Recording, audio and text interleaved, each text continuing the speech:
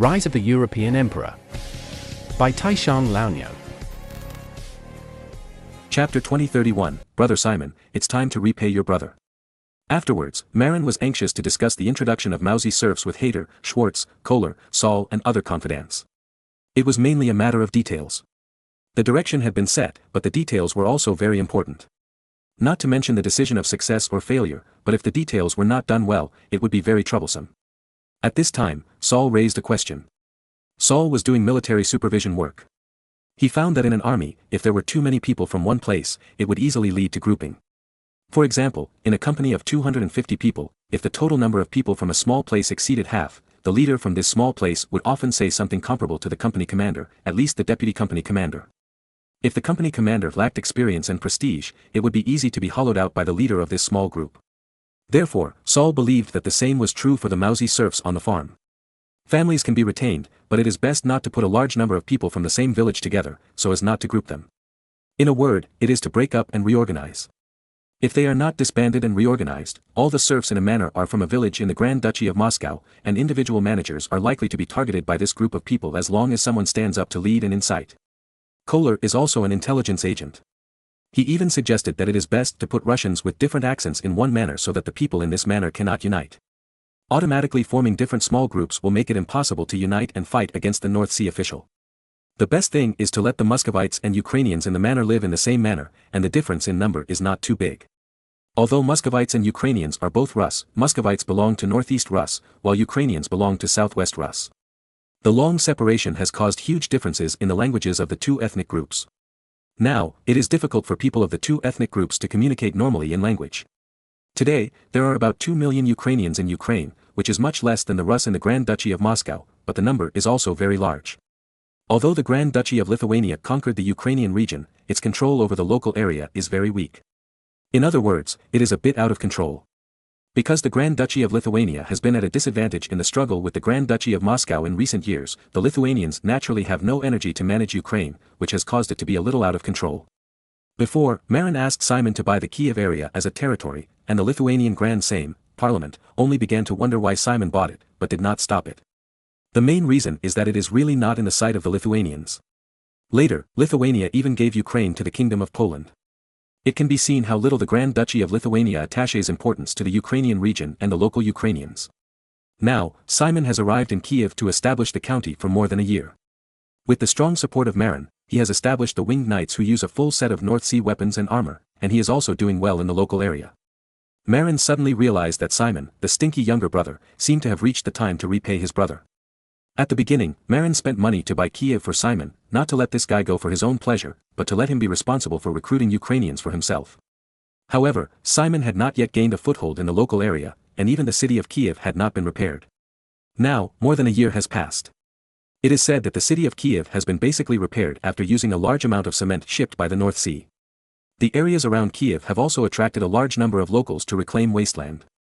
In addition, with the huge support of Marin, Simon also recruited warriors to form a 2,000-man Winged Knights. Its weapons and equipment are similar to those of the Polish Winged Cavalry. They are all half-armored, without horse armor, and use spring lances and steel sabers produced by the North Sea. These Winged Knights were recruited from Poland and Lithuania by Simon to help Sigismund I. Because it was just the beginning, only 2,000 people were recruited. But in the future, Marin intends to let Simon expand the scale to more than 6,000 people. However, Simon actually only controls 1,000 Winged Knights, and the other 5,000 are kept by Marin as spares. In addition, Simon also built dozens of Cossack villages around Kiev according to Marin's instructions. Each of these Cossack villages has 100 households. Simon protected their safety and only collected 10% of taxes. However, once a war broke out, each household in the village had to send a Cossack cavalry to fight for Simon. In return, 10% of taxes were exempted in the year when the war broke out. In addition, they could also share half of the spoils. Because the Eastern European region implemented a universal taxation system during the Golden Horde period, the locals would not resist taxes as much as the farmers in Western Europe. In fact, 10% of taxes is quite conscientious. And Simon has to take out half of this 10% tax to build a Catholic church. This is the special right Simon got collecting tithes on behalf of others. Ordinary people cannot get this right, but his brother Marin is the son-in-law of the Pope, and it is easy to ask for this right for him. And Simon also promised to take out half of the taxes to build Catholic churches and promote Catholicism locally. And it is easy to convert local Cossacks into Catholics. Because the Cossacks are a group with a very vague religion, and they don't care what religion they believe in. It is easier to convert their beliefs than to convert ordinary farmers. In the Kiev region, non-Catholics bear twice as much tax as Catholics. Therefore, most Cossacks have converted to Catholicism. More than 50 Cossack villages can provide Simon with more than 5,000 Cossack light cavalry. Therefore, Simon is definitely a powerful among the powerful on the Ukrainian steppes. The only one who can compare with him is the Crimean Khanate, which can pull out 40,000 cavalry. But the Crimean Khanate is a trading partner of the North Sea Kingdom, and it sells a lot of horses, cattle and sheep to the North Sea Kingdom every year. Naturally, they will not cause trouble for the brother of the gold owner.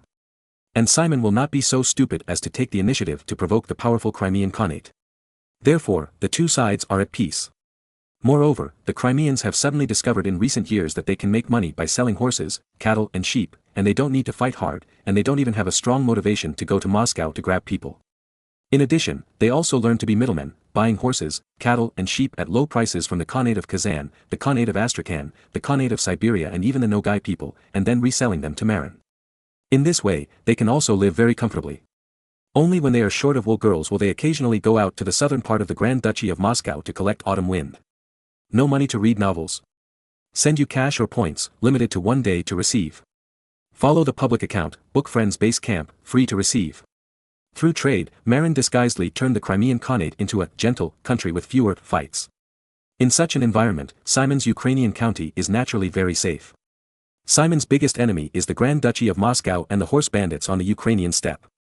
But the Grand Duchy of Moscow is currently planning to seize Smolensk, and has no time to pay attention to Simon in the southwest. Simon has just set up the county, and will not seek death to provoke the Grand Duchy of Moscow. On the contrary, the horse bandits on the grassland were cleared by Simon several times. 2,000 flying winged knights, plus at least 2,000 to 3,000 Cossack light cavalry each time. With this scale, no matter how big or small the horse bandits are, they will only have a dead end. Therefore, now the Ukrainian steppes near the area around Kiev are so safe that they can be described as, no one locks the door at night and no one picks up lost items on the road. But this is not what Marin wants. Marin thinks that since his stinky brother has already established a foothold on the Ukrainian steppes, it is time for him to help recruit Ukrainians to the North Sea country. Not too many, but 200,000 young and strong, plus young and strong women and children, about the same number as the Mauzi. Then, live together with the Mauzi in proportion, so that the serfs can be effectively prevented from forming groups.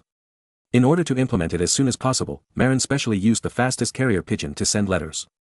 Although some of the carrier pigeons may be hunted by hawks and falcons halfway, Marin sent many letters, and there are always successful deliveries.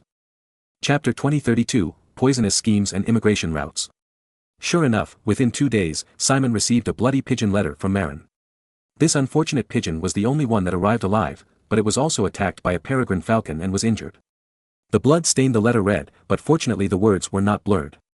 After reading Marin's letter, Simon scratched his head a little. I'm good at fighting, but how to recruit farmers? Lead soldiers to arrest people. Then, he went to ask his little wife, Princess Anna of the Lamarck family. Princess Anna. Oh no, it should be called Countess Anna. Anna thought about it and had no clue, so she suggested that Simon dump the pot and ask Marin what to do.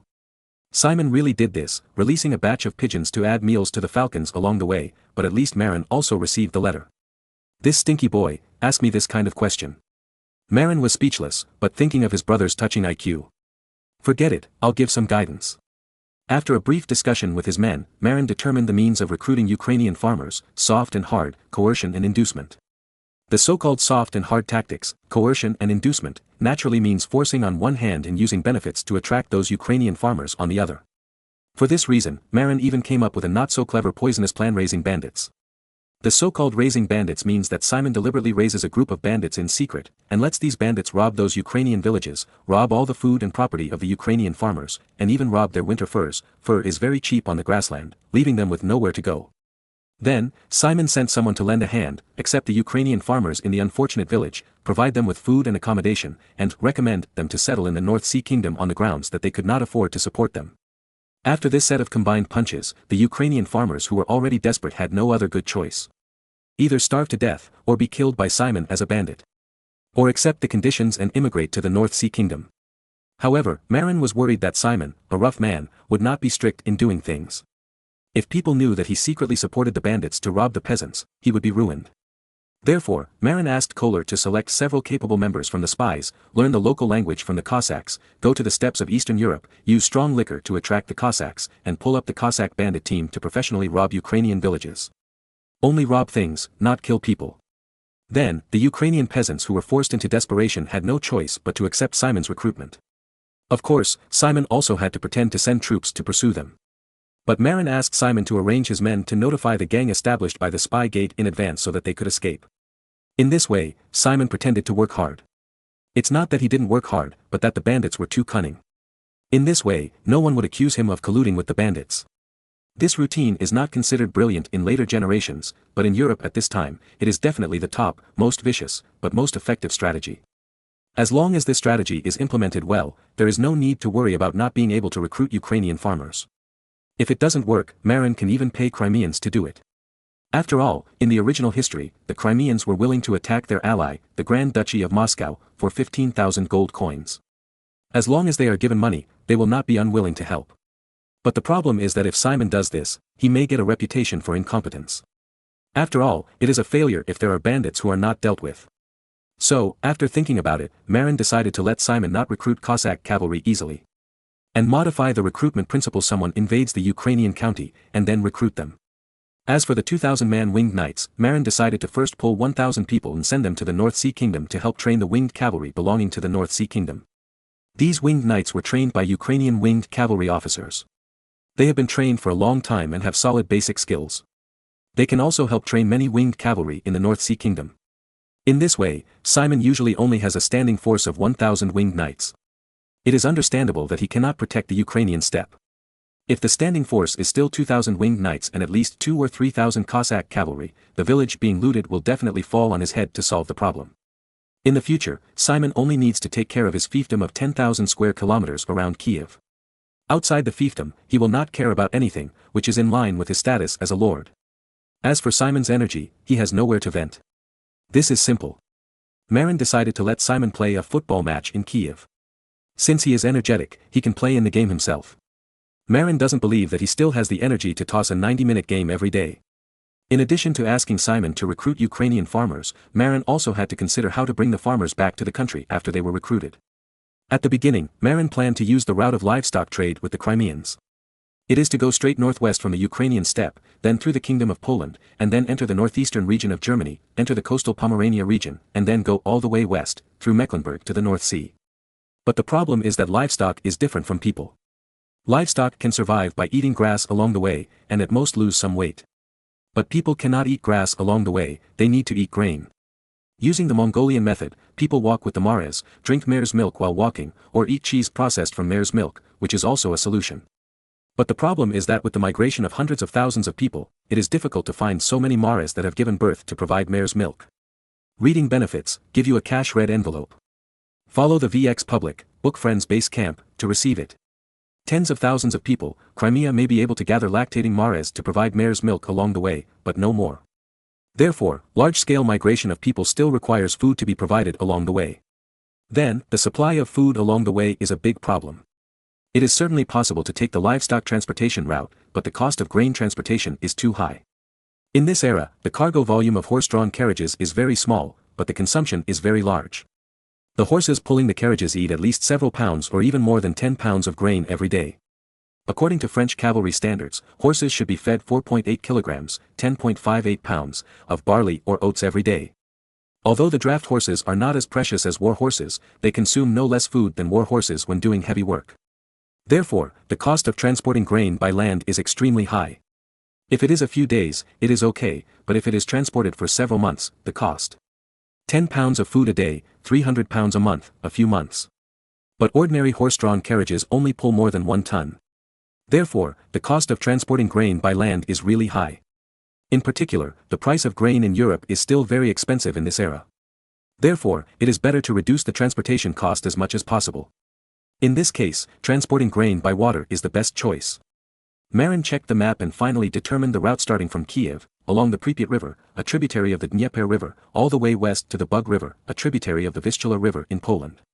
Then, along the Bug River, we arrived at the banks of the Vistula River, and then arrived at the Danzig area at the mouth of the Vistula River, boarded the merchant ship of the North Sea Kingdom, and transported it to the Jutland Peninsula first. The reason for choosing this route is that it is very convenient to transport food along the Vistula River, and the food can be transported upstream to the banks of the Bug River. As long as the food that the immigrants carry when they set out from Kiev can sustain the area near the Bug River has already prepared a large amount of food to sustain the immigrants halfway. Once you enter the Bug River basin, you don't have to worry about food. In fact, Marin also has a good route to choose from, which is to go up along the mainstream of the Dnieper River to Orsha, and then go a distance north to enter the Daugava River connecting Riga, which is also convenient for transporting food. Moreover, the distance between the Dnieper River and the Daugava River is shorter than the distance between the Pripyat River and the Bug River. But Marin would not choose this route, because this route would pass through the hinterland of the Grand Duchy of Lithuania, openly displaying the large army of immigrants in front of the Lithuanians in the hinterland, which would be too irritating. If things go wrong, the Lithuanians will restrict him from taking the immigrants away, and then he will be finished. Therefore, it is safer to go south and avoid the hinterland of the Lithuanians. At least, don't let the Lithuanians, the core ethnic group of the Grand Duchy of Lithuania, see the large group of immigrants. As for their common masters, the Poles, they don't care how much population Lithuania has lost. These days, Ukraine still belongs to Lithuania, not Poland. Chapter 2033 Petersburg. In fact, in addition to Ukrainian farmers, who can be transported to the North Sea Kingdom by water, even the serfs of the future Grand Duchy of Moscow can be transported to the Jutland Peninsula of the North Sea Kingdom by water. Specifically, go west along the Novgorod region, enter the Daugava River basin that flows from Riga into the Baltic Sea, go out to sea from Riga, and take a boat to the Jutland Peninsula. But the problem is that once the Grand Duchy of Moscow and Lithuania go to war, the Teutons will take the opportunity to re-annex the Livonia region. Riga, as the capital of the Livonian Knights, is naturally full of war. Passing by there, it is inevitable to encounter dangers and challenges. Marin is not afraid of fighting, but he is afraid that if the time is delayed for a long time, the immigrants will starve to death because they cannot get food in time. Therefore, this route is not good. Collect free good books, follow VX, Book Friends Base Camp, to recommend your favorite novels and receive cash red envelopes. After thinking again and again, Marin came to the map and selected the south bank of the Neva River estuary, which is currently under the Novgorod region, as the immigration outlet. And this place was called St. Petersburg in later generations.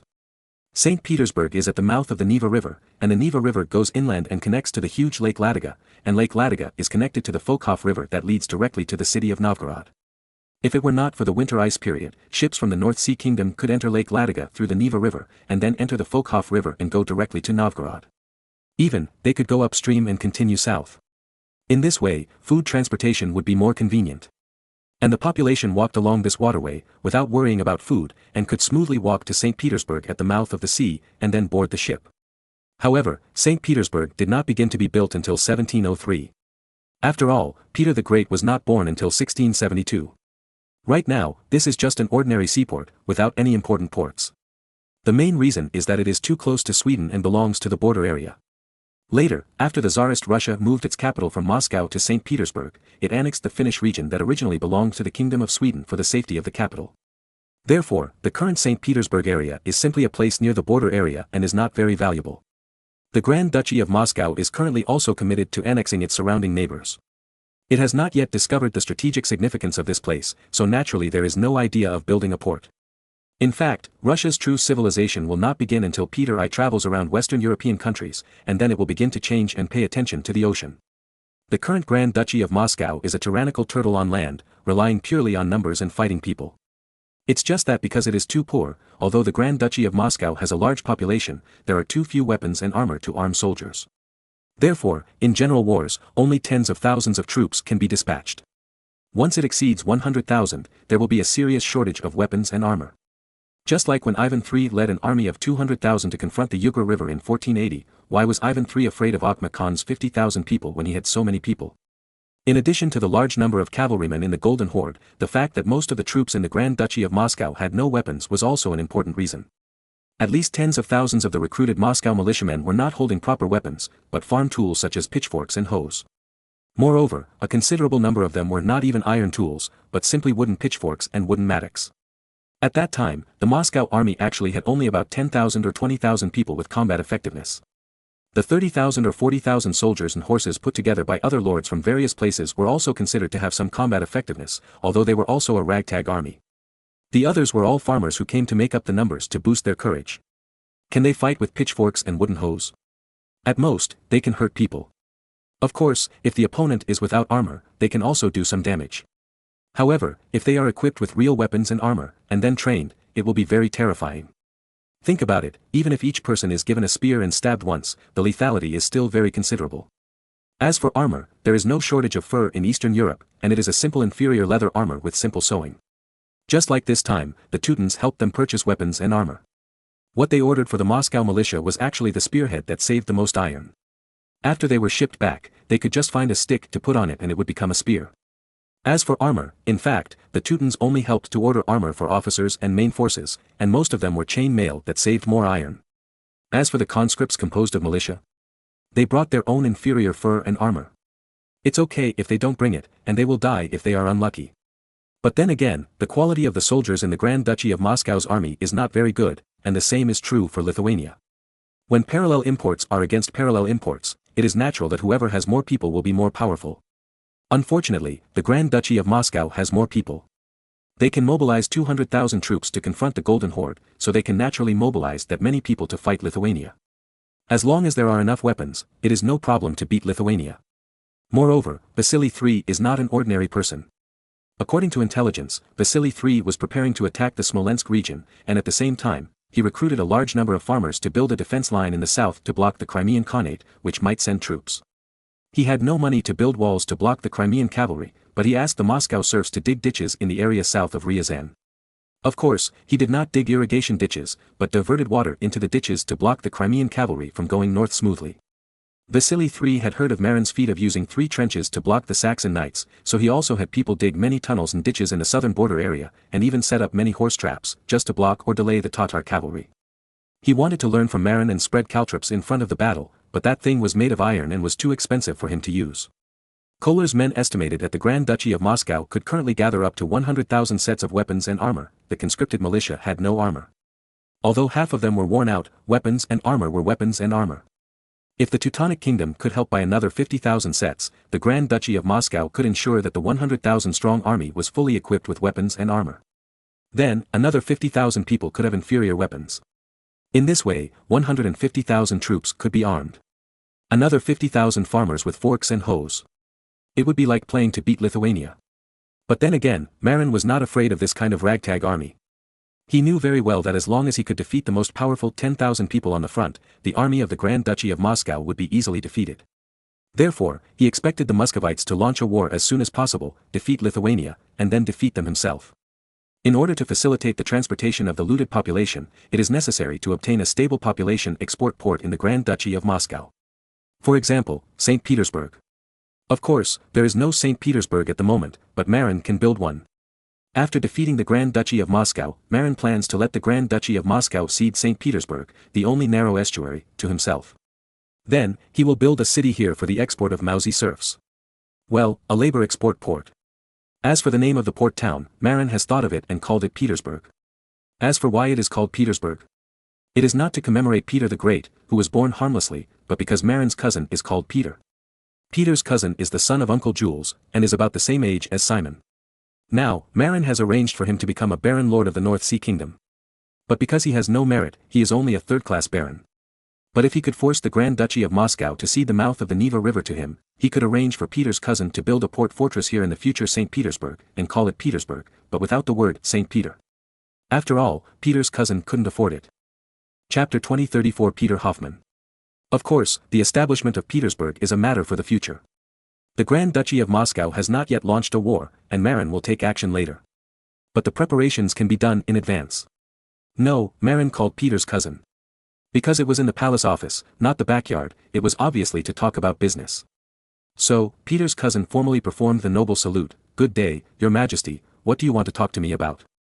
Marin put down the quill pen, stood up and said seriously, "Yes, Peter, I have an important task for you, are you willing to accept it?" Peter Hoffman was immediately refreshed after hearing this. He knew that his chance had come. You know, as a member of the Hoffman family, but because Marin's kingdom was conquered by himself, not inherited from their common ancestors. Therefore, Peter knew that he was a member of the Hoffman family, but not a member of the North Sea royal family. Because Marin, the first-generation king, was just his cousin. Therefore, he had no complaints about Marin only giving him a third-class baron and an ordinary baron. After all, he didn't make any contribution to Marin. However, seeing that Simon, who was the same age, had become the earl of the huge Ukrainian county, it would be a lie to say that he was not jealous. That was the earldom. An independent small kingdom that had the final say. However, he had not made any contribution, and he didn't have the face to ask Marin for a higher title and more fiefdoms. Moreover, he also knew that his title and fiefdom were obtained by relying on his father Jules to help Marin manage business and relationships in the Teutonic Kingdom. He knew that Marin had a hand in the Teutonic Kingdom, but he didn't dislike it. Because Marin was his cousin. If Marin controlled the Teutonic Kingdom, the benefits of their father and son would be inevitable. Therefore, Jules Hoffman was also very dedicated to Marin's request. And Peter himself was also eager to establish a career. But Jules was not willing to let him take risks on the battlefield, because Peter's mother Tana became ill after giving birth to Peter, and she took medicine all year round, and she couldn't have a second child. In other words, Peter was Jules Hoffman's only heir and heir. Therefore, Jules would rather work harder himself than let his son take risks on the battlefield in exchange for military merit. Moreover, for Jules, the third-class baron is also a baron, and it can be inherited. Therefore, Marin usually does not take Peter with him when he goes to war. But this time, Marin said that he would entrust him with an important task, and Peter was a little confused. But he guessed that it should be a civil servant's task. Because he himself is not a warrior. Because Jules' family lived in poverty in his early years, Peter was weak and sick since childhood. After growing up and coming to East Frisia, he lived in good conditions and got better health, but he was not strong enough. Even if he was asked to go to the battlefield, he was just delivering food to people. Therefore, Peter had already had a guess in his heart. I am willing to take the task, please give me your orders. Knowing that his cousin would not harm him, Jules accepted the task frankly. Moreover, because he was weak since childhood, he read a lot of books and had some talents. It's like this. I plan to occupy the mouth of the Neva River in the future and build a port fortress on the south bank of the Neva River estuary. Peter was so surprised that his mouth opened wide. The Neva River is the territory of the Grand Duchy of Moscow. Most people don't know, but Peter grew up in the Teutonic Kingdom and knew the major powers around the Teutonic Kingdom very well. The Teutonic Kingdom was already a strong country, but it was still pressed to the ground by Lithuania and Poland. The Grand Duchy of Moscow is a more powerful country that can press Lithuania to the ground.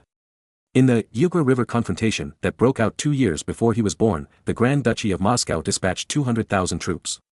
Although the mouth of the Neva River is now a large swamp, it is also the territory of the Grand Duchy of Moscow. In fact, Ivan III had thought about building a trade port at the mouth of the Neva River.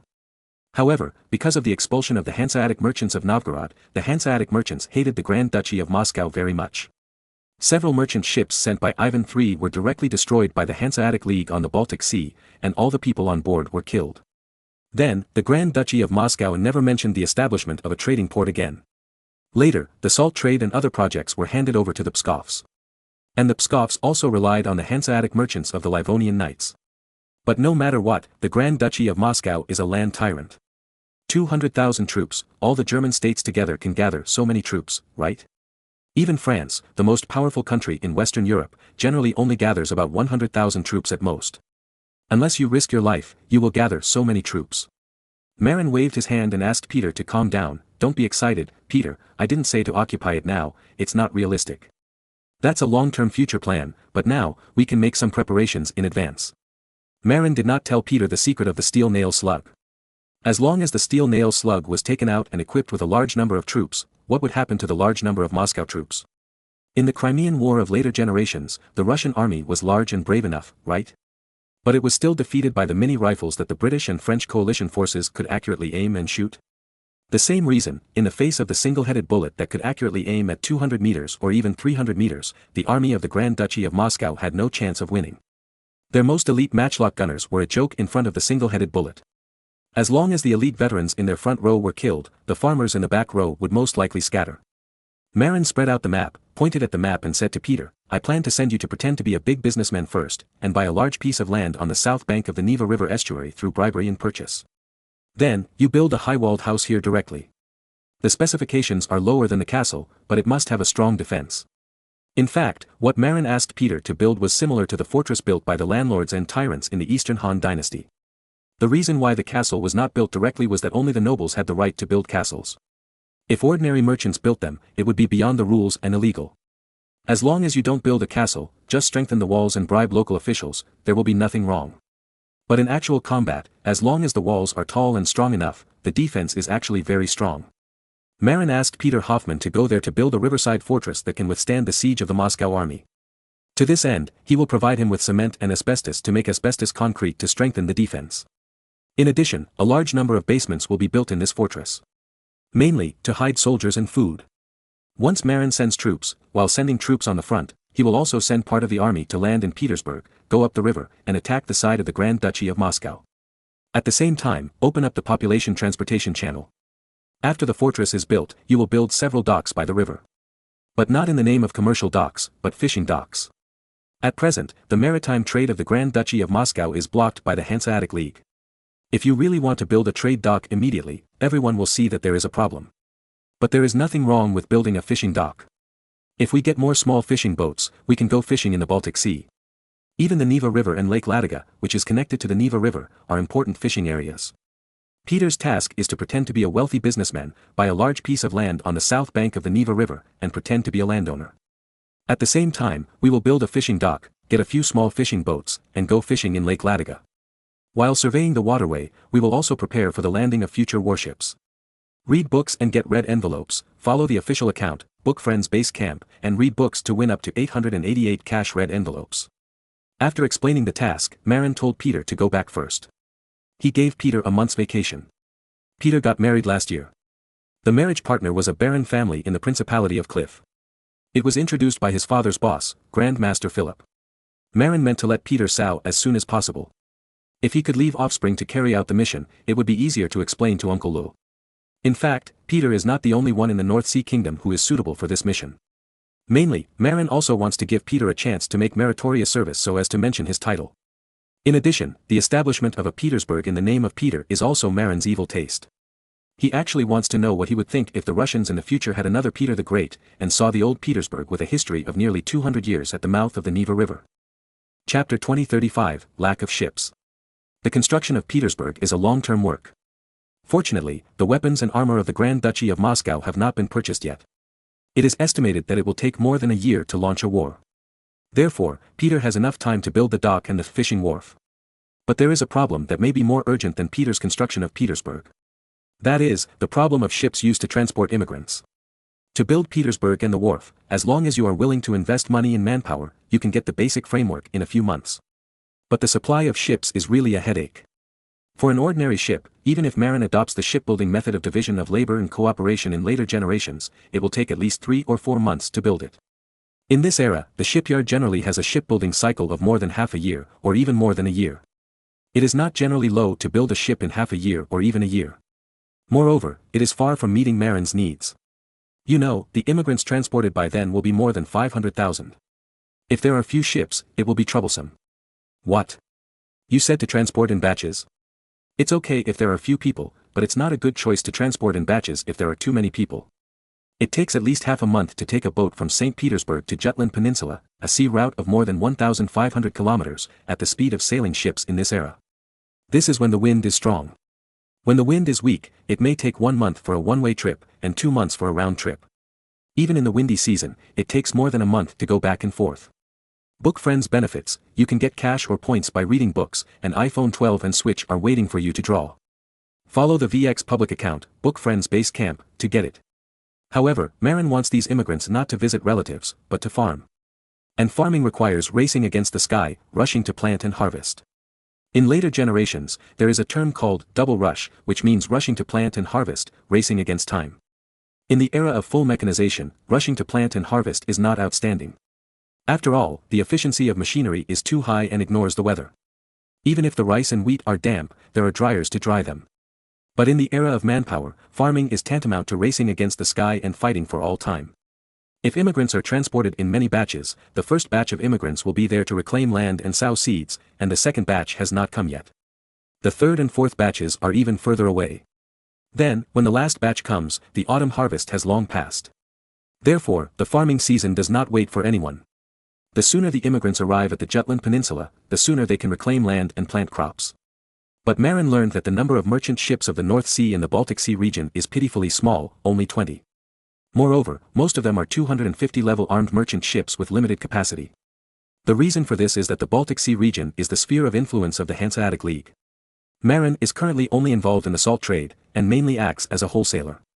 In this way, the Hanseatic League is very dissatisfied. If the scale is expanded again, the two will turn against each other. Although, in terms of military force, Marin is not afraid of the Hanseatic League at all, but the political influence of the Hanseatic League is relatively large. If Marin wants to mix in the imperial court, he still needs the political support of the Hanseatic League. In addition, Eastern Europe is basically a poor agricultural country with only so much oil and water, so Marin had only deployed 20 small merchant ships with a displacement of 250 tons in the Baltic Sea before. Moreover, they were mainly used to transport salt. Even if each ship was overloaded and loaded with 200 people, 20 ships could only transport 4,000 people in one round. If 500,000 people were to be transported, wouldn't it take more than 125 round trips?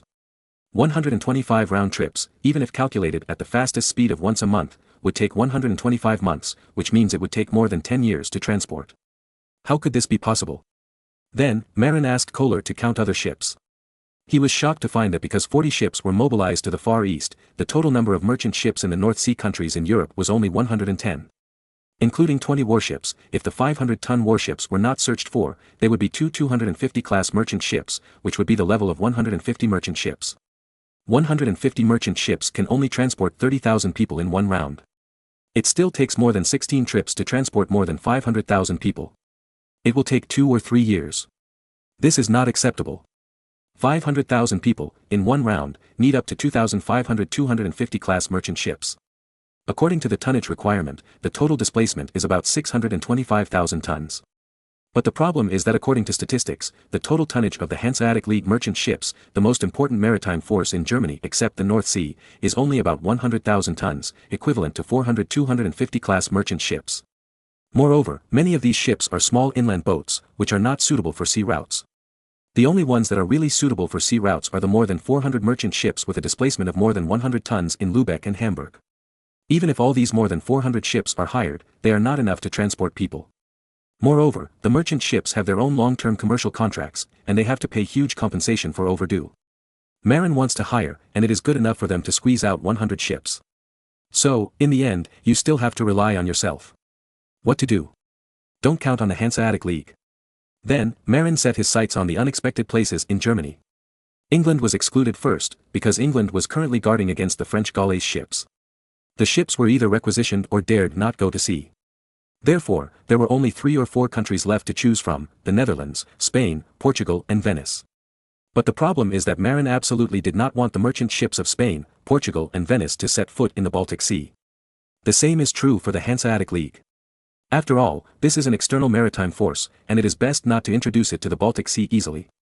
If they are asked to transport immigrants once, they will come to do business next time. Do they have to fight at all costs? Portugal alone is okay, but Marin doesn't want the 3 countries to be the cleanest. Then, only the Netherlands is left. According to statistics, it seems that the total tonnage of ships in the Netherlands is now 70,000 to 80,000 tons, which is almost catching up with the Hanseatic League, and there are already signs of rising. However, in the Netherlands today, fishing boats still dominate, exceeding half of the total tonnage. The rest are merchant ships. Moreover, they are mainly merchant ships in important ports such as Amsterdam and Antwerp. There are about 200 ships in total, and Amsterdam and Antwerp almost share the world, but Amsterdam has slightly more. Although Marin invested heavily in Amsterdam and transformed the shipyard into a fine furniture factory to produce high-end furniture. However, the original merchant ships of the Netherlands are still in operation. The shipbuilding craftsmen of the original shipyard have basically transferred to the furniture factory. After all, Marin gave a lot. Many old shipbuilding craftsmen with good craftsmanship were paid 1 shilling or even higher wages a day. The purpose is to make them stop building ships. Because of the lack of ships, Marin decided to try to buy merchant ships from the Netherlands this time and buy as many merchant ships from the Netherlands as possible. In this way, the maritime trade capacity of the Netherlands can be abolished. As for the original ship owners, captains and sailors, Marin gave multiple options. For the ship owners, Marin actively helped them change their careers. He can help them build furniture factories and share furniture manufacturing technology and raw materials with them free of charge. Of course, they can also open shops at preferential wholesale prices to sell goods shipped from the colonies of the North Sea Kingdom, including Far Eastern specialties from the Ming Dynasty. As long as they stop engaging in maritime trade, they can be pulled in to make a fortune together.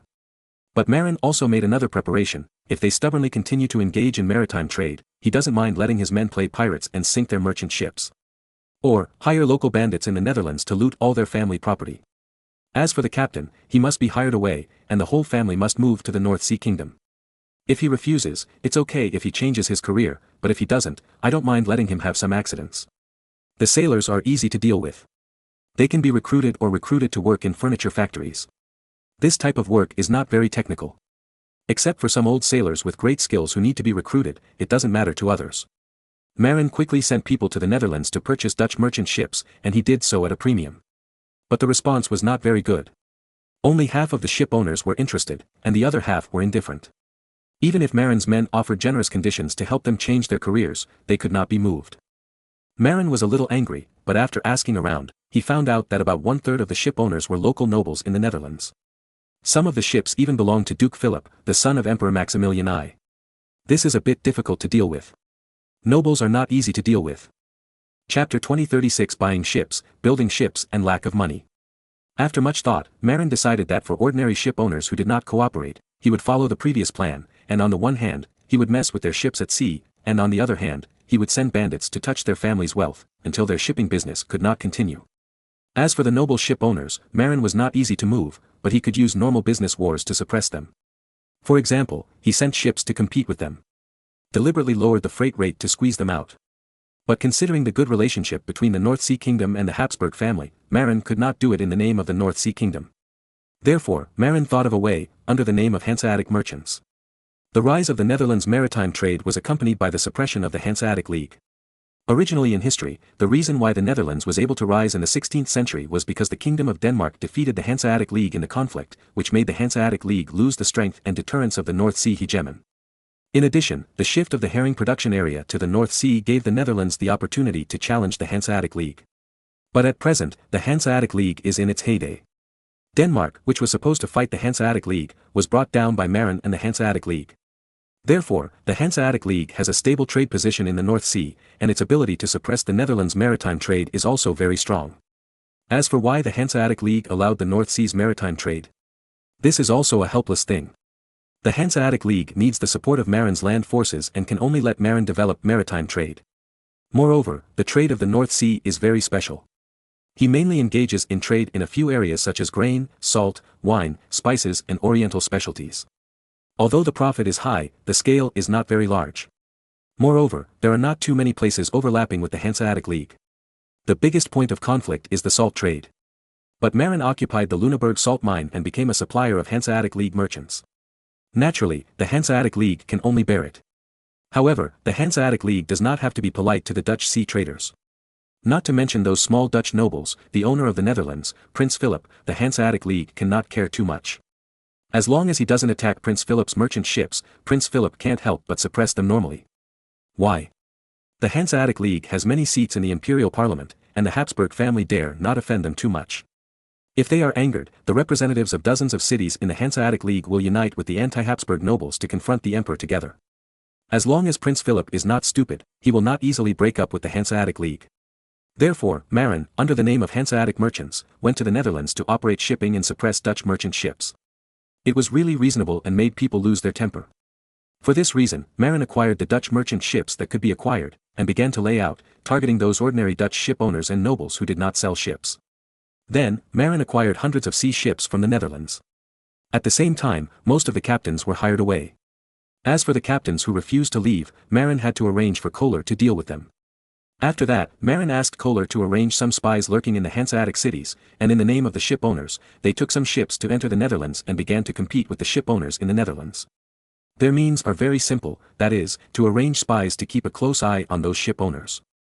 As long as they may take certain orders, they will immediately make trouble and grab orders at a price lower than the market price. If these ship owners want to take back the orders and continue to lower the price, there will be basically no profit. In this process, as long as you stick to it, sooner or later, those noble ship owners who are unwilling to sell their ships will be squeezed out of business. Then, they will be forced to change their careers. But this is not overnight, it is estimated to take several years. However, even if the Netherlands' maritime transportation industry is squeezed out, Marin cannot get enough ships to transport immigrants within a year. In this regard, Marin had to make two plans. On the one hand, he began to consider letting some immigrants go by land. Although it takes a long time, it is better than waiting stupidly. As for the high cost of transporting food on land, Marin could only accept it. On the other hand, there is still at least 1 year left, and Marin decided to build ships. At present, the transport ships that Marin can use, including those bought by the Netherlands, are only more than 200, which is far from the demand of 2,500. Therefore, Marin immediately issued an order to the shipyard of the North Sea state stop the manufacture of all warships and fishing boats, and focus on manufacturing ships. Of course, the Dover ship built for England is not affected. Moreover, in order to take care of the fishery, some new merchant ships will be modified to make them suitable for fishing and become dual-purpose ships for commercial and fishing use. In other words, they can be used for deep-sea fishing.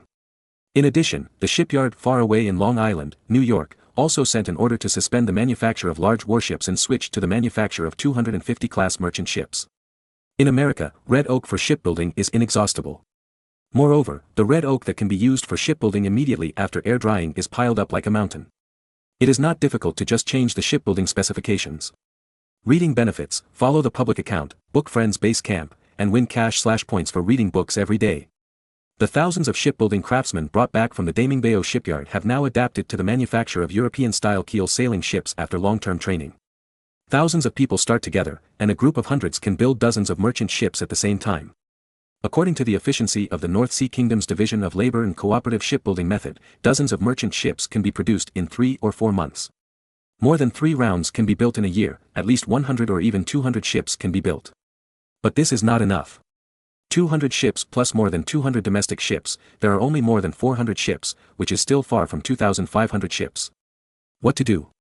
Marin thought about it and could only go to Spain and Portugal to purchase ships first. The sailor captain doesn't use yours, but it's okay to buy your ship.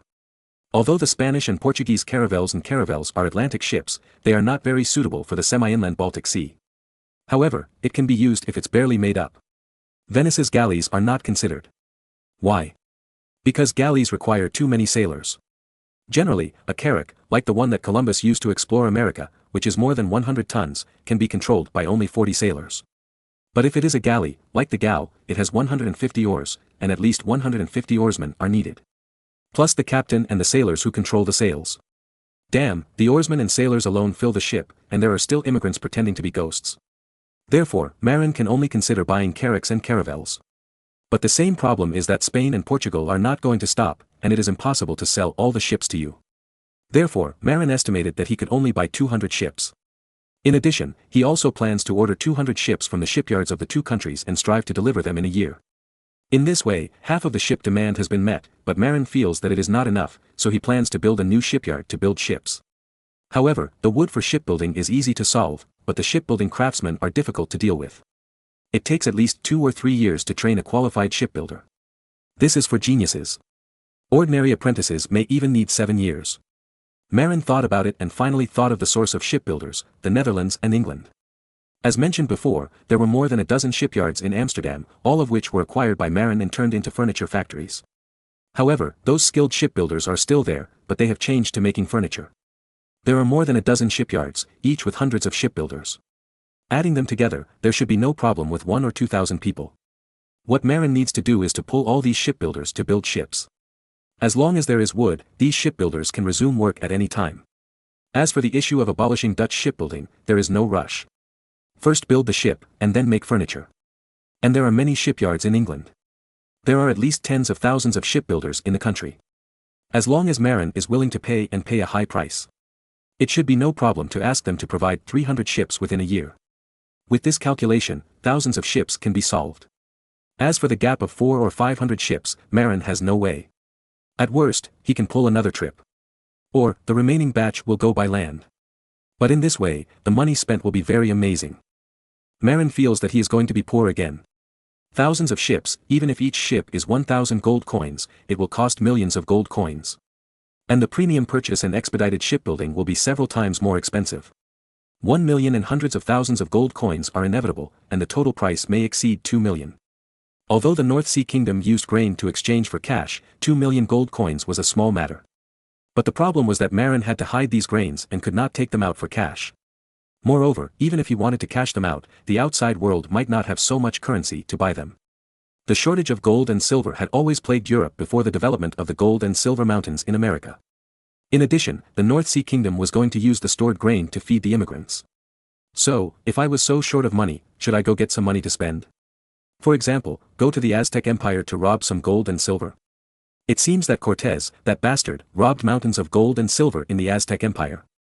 Marin had sent craftsmen to help the Aztec Empire mine silver. Now, after a few years, the Aztec Empire should have a lot of gold and silver. Chapter 2037, No War, Just Cheating. Marin was right. At first, he sent silver mine craftsmen into the Aztec Empire to help the Aztecs open silver mines. Today, the Aztec Empire has indeed ushered in a huge explosion in silver production. With the help of the craftsmen sent by Marin, the Aztec Empire discovered a large silver mine in Sotipico near the capital Tenochtitlan, Mexico City. The Aztec Emperor Montezuma II was also very generous. He directly launched a war and captured 100,000 young men from the surrounding states to help him mine the Sotipico silver mine. In just 2 or 3 years, tens of thousands of pounds of silver were produced. As silver mining gets on track, the estimated output of silver mines this year can reach more than 100,000 pounds. Kohler went to the Overseas Intelligence Department to check the archives and found that the newly sent intelligence mentioned these 100,000 pounds of silver. Marin's eyes narrowed. That's 45.3 tons. Equivalent to 1.216 million taels of silver, it can cast 60.479 million standard small silver coins. This is more than 1 million gold coins. Not only that, the silver mine engineer, also a special spy, sent to Tenochtitlan also reported a shocking news to Marin: the Aztec Empire has a large amount of gold. In the city of Tenochtitlan alone, the palace, temples and chieftains have 20,000 to 30,000 pounds of gold. Among them, the palace and pyramid temples have the most gold. In addition to being worn as ornaments by nobles, another important use of gold is the temple. The high priests of the Aztec Empire, like Indian women, like to be covered with gold ornaments, which are extremely dazzling and jingling. The nobles also like gold ornaments, but not as huge and concentrated as the palaces and temples. Of course, there are many nobles, and the total number is considerable. Send red envelopes, reading benefits are here. You have up to 888 cash red envelopes to be drawn. Follow the WeChat public account, Book Friends Base Camp, to draw red envelopes. With so much gold and silver, Marin was almost so excited that he wanted to learn from Cortés, start a war, and grab all the gold and silver. Moreover, he was also capable of doing this. According to the original history, Cortés would start a war 3 years later. Although Cortés only brought more than 600 people to land, he later incorporated the colonial army sent by the governor of Cuba to capture him, so that his men reached as many as 2,000. In addition, some local chiefs who opposed Emperor Montezuma II were also deceived by him and attacked Tenochtitlan with him, totaling tens of thousands of people. In addition, there is another very important point, that is, the religious issue. The unlucky Aztecs spread the myth of the White God, mistakenly believing that Cortés and his party were messengers sent by the so-called White God, and that they were messengers sent by the god Cortezcasac in the Aztec mythology. Therefore, Emperor Montezuma II did not hostile to them at the beginning. It was only later that the Spaniards revealed their ugly faces, robbed gold and silver wantonly, and even forced buying and selling, which aroused the resistance of the Aztecs, and the so-called Night of Sorrow appeared. Regarding this religious issue, in fact, Clive, the silver mine engineer and spy sent by the North Sea Kingdom, was initially regarded by the Aztecs as an envoy of Cortezcasac. At that time, Clive was confused and explained that he was not a messenger of God because he was not from the church and could not communicate with the gods.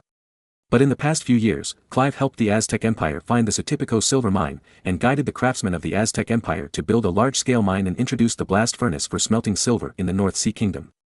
In this way, the output of the Sotipico silver mine exploded. Montezuma II was very satisfied with Clive's work and believed that even if Clive was not a messenger of God, he was sent by the White God to help the Aztec Empire. Clive had an idea at the time. He didn't admit it, but he didn't deny it. He just said that it was God's guidance. Speaking of this, Marin suddenly had a new idea. Maybe, we can send someone to pretend to be a messenger of God to influence this country. In this way, there is no need to send a large army to conquer it. At least, not at present. Marin had a reason to think so. The Aztec Empire had a large territory. It was easy to defeat the Aztec Empire alone, but it would be troublesome to stay there for a long time afterwards. Then, they would also resist. For a strong monarch, he was never afraid of confronting head-on, but was afraid of endless rebellions. For example, the powerful Qin dynasty, which confronted the 6 countries head-on, but finally fell into the hands of the rebels of the 6 countries.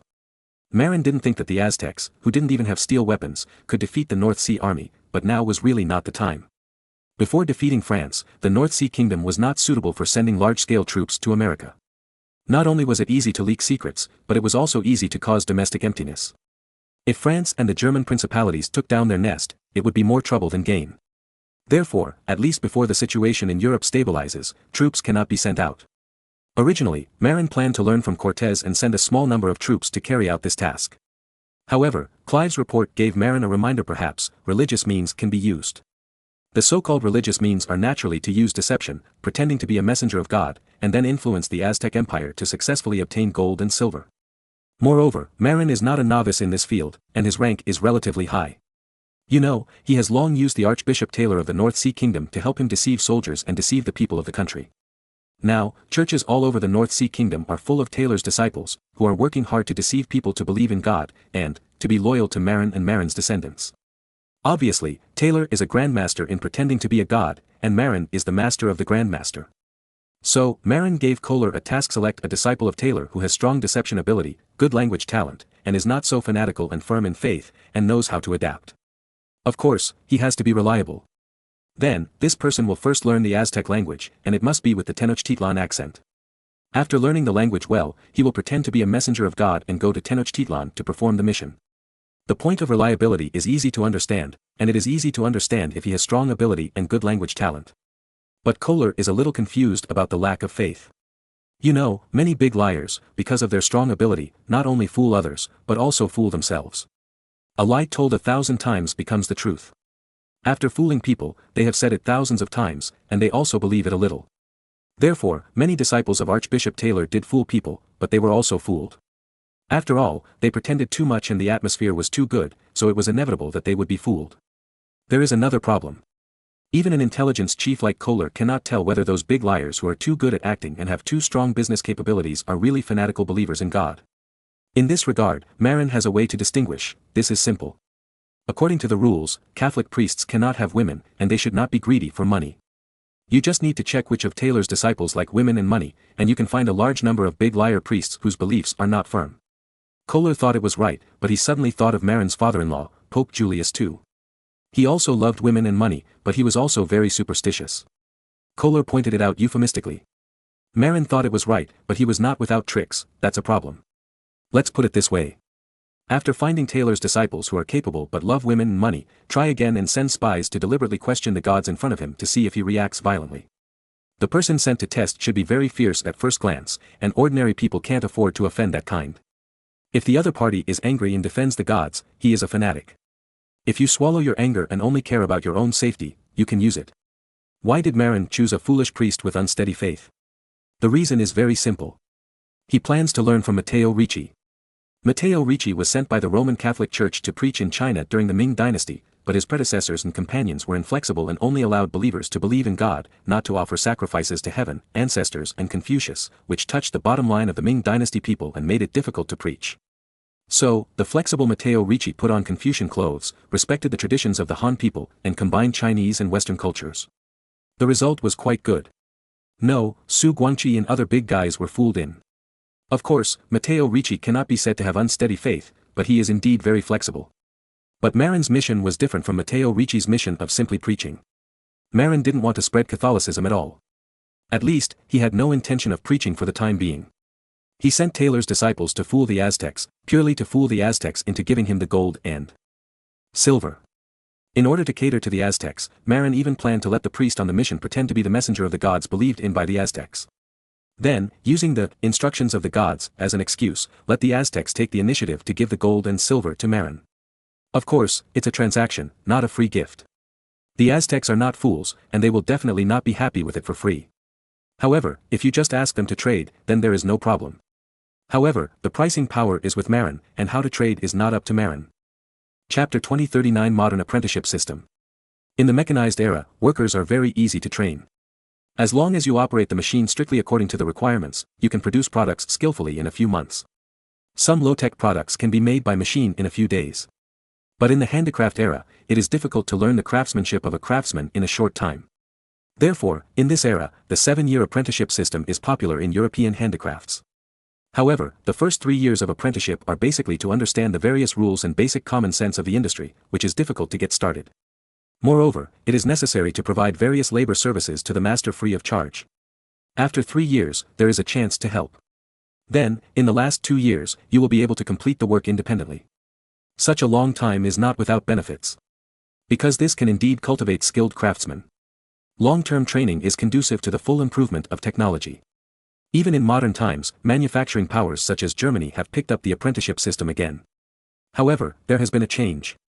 It is no longer a one-on-one master-apprentice system, but a system of joint training between schools and enterprises. Specifically, schools teach basic theoretical knowledge, the master who takes apprentices has no time to teach this, and may not be able to teach well, while factories will arrange old craftsmen to guide apprentices in practice. In fact, this is somewhat similar to the internship system, but it is more complete and reasonable than the internship system. Learning technology is not achieved overnight, it requires long-term practice. Therefore, the internship system of the British and American systems in later generations, especially the internship system that has been introduced to China, is more like a formality. 3 months of internship, and then can't wait to go to work. Some even don't have a 3-month internship. It is conceivable that it is difficult for skilled workers trained in this way to improve their technical foundation. Because there is no modern apprenticeship system, most of the skilled workers in Huaxia factories later were more like migrant workers, dispensable. Then, the products manufactured were really sloppy. And those who have strong skills often have to figure out the skills of their profession for a long time after becoming regular employees.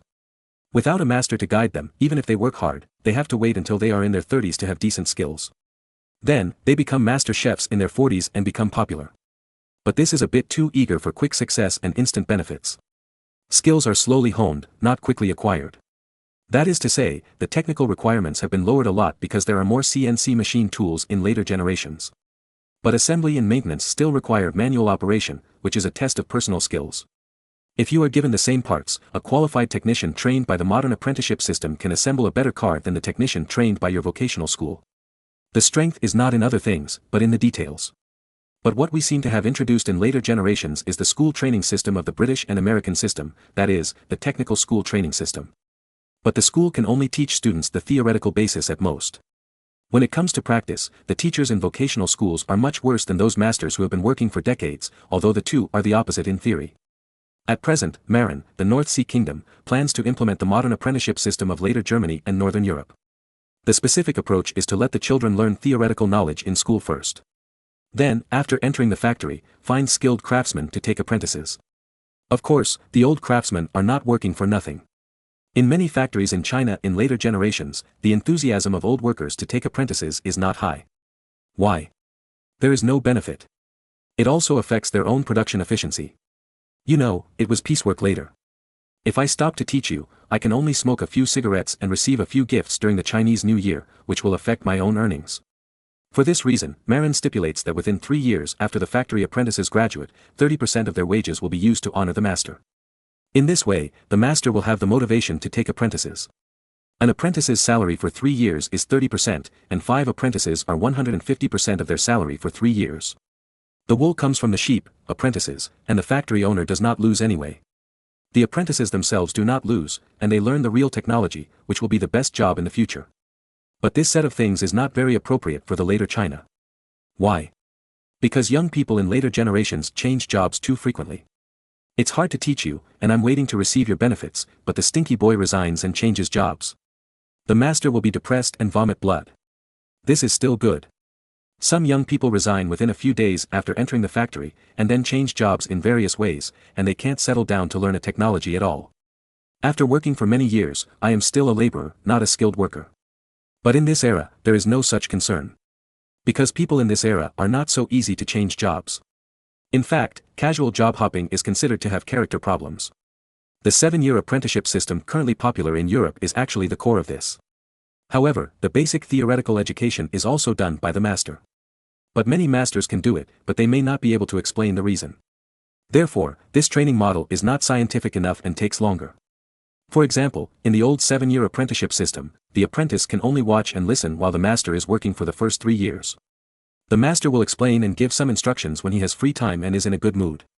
If he is busy or in a bad mood, he is too lazy to explain and give instructions. If the apprentice does not understand, he may beat and scold him. For example, if you are a carpenter, if the master has a bad temper, if you don't understand what he says, or if he sees that you are distracted, he may get angry and swing anything he can get. If it is an axe or chisel, well, just consider yourself unlucky. What? Do your parents have any objections? Well, get out. Take your kid home, I won't teach him anymore. The most depressing thing is that sometimes it may not be the apprentice's fault, but the master can't teach. But when the master gets anxious, he thinks the apprentice is stupid, otherwise you shouldn't learn. You don't dare to refute. So, modern apprenticeship is better. Let the children learn basic theoretical knowledge in school first, and then receive practical education from the master after learning well. With sufficient theoretical knowledge support, it is easier to keep up with the master's pace. As for those who haven't learned the theory well, he can't graduate either. In fact, Marin used the craftsman school as a cover to promote and popularize basic education. But now, Marin feels that the craftsman school seems to be really useful. So, after elementary school, in addition to recruiting some students with good grades to continue to junior high school, Marin also opened a craftsman basic class, teaching the basic theoretical knowledge of craftsmen, and specially arranged some retired masters who can't work anymore, but have rich theoretical knowledge and can teach apprentices, to sit in and teach children basic theory. For this, Marin is willing to pay a lot of salary. Those students who were eliminated after junior high school can still learn the basic knowledge of craftsmen. However, junior high school students have a higher level and learn more advanced skills. For example, students who are eliminated after graduating from elementary school can only learn some theoretical knowledge of carpentry, masonry, bakery and other less demanding skills, and then become such craftsmen. But children who graduate from junior high school will be arranged to learn the basic theoretical knowledge of skills such as clocks, machinery production and maintenance, and then become apprentices. However, this time, Marin did not have time to slowly train coppersmiths for brass products used as krypton gold for trade with the Aztec Empire. After all, according to tradition, it takes 7 years to train a traditional coppersmith. Moreover, Marin is in urgent need of money and urgently needs to produce brass products as soon as possible. Therefore, this time Marin plans to directly hire a group of coppersmiths in Germany and Italy to help him make brass utensils and ornaments for trade with the Aztec Empire. In fact, Marin can directly provide brass and outsource the making of utensils and ornaments to coppersmiths in various parts of Germany and Italy. But brass is currently owned exclusively by the North Sea Kingdom. Other countries do not have it, and Marin is not willing to let it flow out. Moreover, the North Sea Kingdom now uses brass to cast copper coins as the basic currency of the North Sea Kingdom. Marin is also afraid that these craftsmen will withhold scraps and use them to privately cast brass coins of the North Sea Kingdom. Therefore, he simply recruited them to the factories of the North Sea Kingdom, supplied brass in person, and let them make the required utensils and ornaments. In addition, Marin also hopes that these old craftsmen can bring some apprentices from the North Sea. When the contract expires, even if these old coppersmiths return to their hometowns, the apprentices they have trained in the North Sea will be able to take on the main responsibility. For this reason, Marin sent people to sign a contract with them, and the contract was signed with the requirement to bring apprentices. However, for the apprentices of the coppersmiths in the North Sea, Marin plans to use the modern apprenticeship system to first gather the apprentices together to learn the basic theoretical knowledge required by coppersmiths in school, and then be assigned to the old coppersmiths to receive practical training. Of course, when learning the basics, they are also sent to the factory from time to time to consolidate the learning results of the stage and strengthen their memory. This book is compiled and produced by the official account. Follow VX, Book Friends Base Camp, and get cash red envelopes for reading books. This is about the processing method of brass products. As for glass craftsmen, Marin chose outsourcing. After all, glass is not unique to the North Sea, and most countries in Western Europe produce it. Of course, Venice must have the strongest skills. Most of the great glass craftsmen in Venice are concentrated on Murano Island. Although the North Sea Kingdom has also built several glass factories, most of them are used to produce basic glass bottles for storing things. Only a few great craftsmen were arranged by Marin to produce lead glass with good light transmittance for making telescopes. Venice is good at producing colorful glass crafts. And colorful glass crafts are more popular among the natives of America and Africa. Moreover, it takes too long to train your own glass craftsmen. And if you hire them, the cost is higher than hiring coppersmiths. Therefore, Marin simply outsourced all the glass products to workshops in Venice and other places. He only needs to give samples and specifications and let them do it. But his own craftsmen still need to be trained, so Marin is now walking on 2 legs, hiring craftsmen or outsourcing orders on the one hand, and training his own craftsmen with the modern apprenticeship system on the other. Even in the era of CNC machine tools in later generations, skilled craftsmen will not worry about food, let alone this era. Even in the industrial age, skilled craftsmen are needed. Just like the 8th-level technicians in the 20th century, they are still very important. Therefore, the modern apprenticeship system has greatly promoted the development of industry. In later generations, Germany relied on the modern apprenticeship system, also called dual-track vocational training, to make German manufacturing difficult to surpass in quality. In fact, Germany in later generations even wrote the dual-track vocational training into federal law, forcing all companies to accept apprentices. In 2004, Germany unified the requirement that all companies except a few very small companies must accept apprentices. Apprentices spend half of the week in school to receive basic cultural learning, and the other half of the time to practice skills in the company, truly integrating school and company production and learning. After 3 or 4 years, the apprentices trained in this way basically have the skill level that reaches or even exceeds the more than 2 years work experience required by later China. Once graduated, you can seamlessly take up your post without the need for an adaptation period. As for China's vocational schools, alas, they are not suitable for factory docking, and the student's academic burden is not as heavy as that of universities. Then, they just muddle through. When many people don't have classes, they either go out to play and surf the internet, or wear a shamat hairstyle and go out to hang out. When they graduate and enter the enterprise will find that they have recruited some hooligans. They have almost no skills, but they are ambitious and always want to stand out. They can't work for more than 3 months in a job. Of course, this is only a part of the people. However, it also shows that our vocational education is indeed not done well. If you need to spend a lot of time practicing while studying every week, you have to learn technology, so how can you have time to hang out? It's not just vocational and technical schools, but universities are actually similar. Students are either hanging out or wasting time in school. When they graduate, they have no skills and can only hit a wall. People who have been trained through the modern apprenticeship system are comparable to those with more than 2 years of work experience, which is obviously not the same level. Not to mention others, just Ma Lin himself, in his previous life in college, he was also all kinds of hanging out, just to pass the exam, and never thought about mastering any technology. The university and the enterprise are also out of touch. When I graduated and started working, I suddenly found that I didn't know anything. The teachers have combined industry, academia and research, and designed for factories outside and receive design fees. However, that has nothing to do with students. Some teachers don't even pay much attention to the classes. Apart from classes, students surf the internet, join clubs, and are busy with love. After 4 years, most of them enter the company as pure rookies, confused about work, and have to learn everything. Many people think that what they learned in college is useless, but in fact, it's just that they have never combined it with practice.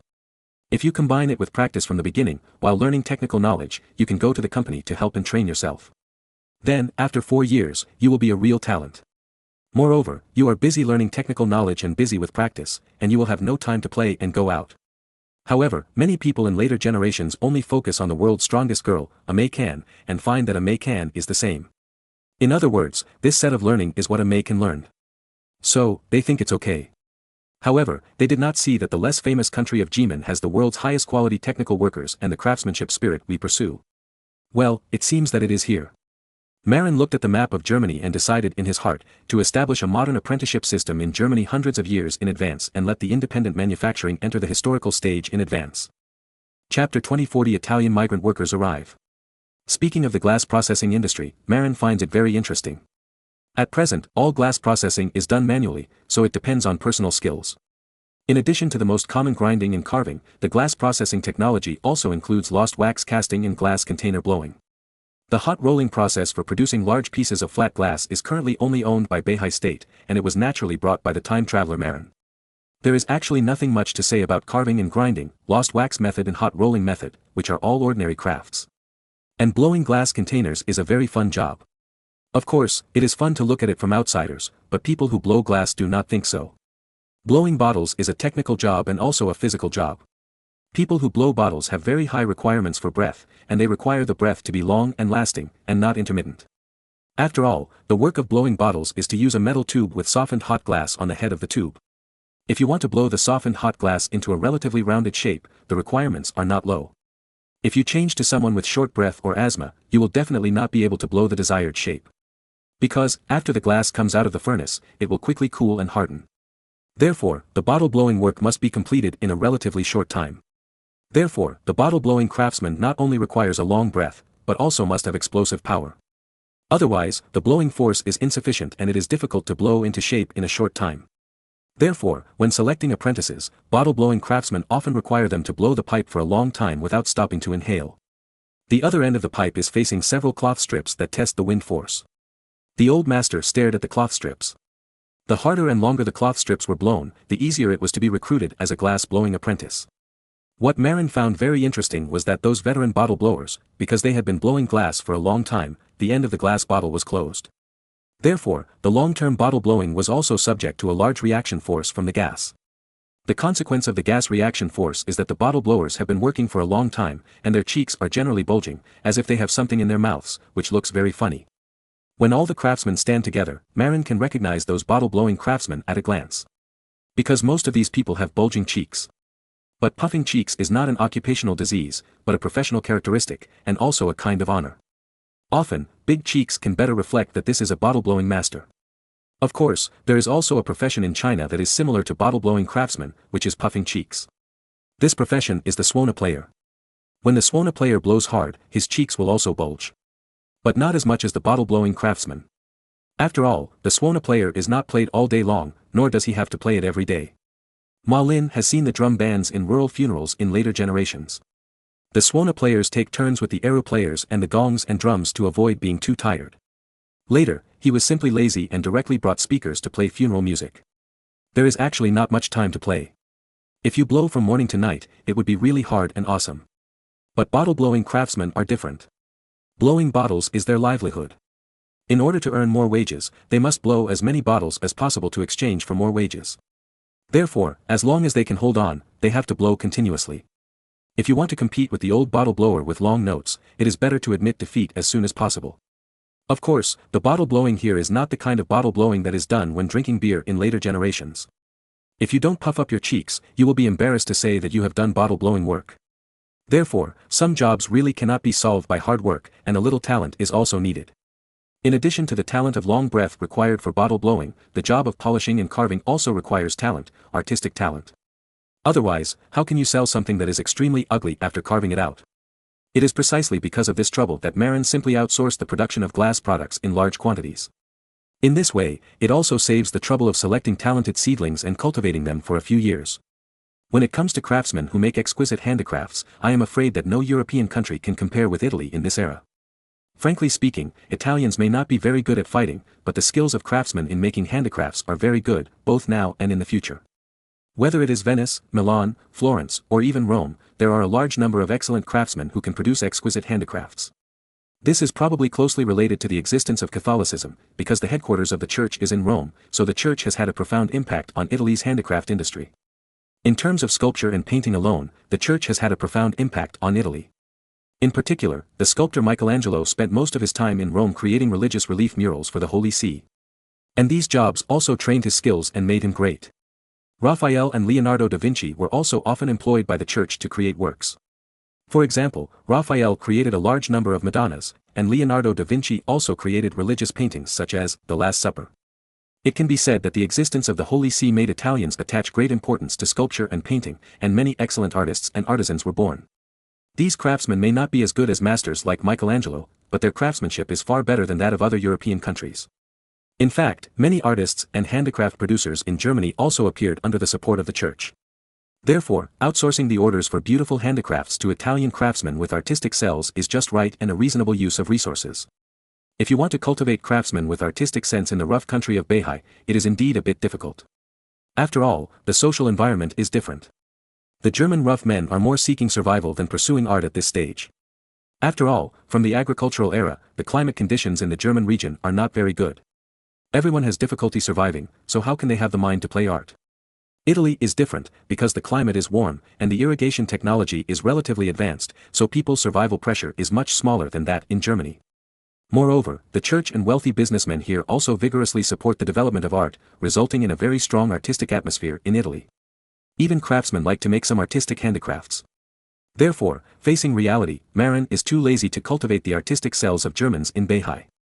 At most, outsource them to Italians. Of course, Marin still wants to introduce a group of Italian craftsmen with better artistic talents to Beihai.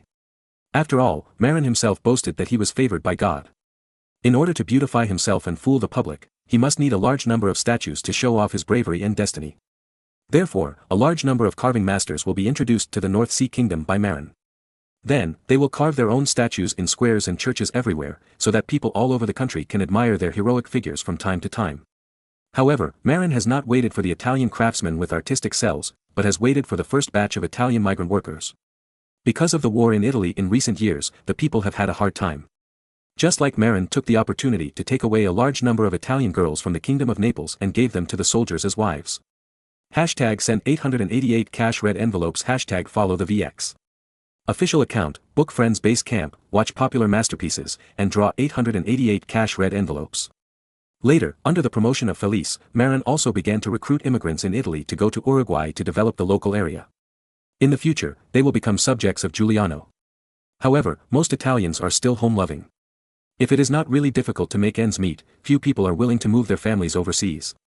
In particular, when recruiting people to go to Uruguay, Marin cannot let his men tell Italians how good Uruguay is, because that would attract the covetousness of other countries. Therefore, the current work of recruiting immigrants is not easy. Only Italians who are desperate will be willing to immigrate to Uruguay.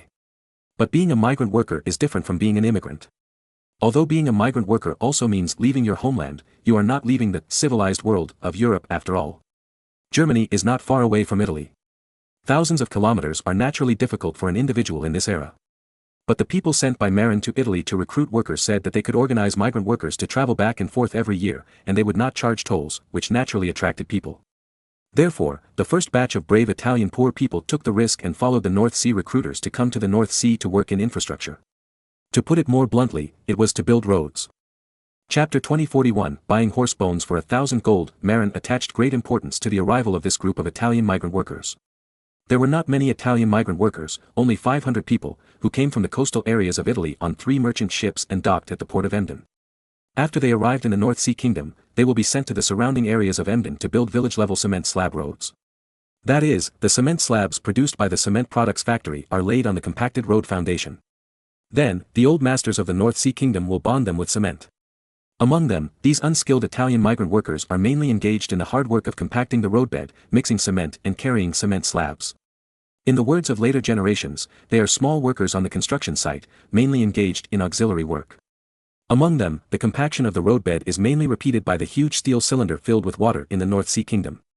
Although the steel cylinder is pulled by cattle to roll, before and after rolling, it is necessary to lay sand, gravel, lime and other waterproof materials on the road surface, which also requires manpower. Moreover, carrying sand, gravel and lime is also very labor-intensive. As for mixing cement, there is no mixer in this era, pure manpower, which requires a lot of physical strength and is also hard. And moving heavy cement slabs to the construction section with a wheelbarrow and laying them on the ground is very similar to moving bricks in later generations. However, unlike the high wages for moving bricks in later generations, the wages for moving cement slabs in Bahai Kingdom are not high, only 2 pfennigs a day. The Bahai road builders who are responsible for bonding cement slabs with cement have a minimum wage of 3 pfennigs a day. This is probably the difference between a big worker and a small worker. After all, unskilled labor is actually not worth much. The reason why brick moving in later generations has high wages is purely because the real estate industry is booming, and people in later generations are lazy and no one is willing to endure hardships, so they are fired high. Modern people are all uncles, so they naturally think that moving bricks is hard and it is reasonable to get high wages. But before the 21st century, everyone could endure hardships, and only a few were afraid of hardships, so moving bricks was naturally not rare, and they would not get high wages. Especially in this era, many people can't live happily anymore, and dare to pick and choose and dislike hard work. As long as you pay, no matter how hard it is, there will be people willing to do it. In particular, the salary given by Marin is really not low. The most important thing is food and accommodation. What's the concept of food and accommodation? Accommodation is fine. If you are willing to work as a migrant worker, you don't care about the conditions. You can sleep on the floor anywhere as long as you can shelter from the wind and rain. But food is really expensive in Europe at this time. Especially in Italy, the price of grain is much higher than that of the North Sea. The grain price in the North Sea is 1 penny per pound of rye, while in Italy, due to the war, rye has soared to 2 or 3 pennies per pound. Even if a lot of wild vegetables and sawdust are mixed in, each adult laborer will consume at least more than 1 pound of grain every day during heavy work. According to the grain prices in Italy in recent years, the value exceeds the wages. In addition to food and accommodation, Marin will also give each migrant worker several sets of crude work clothes. These crude work clothes are all woven with cheap and inferior coarse wool, but they are strong and durable. After all, coarse wool has a higher tensile strength than fine wool. Moreover, Marin also learned the sand sculpture military uniforms of the Qing dynasty and wrote with ink on the outside of the clothes. Of course, it is not written as soldiers, but ABCD. Because of the desire to save money, the coarse woolen clothes given to the workers were not dyed, even the cheapest dyes were not dyed. Therefore, it is easier to read the words on them. Among them, the most basic foreign workers have a big I written on the front and back of their clothes, indicating that they are the lowest level migrant workers. The lowest level local migrant workers in Bahai are B. The skilled masters among the migrant workers are divided into 2 levels, C and D. C is naturally a foreign migrant worker master, and D is a local migrant worker master. This is not only used to distinguish identities, but also the basis for salary. In fact, when paving cement slabs, the person responsible for bonding the cement slabs with the mixed cement does not have a high technical content. However, for this job, Beihai Infrastructure Company will give priority to locals and immigrants who have obtained Beihai's green card. The so-called getting a green card means that the whole family has moved to Beihai. The reason why Marin deliberately lowered the wages of foreign migrant workers was actually to stimulate them to immigrate to the North Sea with their families. In this way, the population of the North Sea can increase rapidly. The difference of 1 pfennig a day is 365 pfennigs a year, which is worth 6 gold coins. Although migrant workers also have holidays every year and will definitely not work for 365 days, there is definitely a difference of 5 gold coins. Over the years, many Italian migrant workers with business acumen will definitely not be able to resist immigrating with their families. Moreover, Marin will not treat them badly in terms of food. In their own country, the bread they eat is considered high quality if it can account for half of the flour, and most of them are mixed with a lot of wild vegetables, sawdust, and even soil. The bread that Marin asked the North Sea Infrastructure Company to give to foreign migrant workers is mixed with up to 20% of straw bran. At the same time, a large amount of cabbage will be provided as fresh vegetables. Of course, the cabbage is not fried with oil, but boiled in water, but a little oil is dripped into the boiled vegetables. Then, add some salt. This is a bit like the weight loss dishes of later generations, but with more salt. Because people who do hard labor lose more salt. Less oil is fine, but less salt will make the migrant workers weak. Read books to get cash, follow the WeChat public account, Book Friends Base Camp, you can also get cash for reading books. The reason for putting less oil is not that Marin is stingy. Rather, the current North American soybean production is still relatively limited, the supply is insufficient, and it is not yet popular among the local residents, so how can it be given priority to foreign migrant workers? Therefore, dripping some oil and floating on the top of the boiled Chinese cabbage is already considered advanced. Black bread containing 80% flour, paired with boiled Chinese cabbage dripping with oil, may be a symbol of poverty or weight loss in later generations, but in the eyes of the poor Italians who have experienced war in this era, it is a very good delicacy. At least, it is much better than what they eat in their hometown. The key is, it is full. Moreover, in order to stimulate the enthusiasm of foreign migrant workers. For the best group of foreign migrant workers, Marin will also provide a salted fish as a reward every week. Sometimes, they would also reward a portion of fried dishes that only foremen could eat, or a very German-style Thuringian sausage. Don't underestimate these things. Maybe people in later generations will get tired of eating meat. Salted fish and sausages are the most common food.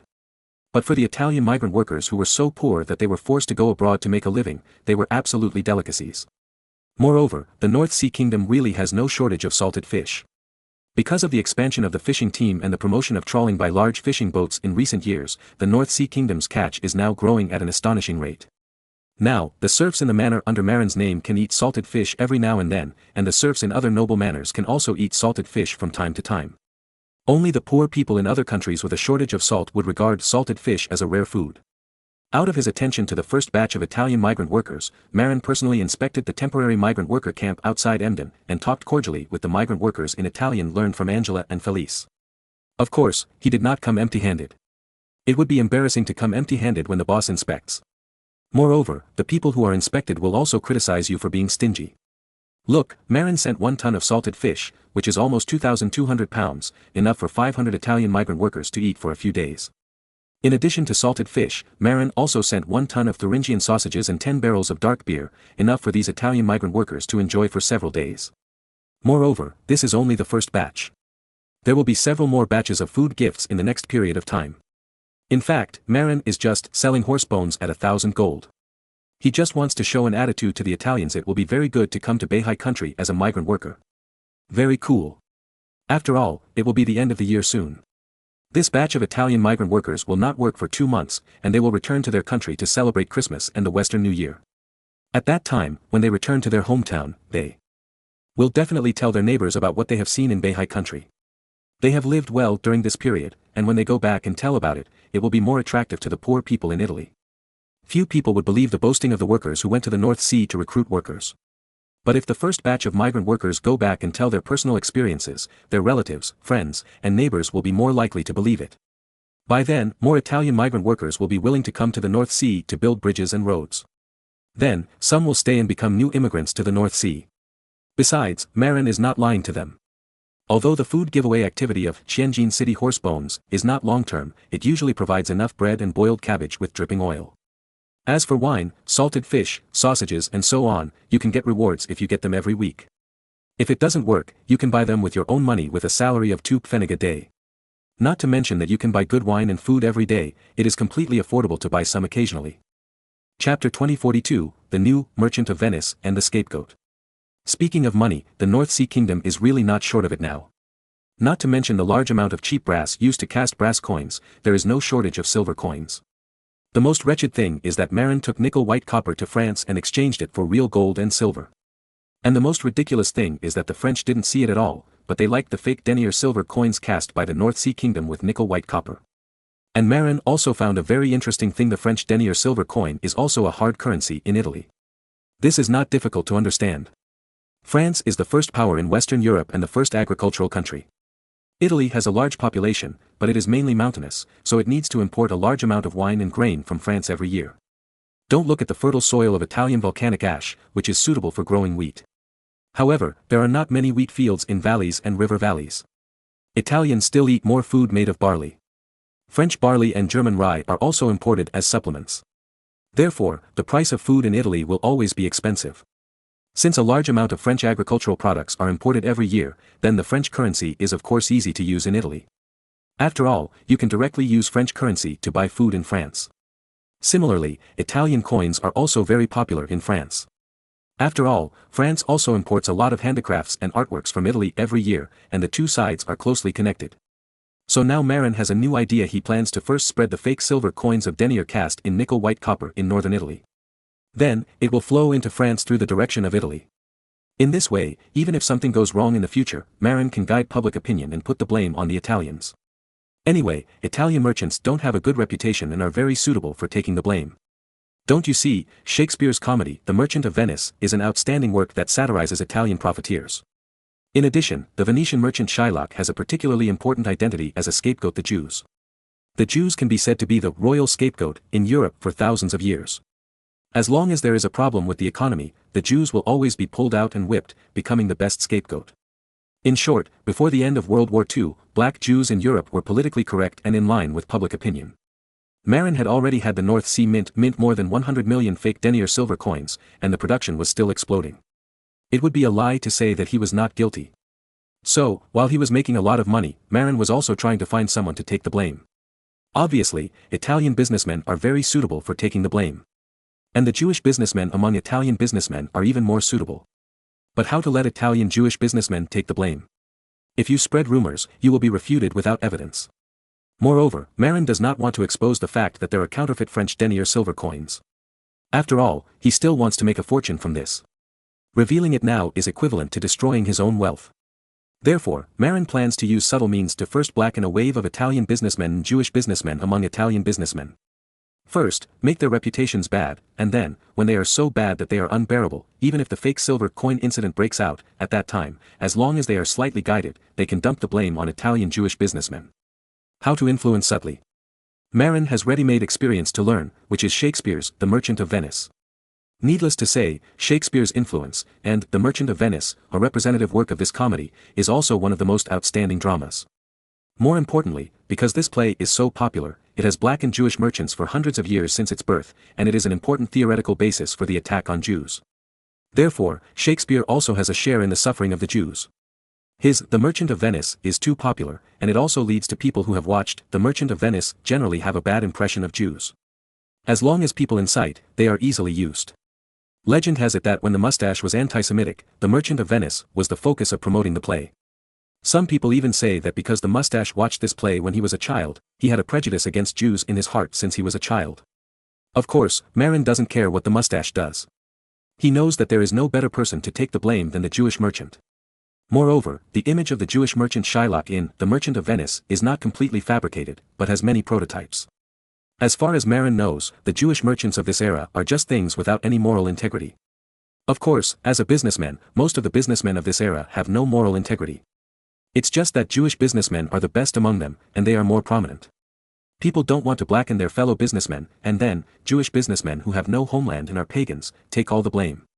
Marin does not discriminate against Jews, but rather respects Jews. For example, there are many Jewish college students working in his Ministry of Finance to help him manage finances, and they do a good job. Therefore, although Marin had established a theater in Auric a long time ago and plagiarized Shakespeare's plays, he never plagiarized The Merchant of Venice. The main thing is that he must consider the feelings of the Jews under his command. In addition, the feelings of Venice, a quasi-ally country, must also be considered. But it's different now. Marin needs to find someone to take the blame for him. It's not that Marin is afraid of France, but that he cherishes his reputation. If a dignified king is exposed to be minting fake silver coins, he will be despised by everyone. Therefore, it is necessary to find a scapegoat. Moreover, it is someone who can carry the pot. Otherwise, if you just find a passerby to take the blame, no one will believe it. Obviously, the Jews in Venice, with this dual identity, are very suitable as targets. The Venetians have monopolized the spice trade for hundreds of years and made staggering profits, which have long been envied by the whole of Europe. The Jews also made a lot of money, and their reputation is even worse. Combined with the two, no one believes that he is innocent. What Marin wants to do is to put The Merchant of Venice, a Shakespeare play that was performed in the drama club on the university campus, on the stage and spread it throughout Europe, so that people will automatically think that Italian Jewish merchants are unreliable and very immoral. However, in order to put the blame on the forged silver coins, Marin also specially modified the original, The Merchant of Venice, and added a plot in which Shylock and a group of men grind the edges of gold coins and forge fake silver coins. In this way, with this plot, as the play became popular in Europe, people would subconsciously think that the forging of counterfeit coins must be the work of Jewish merchants. Then, their defense was useless.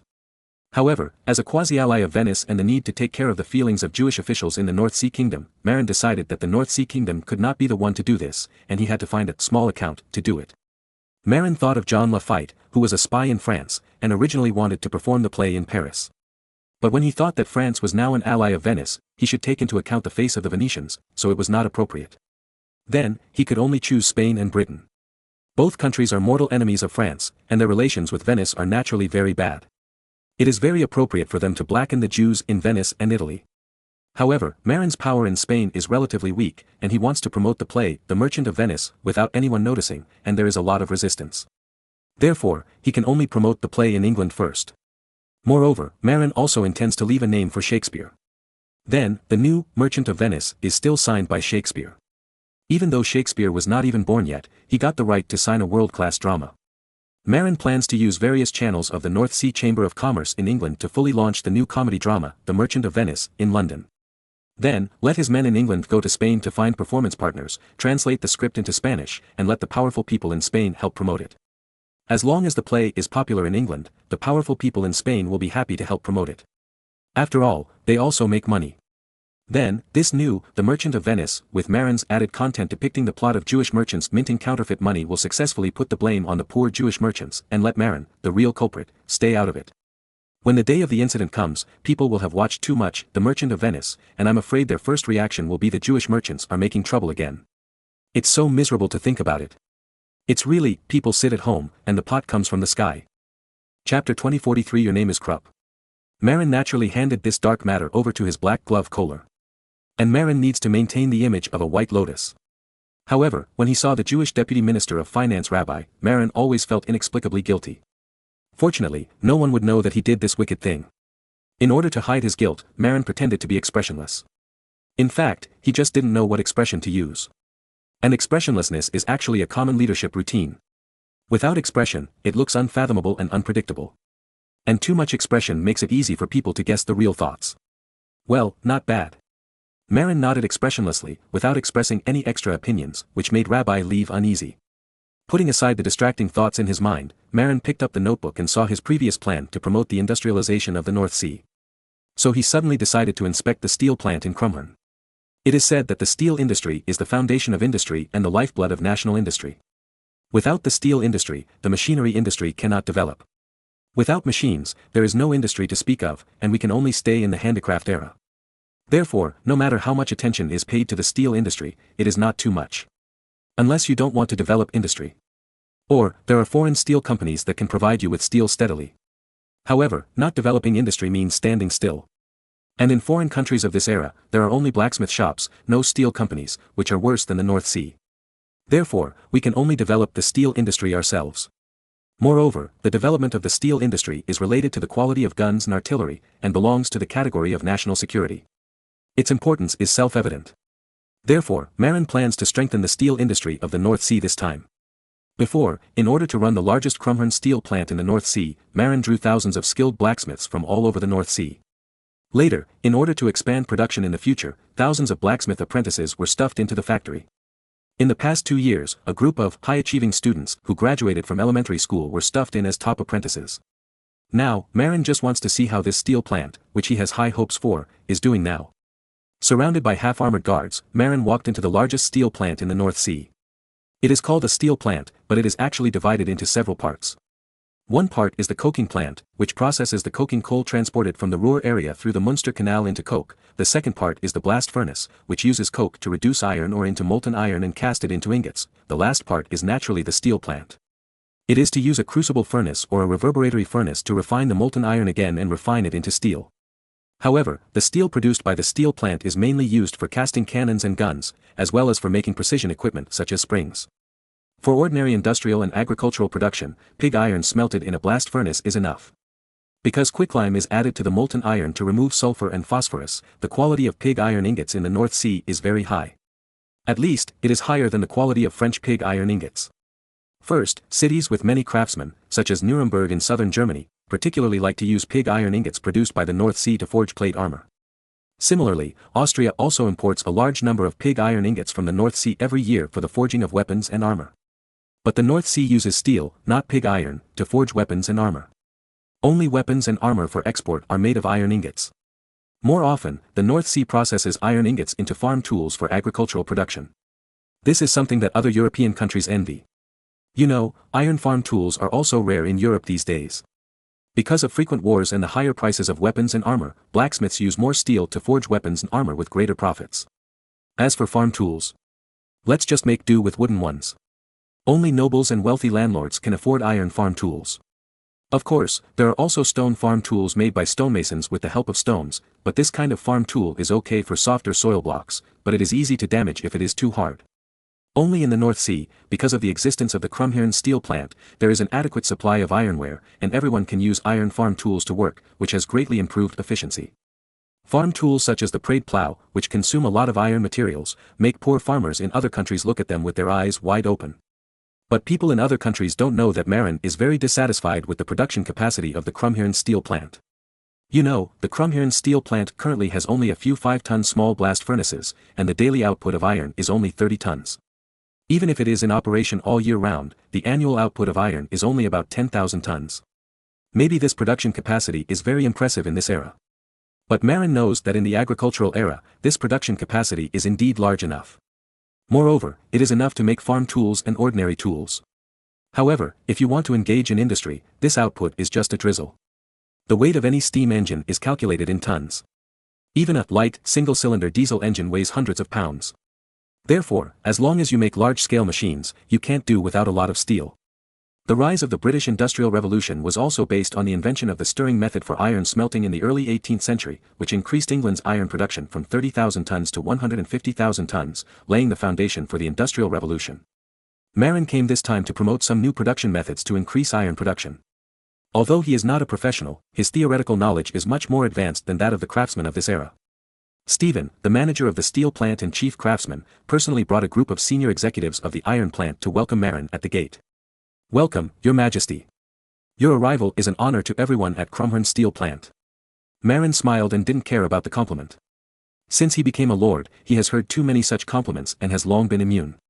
"Take me to see the equipment in the factory, and at the same time, call all the more outstanding young craftsmen in the factory." The latter order is what Marin values most. Factory equipment and so on, as long as you spend money, you can always get it. And cultivating young craftsmen is the most important thing. Director Stephen arranged for someone to find those young craftsmen. Before Marin met with those young craftsmen, Stephen took Ma for a tour. In fact, there was nothing to see, because after learning that Marin was coming to inspect, these people would definitely be trembling with fear. Even if they were not working hard enough at ordinary times, they would perform well at this time. Unless it is a surprise inspection without any notice, you will see some things. But Marin attaches more importance to safety, so he usually notifies the other party to clear the area first. The idle people must be cleared away first to ensure safety. Therefore, after being prepared, Marin did not expect to find anything wrong.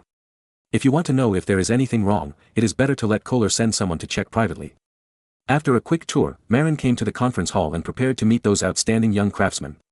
When the young craftsmen introduced themselves, when a name was reported, Marin was so surprised that he sprayed tea directly. What? Your name is Krupp. Chapter 2044 Krupp Steel Plant. A hairy-faced man who looked like Saint Bell looked at Marin with resentment. Your Majesty, my family originally named me Cross, but the town clerk in my hometown of Essen had a grudge against my father and deliberately wrote the name on the register as Krupp. And the people in Essen flattered that clerk, so they all called me Krupp. Until now, I have never been able to change it. Marin was stunned and suddenly reacted. In German, Krupp is not a good name. Because, in German, Krupp actually means buttocks. Imagine if you introduce yourself in Chinese. Hello, my name is buttocks. Buttocks, most people will probably spit tea and spit food. Marin's tea-spraying behavior just now was also mistaken by the poor Krupp big-breasted brother as Marin thought his name was funny. But how could he know that it was not that the name was funny, but that the name was too famous in later generations? I have to say that the Chinese translation is really good. Don't touch me can be translated into BMW, old door can be translated into Germany, and sister can be translated into America, which greatly beautifies these nouns. And Krupp, in German, originally means buttocks. As a result, when Lauli introduced the Krupp cannon, he thought that the cannon was so awesome that it should be given a cool name. Then, buttocks was translated into the resounding Krupp. Of course, in Germany, this surname is not really a strange one. Like Marin's surname Hoffman, it is not advanced either. Because Hoffman means long-term worker. The ancestors of the Hoffman family were long-term workers in the family of a baron in the Mark state, responsible for raising horses and plowing land. Later, when he followed his master to fight, he was canonized as a knight with a territory by the then Count Mark because he killed the opponent's fierce general. However, when registering the family surname, because there was no surname, he simply used the former occupation long-term worker as the surname name. In addition, the name Kohler means waiter in German. Obviously, Kohler's parents originally wanted him to be a waiter when he grew up. This Krupp brother with a hairy face like a thunder god is also unlucky. His father Gross originally planned to name him Krupps, Rose, which sounds quite romantic. As a result, because old Gross had a bad temper, he had a fight with the clerk Fox, and almost broke Fox's waist with his butt. Fox held a grudge and remembered his buttocks killing. Therefore, when registering the name of Gross's son, he deliberately registered it as Krupp. Moreover, he used his connections to spread the word in Essen that the child was called Krupp, buttocks, confirming the name of the little K brother. Therefore, Krupp has never been able to raise his head in his hometown of Essen. When others call him, they always unconsciously look down at him, as if his buttocks are extremely large. In fact, Krupp's family is well off. His father Gross is a famous blacksmith in Essen and has a certain influence in the local handicraft guild. However, he was targeted because he offended the more powerful clerk of the city hall. Although the clerk could not do anything to him, he could still ruin the reputation of their family. And old Gross could not fight back. After all, if you attack someone in the city hall, you will be locked up. In addition, because old Gross has a bad temper and offends many people, no one in the city council speaks for him. When he was a child, Krupp's big-breasted brother grew up under the eyes of others' ridicule. When he grew up, because he was always laughed at by citizens in the same city, he simply left his hometown and went out to make a living. It happened that Marin was running the Krumhorn steel plant and needed a large number of blacksmiths, so he was recruited. Originally, he wanted to hide his real name, or at least change to a nice name. But unfortunately, one of the people recruited to the steel plant was his fellow townsman from Essen. People knew him, and it would be difficult to fool them when registering their names. Seeing the resentful look on the faces of the little Krupp brothers because of the name issue, Marin laughed happily. But after laughing, Marin said seriously, Krupp, the name is just a code name. What's important is what you do, not what you are called. Besides, I think the name Krupp is also very good. By the way, is Krupp your name or your surname? The little brother K replied in a muffled voice, Your Majesty, our family is not a descendant of the nobility and has no surname. Krupp is my name. Marin suddenly became interested, or, you will be called Tyson Krupp in the future, and established the Krupp family in the future. Krupp opened his mouth and seemed to want to object. At this time, Stephen, the director of Krumhorn steel plant, slapped him hard, Silly boy, what are you thinking? His Majesty gave you a surname, you are going to be rich. Although the surname Krupp is not nice, it is an honor for the monarch to give you a surname, which can be praised by the descendants of the family. Moreover, since Marin gave him a surname, he would not just let it go. Maybe, he will give him a great opportunity. If he dared to refuse, Marin would lose face. It would not be said whether he would be unlucky, but there would be no future for him. Krupp thought about it and figured it out. He just instinctively resisted the word Krupp at first, but thinking of the consequences, he had to accept it. The Krupp family will always be loyal to His Majesty and His Majesty's bloodline. The young man was not stupid. He quickly adjusted his mentality and was loyal to Ma****. Well, a young man is teachable.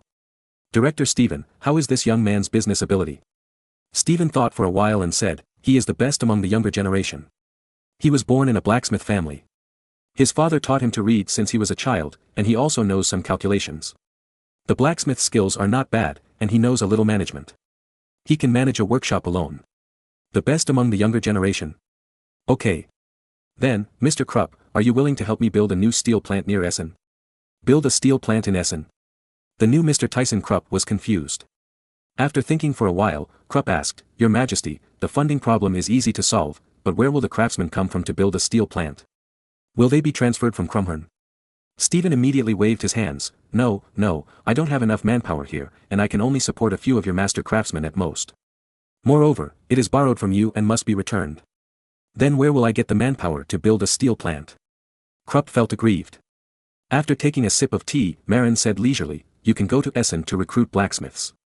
Essen is not an ordinary small city. This city is located on the north bank of the Ruhr River. There are large coal mines, and it is convenient for water transportation, which is conducive to the transportation of iron ore. Moreover, Essen itself has had coal mining since the 14th century, with a history of more than 100 years.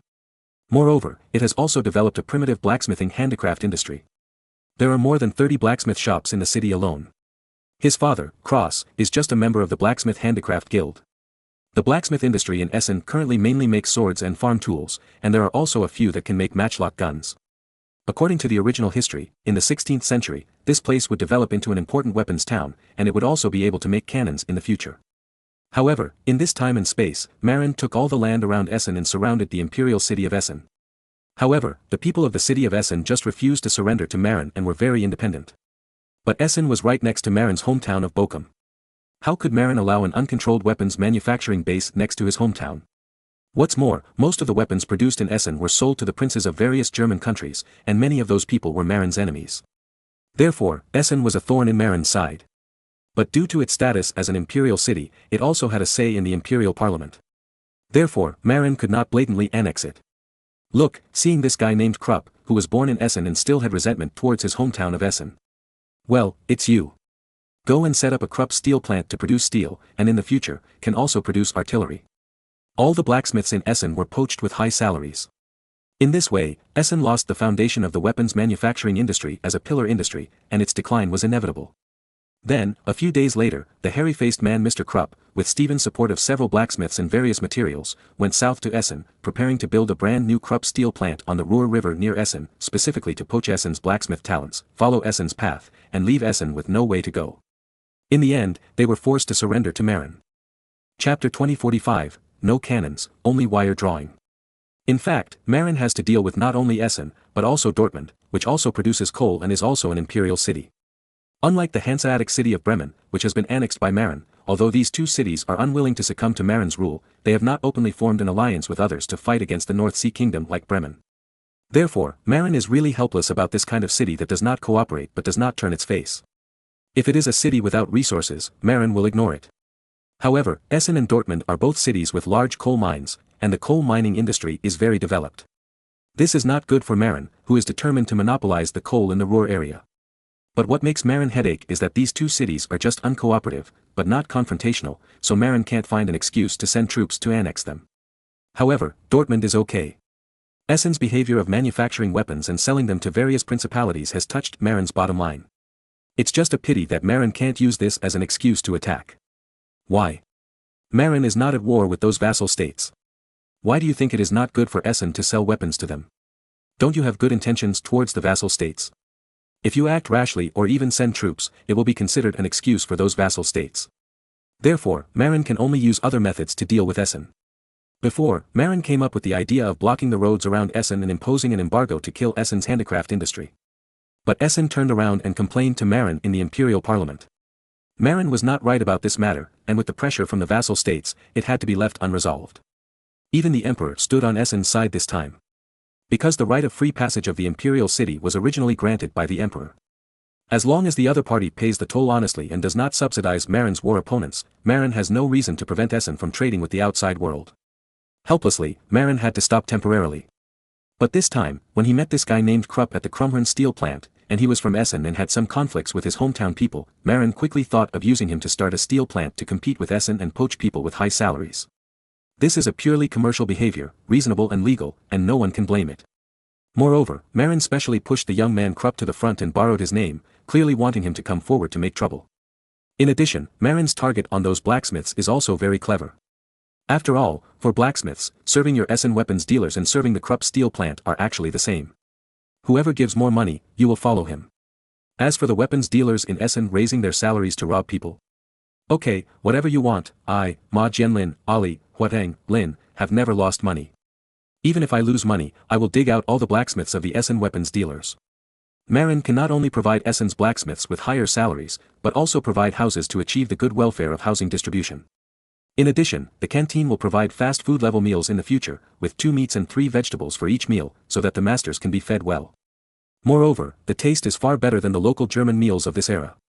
He didn't believe that those blacksmiths would not be tempted.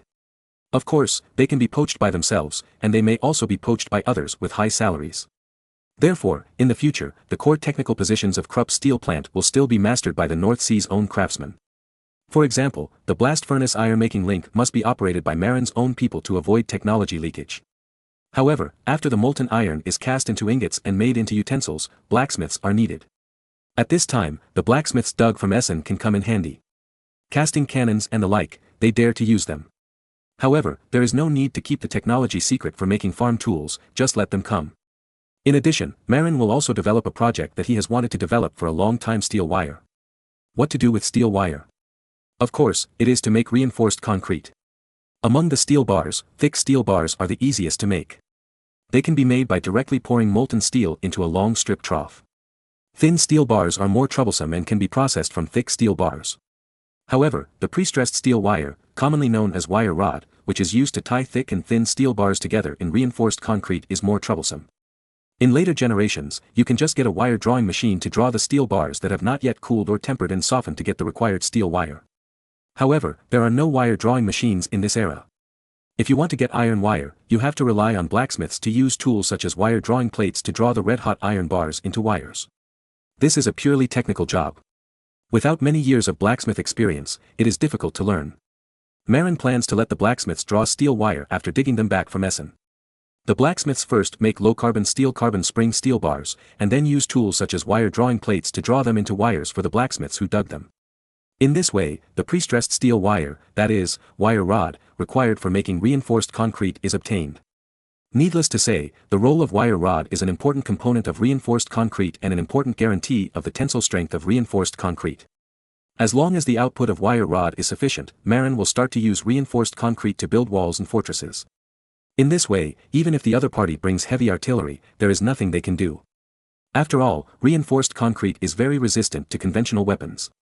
You know, even in the First World War, when artillery technology had reached its peak, facing the Maginot Line of reinforced concrete structure, the army as powerful as Erdetzi had to choose to bypass Belgium to attack. Of course, in the period of Sandetzi, because of the tungsten alloy armor-piercing shells, there was a way to deal with reinforced concrete. Otherwise, the mustache would not have exchanged so many German equipment with Bald Chang for tungsten ore, and sent military advisors to help with training. But during the First World War, reinforced concrete was really unsolvable. Belgium, a neutral country, was pushed flat by Erdetzi because it could bypass the reinforced concrete Maginot Line.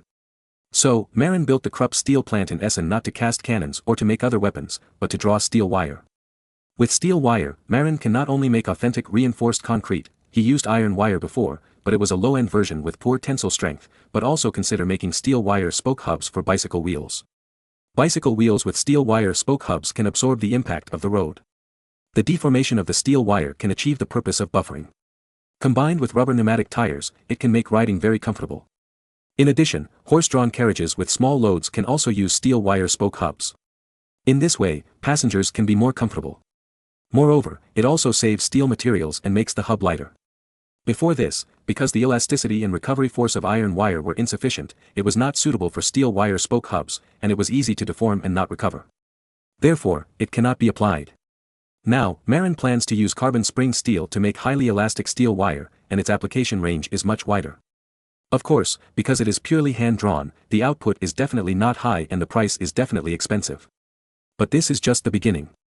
In the future, Marin will definitely have people develop a steam engine-driven wire drawing machine. Once the wire drawing machine is put into use, steel wire and other things will be mass-produced cheap products. By then, bicycle wheels and horse wheels with steel wire spoke hubs will inevitably become widely used in life. Therefore, the steel plant that Marin asked the lucky guy Krupp to build is essentially a factory that produces steel wire.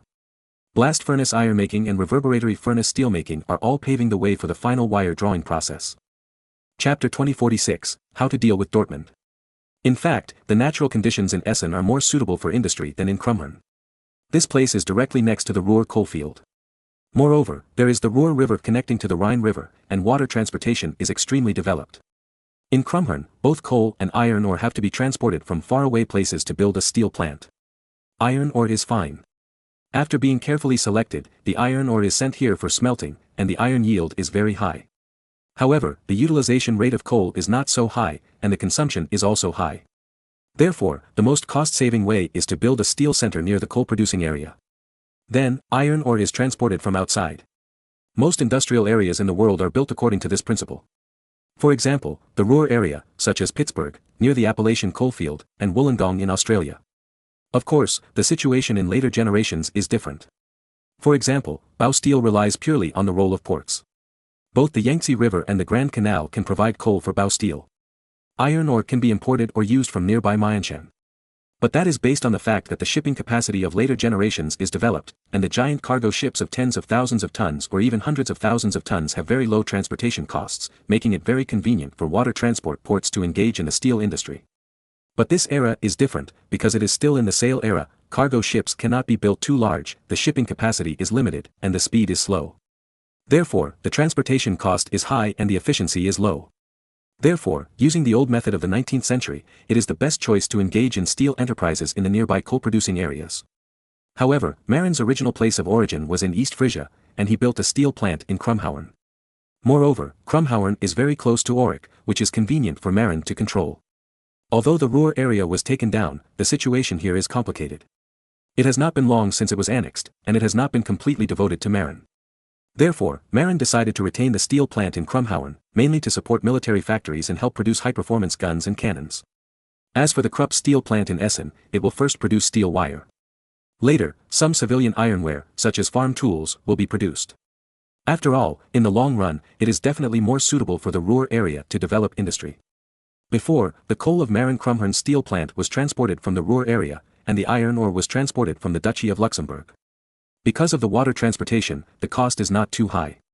Moreover, after being processed into steel, the value becomes higher, so the transportation cost is not a big deal. However, the Ruhr area has been producing coal since history.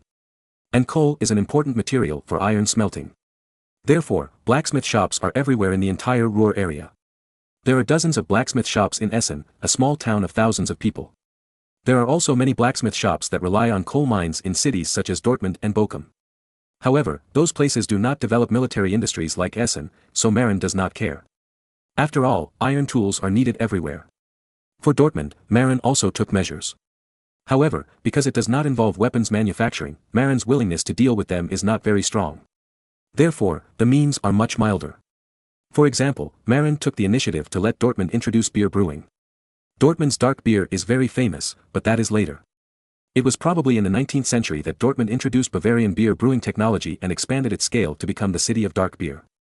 But in this era, Dortmund's dark beer brewing is not yet on a large scale. There are more blacksmiths in the city than beer brewing craftsmen. And coal mining is now the pillar industry of Dortmund. Marin's way of dealing with Dortmund is to establish a dark beer brewery in Dortmund and recruit a large number of Dortmund citizens to work in the brewery. With their own rice bowls, these people will definitely not resist themselves so much. In addition, brewing dark beer requires a lot of rye. And the rye around Dortmund is controlled by Marin. When Dortmund's dark beer brewing becomes a climate, they will find that Marin, who is in charge of the raw material rye for dark beer brewing, is their real father. Without rye, their dark beer brewing is nothing. What? You said that according to the imperial decree, Marin cannot stop them from importing materials from the outside world and shipping materials to the outside world. That's right. However, Marin can set up checkpoints to collect taxes. If it is a high-profit product like weapons and armor like Essen, you are not afraid of setting up checkpoints to collect taxes. Because the arms trade is very profitable, and people still make a lot of money by collecting tolls. But dark beer brewing is different. Dark beer is the most common beverage in the German region. The profit is already very low and it is more sensitive to costs. Once the toll increases the price of rye, the raw material for brewing, it will immediately squeeze the already meager profits of dark beer. It will lead to losses. Therefore, Marin seems to have given the dark beer brewing business to Dortmund. But as long as he controls the supply of rye, he can strangle Dortmund's neck.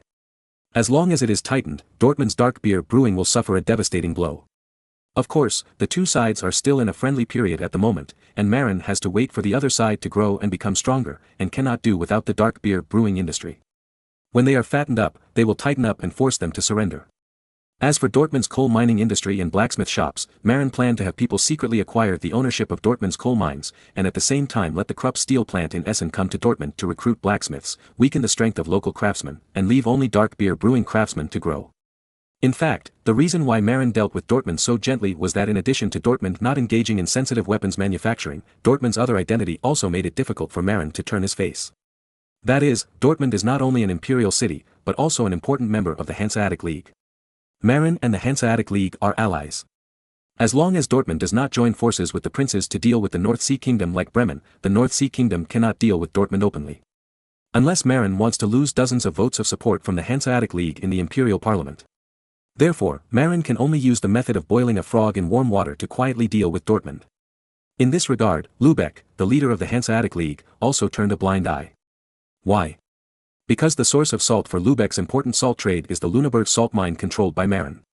Of course, in addition to a part of the salt business that directly sells salt to the Baltic Sea region, Lübeck's salt business also has a large area, which is to use Lüneburg's mineral salt to pickle herring produced in the Baltic Sea. After all, pickled fish does not require too good salt, and poor mineral salt will do. There is no problem with many impurities, as long as it is not poisonous.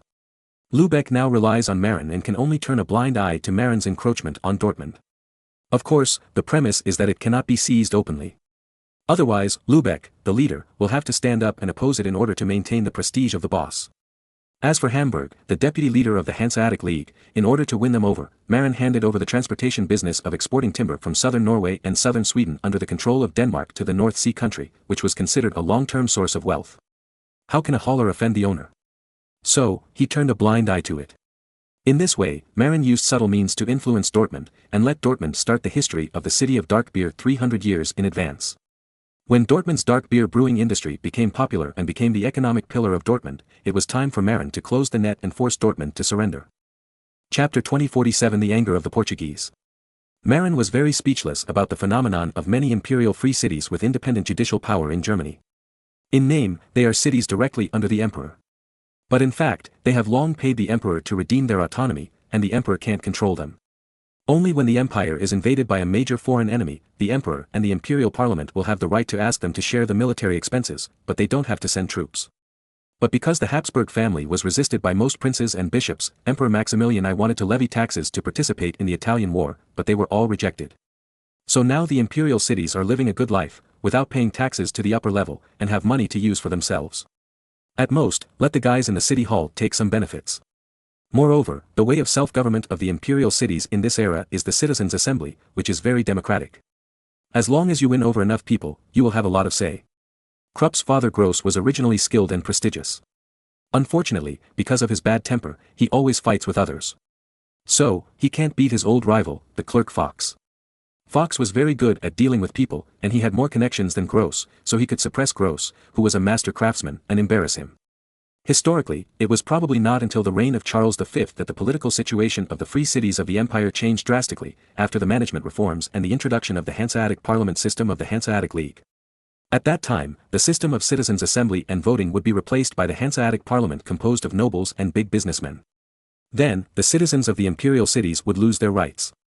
However, that was a reform plan that was forcibly passed after Charles V had used force to defeat France and shocked all of Germany. Moreover, their reform plan is also very reasonable, electing members of parliament according to the amount of tax paid. You see, the nobles and big businessmen pay more taxes than you, and are more suitable to be members of parliament than you. You guys. Forget it, the river crab watched. And in 1803, after the last imperial conference, these imperial cities that were originally granted privileges were all annexed by nearby lords, leaving only 6 cities, Lübeck, Hamburg, Frankfurt, Augsburg, Nuremberg and Bremen. Later, these 6 cities were also annexed one after another. But now, these imperial cities are still decided by the citizens. As long as you can control more than half of the citizens, you can decide everything. So Marin laid out Dortmund. There was a dark beer brewery, and a large number of Dortmund citizens were recruited to work in the factory. They all held their own rice bowls, so how could they not be on their side?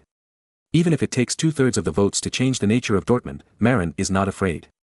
At most, open a few more factories and recruit 2/3 of the citizens to work for you. If it really doesn't work, if the locals don't cooperate, he can open a factory to recruit workers from other places. These foreign workers are recruited by himself. After helping them settle down as citizens, they will definitely vote for themselves. While the citizens are still in charge, Marin feels that it is easier to deal with than the Hanseatic Parliament. Because the cost of bribing citizens is different from that of bribing nobles and big businessmen. To bribe a citizen, you only need to provide a good job. And citizens work for you, not for nothing, but also to create value for you. And to bribe the nobles and big businessmen of the Hanseatic Parliament, these people often open their mouths. Moreover, they often have to sell out the interests of citizens in exchange for the satisfaction of nobles and big businessmen. However, this will cause dissatisfaction and even chaos. And the gathering of benefits in the hands of a small number of people is also a bad phenomenon for the monarch. This means that certain forces will grow and affect the monarch's control over the local area. Therefore, Marin would rather use work to attract the citizen class than to bribe those greedy nobles and big businessmen. Moreover, those nobles and big businessmen, if they cooperate with them, they will not only ask for benefits, but also ask for privileges. And privileges are exactly what Marin is most reluctant to give. The citizen class will not be greedy enough to ask for privileges. Of course, there are thorns and nail households in any city. Some people don't want anything, they just want to find faults and argue. In later generations, these people can be called nail households, and they are called bar spirits on the internet. When encountering such people, Marin also has a way learn from the Wuliang real estate developers in later generations and use gangsters to deal with them. Wuliang businessmen use gangsters, not necessarily human affairs. But Marin can let Kohler use people from intelligence agencies to pretend to be gangsters to attack those who refuse to cooperate. It's not fighting, it's disgusting. For example, splash some rice fields for nothing, make noise in the middle of the night to keep you awake. What? Angry? Want to sue me? Sorry, there are no relevant regulations in this era. As for fighting, I have so many agents here, you alone, single us a group. The gangsters are more difficult to deal with than hooligans because hooligans are criminals and can be punished by law. The gangsters are just disgusting, but they don't step on the line, which makes you helpless. Of course, if the boss wants to eliminate evil, it can be dealt with. But the problem is that Marin is the boss, and he is the one who instructs. So, those who disagree with Dortmund's allegiance to Marin will eventually be driven crazy. Moving out of Dortmund is a solution, but Marin succeeded. Because, at the citizens' rally, all the people supported him. Similarly, the same routine was used to deal with Essen. It's just that the means are more intense than Dortmund. Marin even planned to use commercial means to secretly trip up opponents, bankrupt them, and force them out of Essen, which can also achieve the goal. In short, Marin will never allow Essen and Dortmund, the two big cities in the Ruhr area, to get out of control. The craftsmen arranged by Krupp and director Stephen have packed up and headed south to Essen. Marin also returned to Auric, but Marin didn't know that in Portugal in the southwest, a message from the east made Portugal explode. The news was that the expedition fleet led by Gama was defeated on the coast of Daming. Only 11 of the 30 warships escaped. It can be said that they lost everything, a disastrous defeat. In order to shirk responsibility, Gama emphasized in his report that the Ming Empire had obtained the cannon casting technology of the Beihai Kingdom, making it difficult for Portuguese warships to approach the ports and fortresses of the Ming dynasty. Then, King Manuel I of Portugal was furious. Damn, is Marin going to hinder me from annexing the Ming dynasty? Then, a very harsh letter was sent to Marin in Auric. Marin was a little dumbfounded when he received the letter of accusation from Manuel I. He was not surprised by the result, which was all within his deduction. What surprised him was, why did Portugal get the news so quickly? The Battle of Deepwater Bay happened only a few months ago, only 4 or 5 months from now. According to the speed of Portuguese ships, it would take at least 10 months to retreat from Deepwater Bay to Portugal. Marin knew the intelligence in advance because he sent people to travel by land and killed many horses before delivering it to Persia. Then, it was sent from Persia to Eastern Europe by carrier pigeons, and then sent back to the North Sea Kingdom. On the way, there were dozens of carrier pigeons eaten by falcons along the way. But the question is, how did the Portuguese deliver the message? Did they also travel by land? It shouldn't be. To travel by land from India, you must first pass through Persia and then enter the Mamluk dynasty.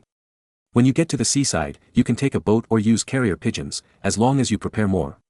But the problem is that because of the monopoly of the spice trade, the relationship between Portugal and Spain and the Mamluk dynasty is already as bad as it can be.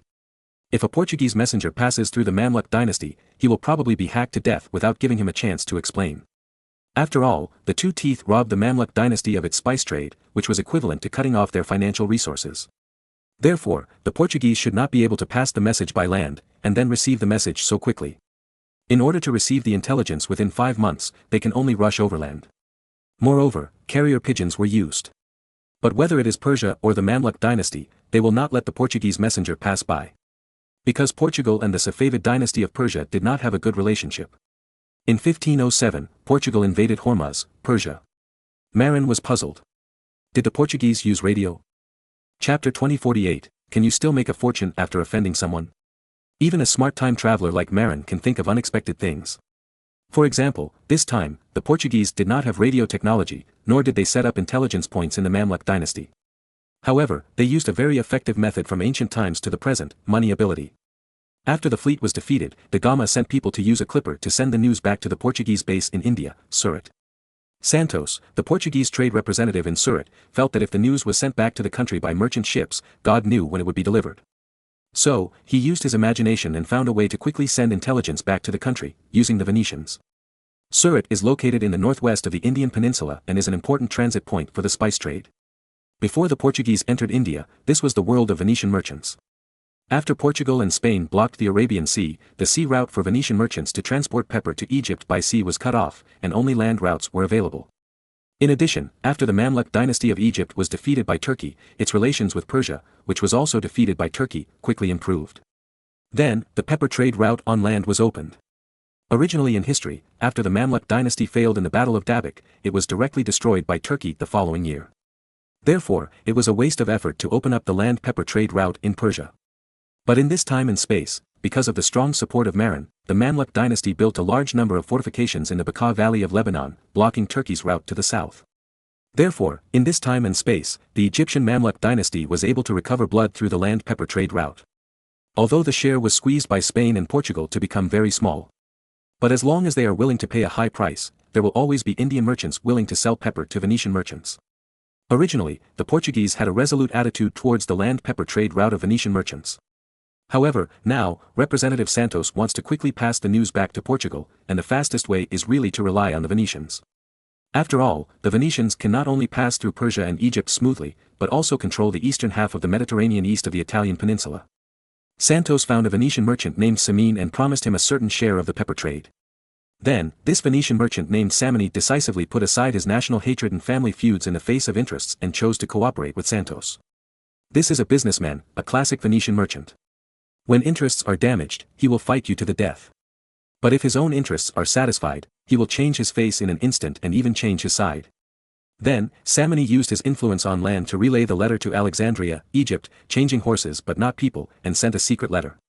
Then, the branch of the Samini family in Alexandria took over and sent the secret letter to Venice by speedboat. Reading benefits, follow the public account, book friends base camp, and draw cash/points for reading books every day. Then, this secret letter was sent to the Portuguese envoy's residence in Venice. After receiving the intelligence, the Portuguese envoy was shocked and used pigeons to quickly send the news back to Lisbon. Therefore, it took Portugal only 5 months to receive the news, instead of more than a year as Marin estimated. Among them, the most time-consuming was when the Gama sent a speedboat to Surat to deliver the news, and when the Samine family used a speedboat to deliver the news to Venice. The message transmission on land is faster than on the sea. After all, changing people but not horses is similar to the 800 Li Express in ancient China, and the speed is quite fast. As for the carrier pigeons, it goes without saying that they are super fast. The only weakness is that the carrier pigeons are easily eaten by hawks and falcons halfway.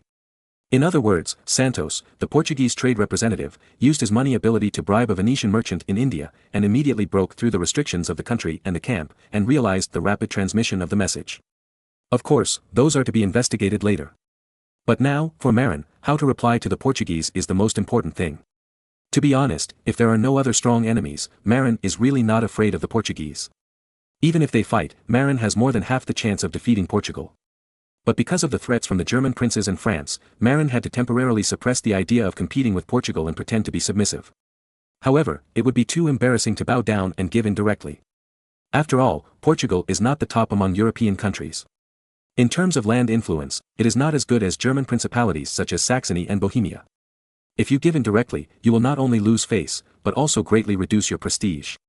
Therefore, Marin must appease the Portuguese this time, but also cannot be too humble and let people look down on him. In addition, if he can get some benefits, it would be great. How to deal with it? Marin thought about it. Because the incident happened suddenly, Marin, who thought it was still early, had no prepared countermeasures, so he could only think and make up now. While thinking about things, Marin tapped his fingers on the desk. Inadvertently, he looked up at the outline map of the Eurasian continent that he drew by hand hanging on the wall. This map was drawn by Marin himself when he was bored. It is just an outline map without detailed markings. There is no mark on the existence of the American continent, nor is there detailed information about the Far East. After all, information about the Americas is now confidential, and the Far East is also semi-confidential. Looking at the Cape of Good Hope at the bottom of the African outline map, Marin was suddenly stunned. Cape of Good Hope. Cape of Good Hope. Marin remembered that last time he seemed to plan to train agents in Portugal to operate the Cape of Good Hope. Moreover, according to the feedback from Kohler, it seems that the party of the old ministers of Portugal's John II, whom he selected, also gave a positive response. After all, they are now suppressed by Manuel I, and their lives are not easy. Or, I'll just go downhill and offer a high price to buy the Cape of Good Hope and even South Africa in the name of apology. Marin fell into deep thought. But after thinking for a while, Marin still shook his head gently. It's not difficult to buy the Cape of Good Hope, but the problem is that the South African gold mining area is too far away from the Cape of Good Hope. If you buy it together with the Cape of Good Hope, do you have to buy hundreds of thousands of square kilometers of land? For such a large place, you can imagine that Portugal will definitely ask for a sky-high price. After all, the Portuguese mainland is only 100,000 square kilometers in size, and the land of Japan is several times or even 10 times larger than that of the mainland, and it is an important sea route to the east, so it is difficult not to ask for too much. And if it is to buy the land in Johannesburg directly, even a fool can see the problem. If the Portuguese get suspicious and send people to check it out, it will definitely be exposed. So this time, Marin must seize the opportunity to buy the Rand gold mining area in South Africa, but also not arouse the suspicion of the Portuguese, and the cost must not be high. Taking the opportunity to offend the Portuguese, pretending to apologize, buying a piece of African colony under the name of Portugal, and including the Rand gold mine in South Africa, Marin can be considered quite quick-witted. But the problem is how to do it specifically, and Marin was stumped for a while. Chapter 2049 Who is the Fool? Marin began to change his mindset and planned to buy land from the east coast of South Africa, which was closer to Johannesburg, and then expand inland. But after drawing on the map with a pencil, he found that Johannesburg was indeed much closer to the east coast than to Cape Town. But the question was, how could he explain that the land he bought needed to cross the Drakensberg Mountains that ran across the east of South Africa? You know, from the perspective of this agricultural era, the east coast of South Africa east of the Drakensberg Mountains is indeed a relatively good place with abundant rainfall and suitable for agriculture. But why do we have to cross the Drakensberg Mountains? If this requirement does not arouse the vigilance and curiosity of the Portuguese, it would be strange. Marin wanted to do it secretly and did not want to spend too much, so he was a little scratching his head. After all, he just sold cannons to the Ming dynasty and did not admit to teaching the Ming dynasty people to cast cannons.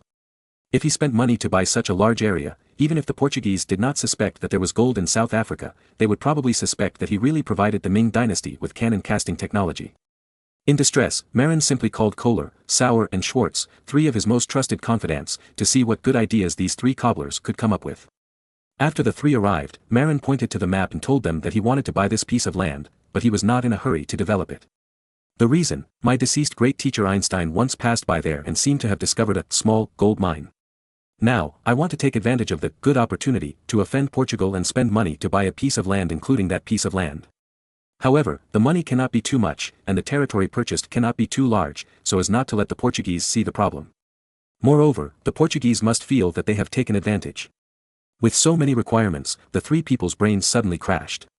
After a while, they realized that this was a devil's difficulty. They discussed for a long time, and they didn't come up with a solution until dark. Seeing that there was no idea, Schwartz got up and came to the outline map of Eurasia and Africa hanging on the wall. Looking at the outline map of South Africa, Schwartz suddenly pointed to the line representing the Orange River and its tributary, the Vaal River. Johannesburg is not far north of the Vaal River, and asked, "My lord, does this line represent a big river? The land you want to buy is on the riverside?" "Yes, it is a big river."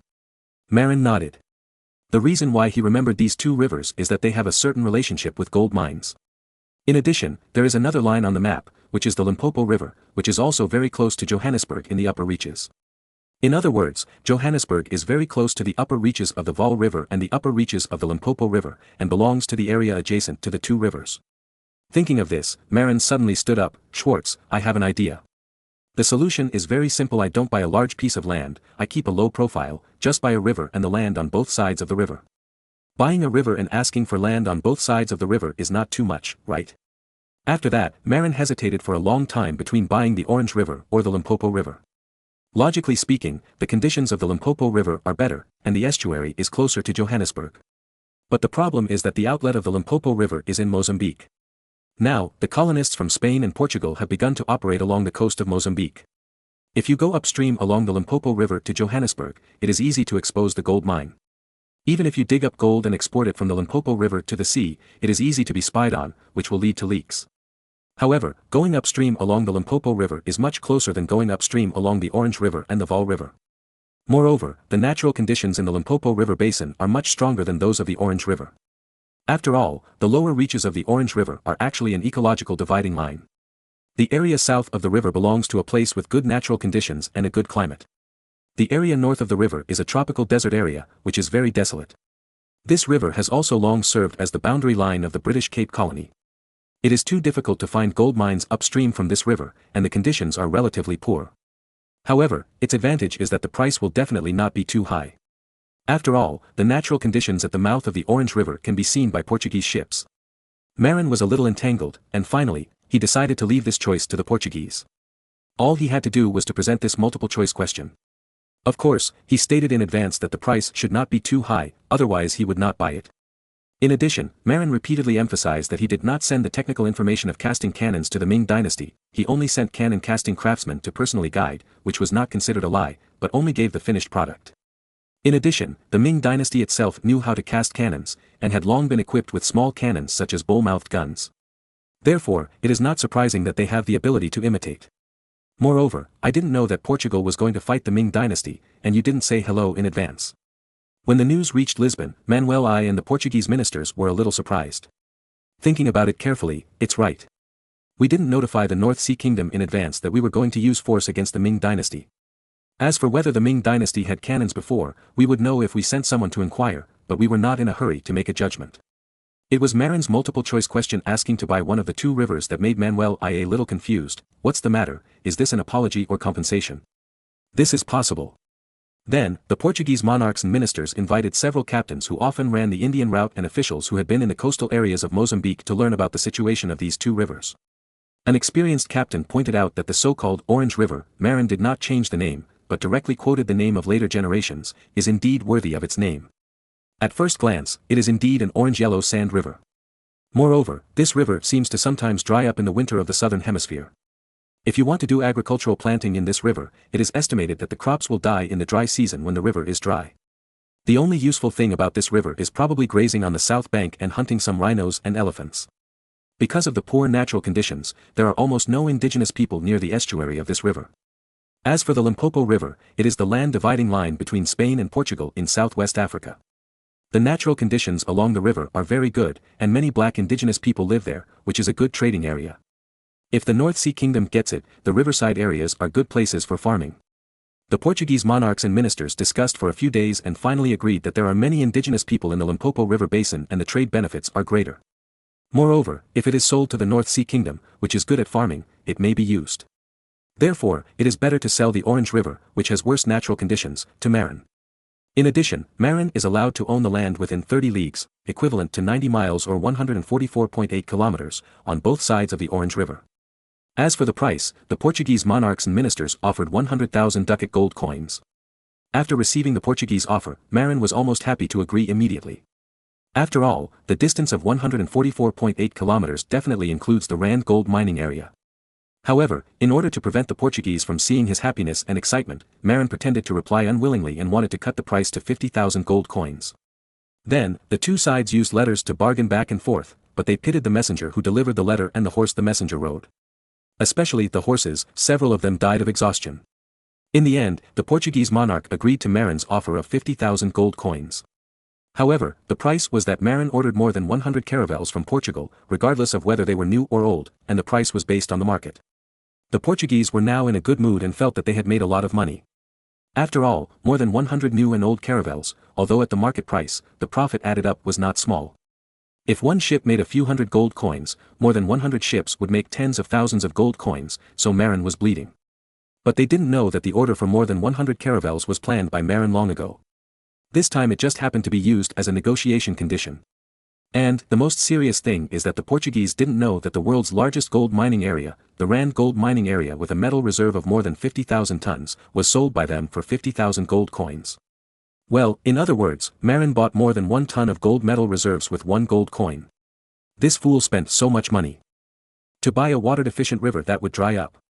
This was the evaluation of Marin by the Portuguese monarch and ministers at the banquet. This group of fools sold me the world's largest gold mine at a bargain price. This was Marin's private evaluation of the Portuguese. Chapter 2050. For the time being, I am a fool. However, no matter how proud Marin is, he looks more like a fool when he can't tell others about the existence of the Rand gold mine in South Africa. Fortunately, Marin is a pragmatist and doesn't care about temporary gains and losses. Anyway, he will definitely have the last laugh. But in any case, when the secret cannot be told to others. Now, I look more like a fool. Marin sighed and expressed helplessness. However, he is also used to making do and doesn't care about temporary gains and losses.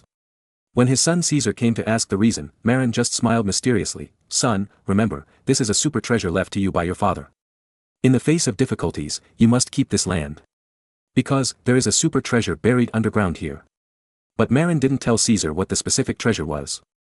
Because Caesar was too young, only 14 years old, Marin was afraid that he would be too excited and leak the secret.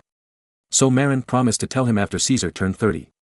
Of course, if Marin doesn't live to the age of 30 when Caesar is 30, he will tell Caesar the secret in the undisclosed mysterious will. In fact, before Marin went to Daming, he had buried this secret in a secret place sealed with cement. It's just that Marin came back in time, so Caesar didn't have time to see the secret. Otherwise, this kid would have known the information about the South African gold mine long ago.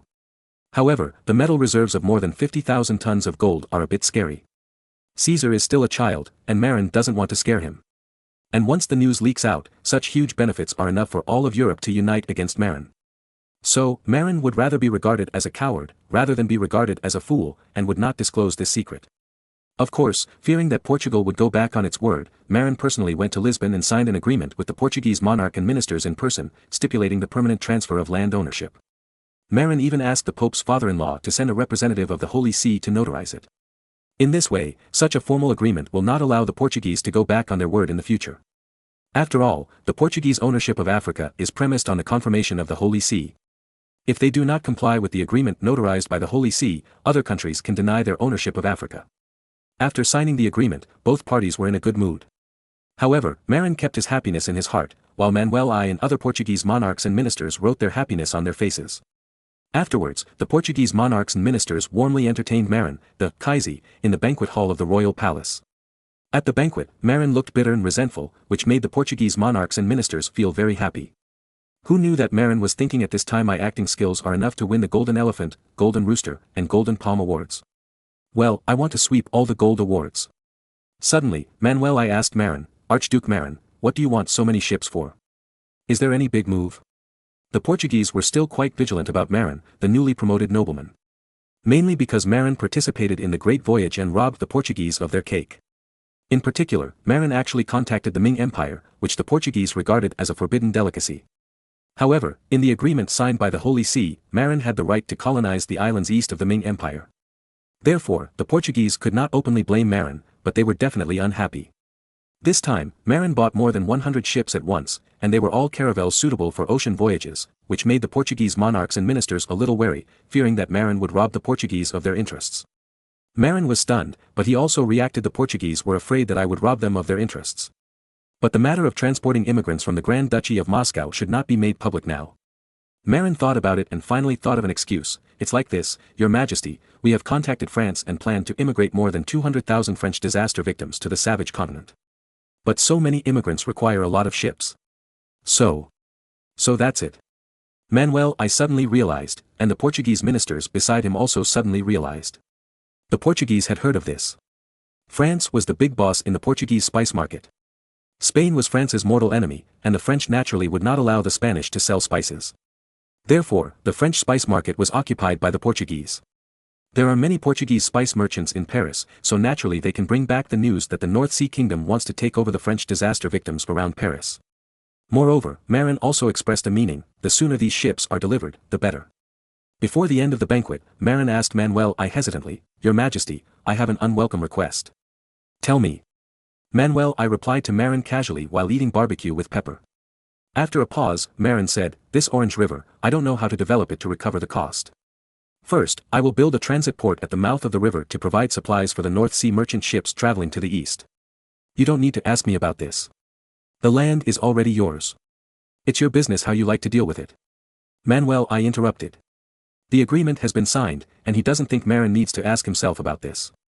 "Well, I know that. What I want to say is the second point: I plan to send a hunting team to the Orange River Basin to hunt rhinos and elephants and obtain high-value rhino horns and ivory.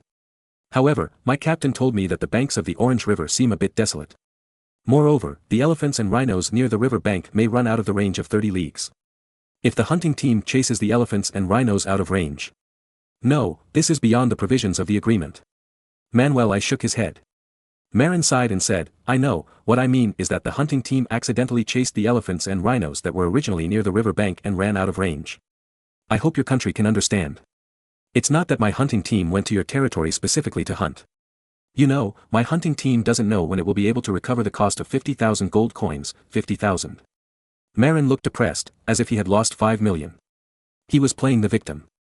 This was the trump card that the contestants of the talent show in his previous life used to win the championship. I think it should be useful, right? Sure enough, the monarch's personal playing the victim still has some effect.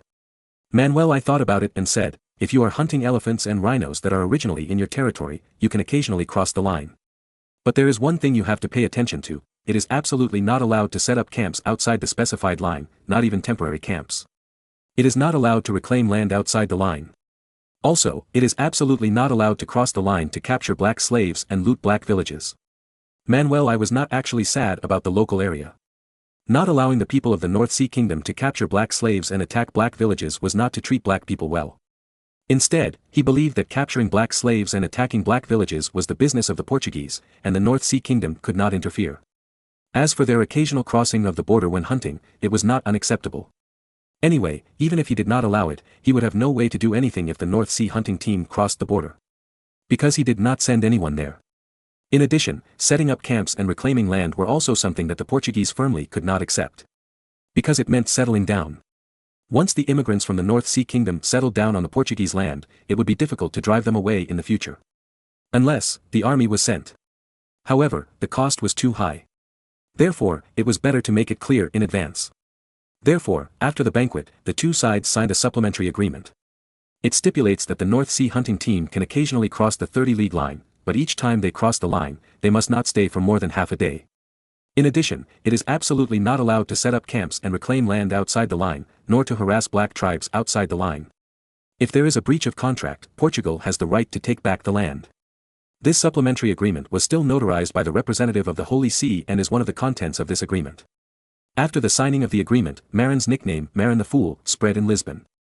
Marin didn't care, so what if he was a fool? For the time being, I will be a fool. Later, you will know who is the real fool.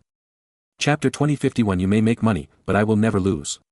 What Marin didn't know was that after the banquet ended in the evening, he left, and the Portuguese monarch and ministers held an emergency meeting. Mainly, it was about selling ships.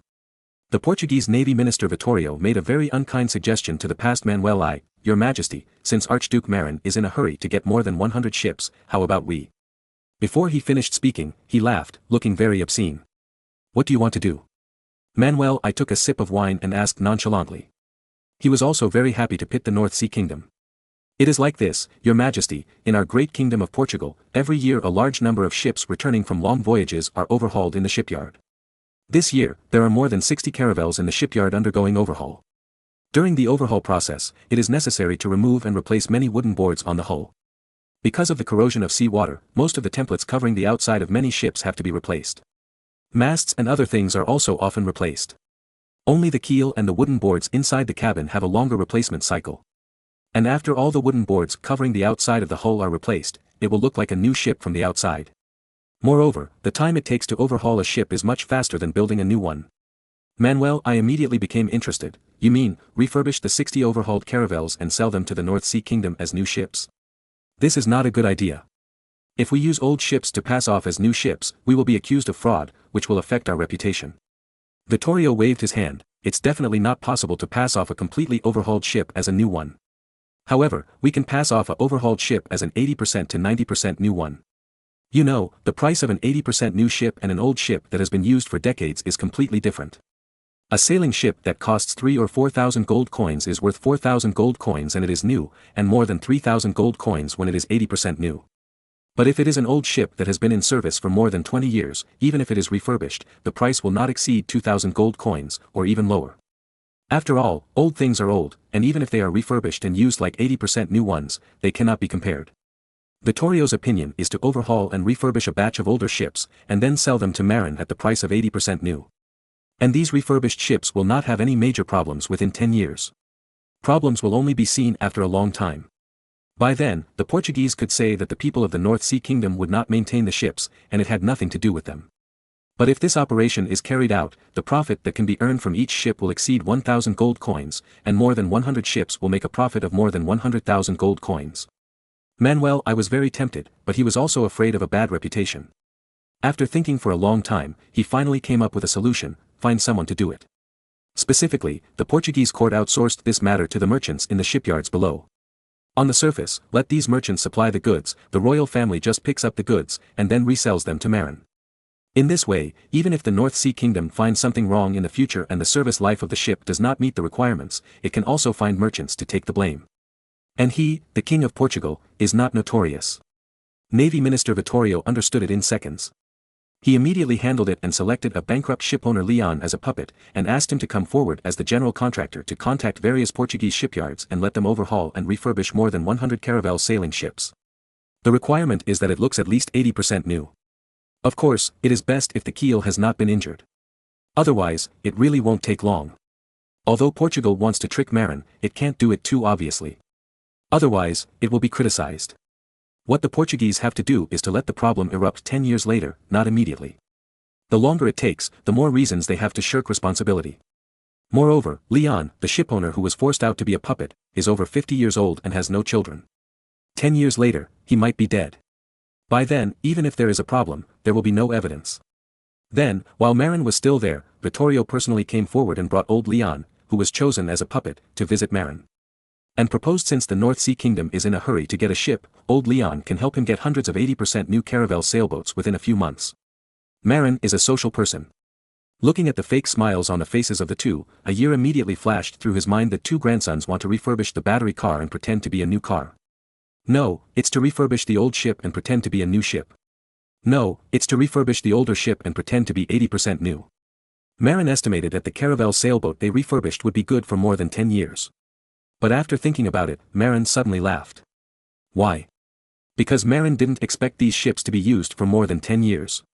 To be honest, Marin really looked down on caravel sailboats and caravel sailboats. If he wasn't in a hurry to use it, he wouldn't even buy it. Isn't the galleon fragrant? If it weren't for the tight time, Marin would definitely want a galleon. Who wants a caravel sailboat that is destined to be eliminated? Therefore, the caravel sailboat that Marin bought this time is destined to be abandoned after being used in a hurry. Even, they would be chopped up and used as firewood. After all, in America, new wood is piled up like a mountain, waiting to build new ships. However, necessary guarantees are still required. Marin indicated that he could buy a 80% new caravel, but it must be guaranteed to be used for more than 10 years. If there is a major problem within 10 years, except for being hit by a reef or sunk, Portugal will have to pay compensation. And Portugal just wants to use it for 10 years. Therefore, they are not afraid of Marin's claim. In fact, the two sides signed an agreement that stipulates that if there is a major problem within 10 years, compensation will be paid. Then, Marin went to Spain by land. The young Spanish King Juan and Marin are good friends, so he will naturally not cheat Marin. The two sides signed a purchase agreement for more than 100 caravels at a normal price. There are new and old ships in these more than 100 ships, but Spain did not pass off inferior goods as good ones or old ones as new ones, but gave a real offer. Of course, as a middleman, King Juan still makes money, but there are not as many black-hearted Portuguese monarchs and ministers. The old King Ferdinand II wanted to win a batch of orders for the shipyards of the Kingdom of Aragon, but most of the ships of the Kingdom of Aragon in the Mediterranean, like Venice, were galleys suitable for the Mediterranean. But there were too many oarsmen needed on the galleys, and too few immigrants could be transported, so Marin had to refuse. However, it was not impossible for the shipyards in Aragon to build caravels. For this reason, Marin still gave face and ordered more than a dozen new caravels, which did not make Ferdinand II lose face. But the father and son did not know that when Marin returned to the North Sea Kingdom, he ordered a large number of malavid copper coins to be minted in circulation in Spain. Marin knew that Spain used cheap copper ingots imported from India to make red copper coins. Moreover, he had ordered a batch of counterfeits before. The price of copper in India was several times cheaper than that in Europe, and the Spanish royal family made a lot of money by using Indian copper to mint coins. After all, even if the minting of coins did not make money, the saving of most of the raw materials alone would be enough for the Spanish royal family to make a lot of money. Is Marin willing to suffer a loss? Before buying the ship this time, Marin made all the money back by secretly minting coins. This is still Spain, and Portugal didn't run away. Portugal also promoted copper coins, and also learned from Spain to use Indian copper coins, which just gave Marin an opportunity.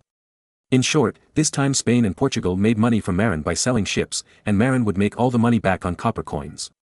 There is no other way. There is a large mint and coin minting machine with powerful technology, so confident. You may make money, but I will never lose money. Chapter 2052 Cebu Copper Mine.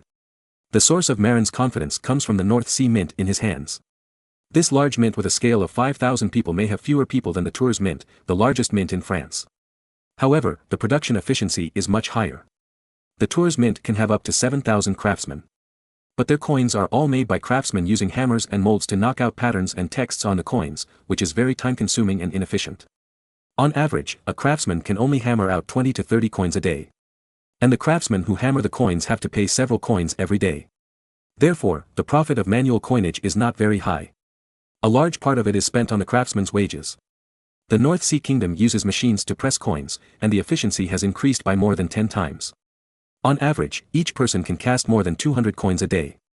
If the efficiency of making blank copper plates, which is the most time-consuming, cannot be improved, it would not be a problem for each person to cast 500 copper coins a day. Even so, the nearly tenfold efficiency gap made it impossible for the North Sea Kingdom to stop on the road of coinage. Originally, fake silver coins of French nickel-white copper were minted. But Marin was afraid that he would make too many and would not be able to finish them after something happened one day. But now, with the background and scapegoating of The Merchant of Venice, with the added plot of minting fake silver coins, Marin decided to make another round of fake French silver coins. But before that, let's make a batch of Spanish and Portuguese copper coins first. The Spanish Maravedi copper coin and the Portuguese Reis copper coin are very similar in size and value. It can also be said that the Portuguese copied the Spanish creativity.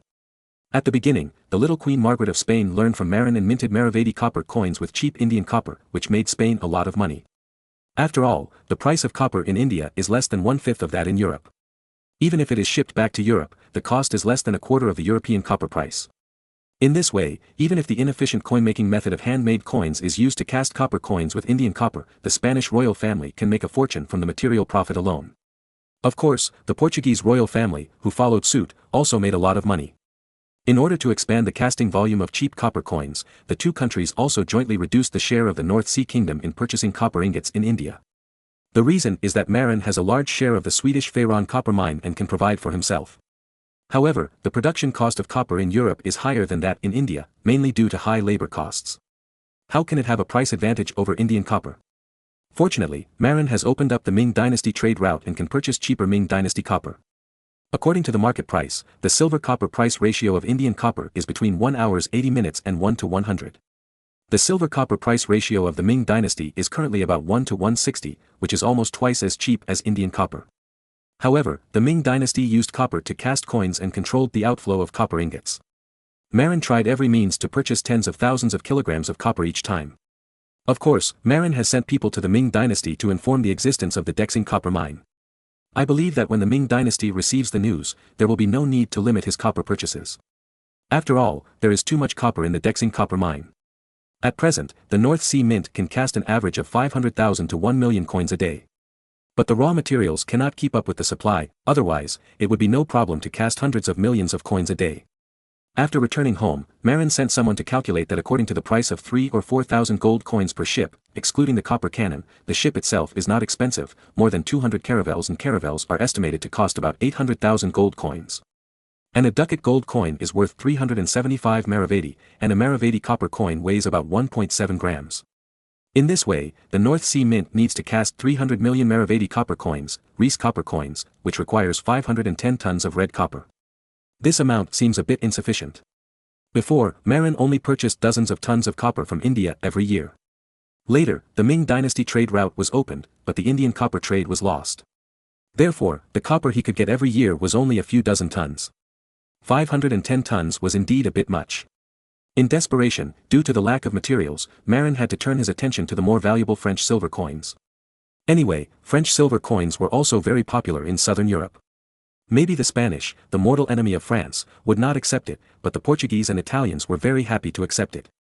Therefore, Marin took out a batch of nickel-white copper and asked people to make some fake French silver coins as a means of payment for this ship trade. As for copper coins, because they were not the currency circulated in Europe as a whole, it was necessary to send people to the Iberian Peninsula to slowly ship them in batches, and then exchange them for gold and silver coins before paying them. It was a bit troublesome. But considering the huge profits, this trouble was nothing. Now, the only thing Marin was worried about was whether the Ming dynasty would be willing to give him enough copper after getting the Dexing copper mine. You know, the Dexing copper mine alone has more than 10 million tons of copper metal reserves that are more valuable for mining. If the court invests regardless of cost, it would be no problem to produce thousands of tons or even tens of thousands of tons a year. For example, the famous Yunnan copper, during the Qianlong period, the annual output of crude copper in the Yunnan copper Dongchuan copper mine reached 8,000 tons. Otherwise, Qianlong Tongbao would not be so rampant and worthless. Marin does not expect to get much share, a few hundred tons a year is enough for him. However, even with this amount, Marin is worried that he will not get it. Why? Because of the character of the Ming dynasty literati. The Ming dynasty literati attached great importance to agriculture, copper and other basic things, and were unwilling to grant them to others easily. Copper is money for them. Giving Marin copper is equivalent to giving money. Can they bear it? Of course, they will not be stingy. After all, this copper mine was reported by Marin. However, it is hard to say how much to give. Before this, Marin could buy tens of thousands of kilograms of copper every year, but he applied for it in the name of casting copper cannons. Otherwise, the Ming dynasty would not sell it. Therefore, Marin cannot completely rely on the Ming dynasty. As for Chile, which has the largest copper reserves, Marin doesn't count on it. It's nothing, the environment is too bad, mostly in desert areas or high-altitude mountainous areas. Then, there are not enough people to develop it locally. Therefore, the copper mines that can really be affected and developed are Japan's Ashio copper mine and other copper mines.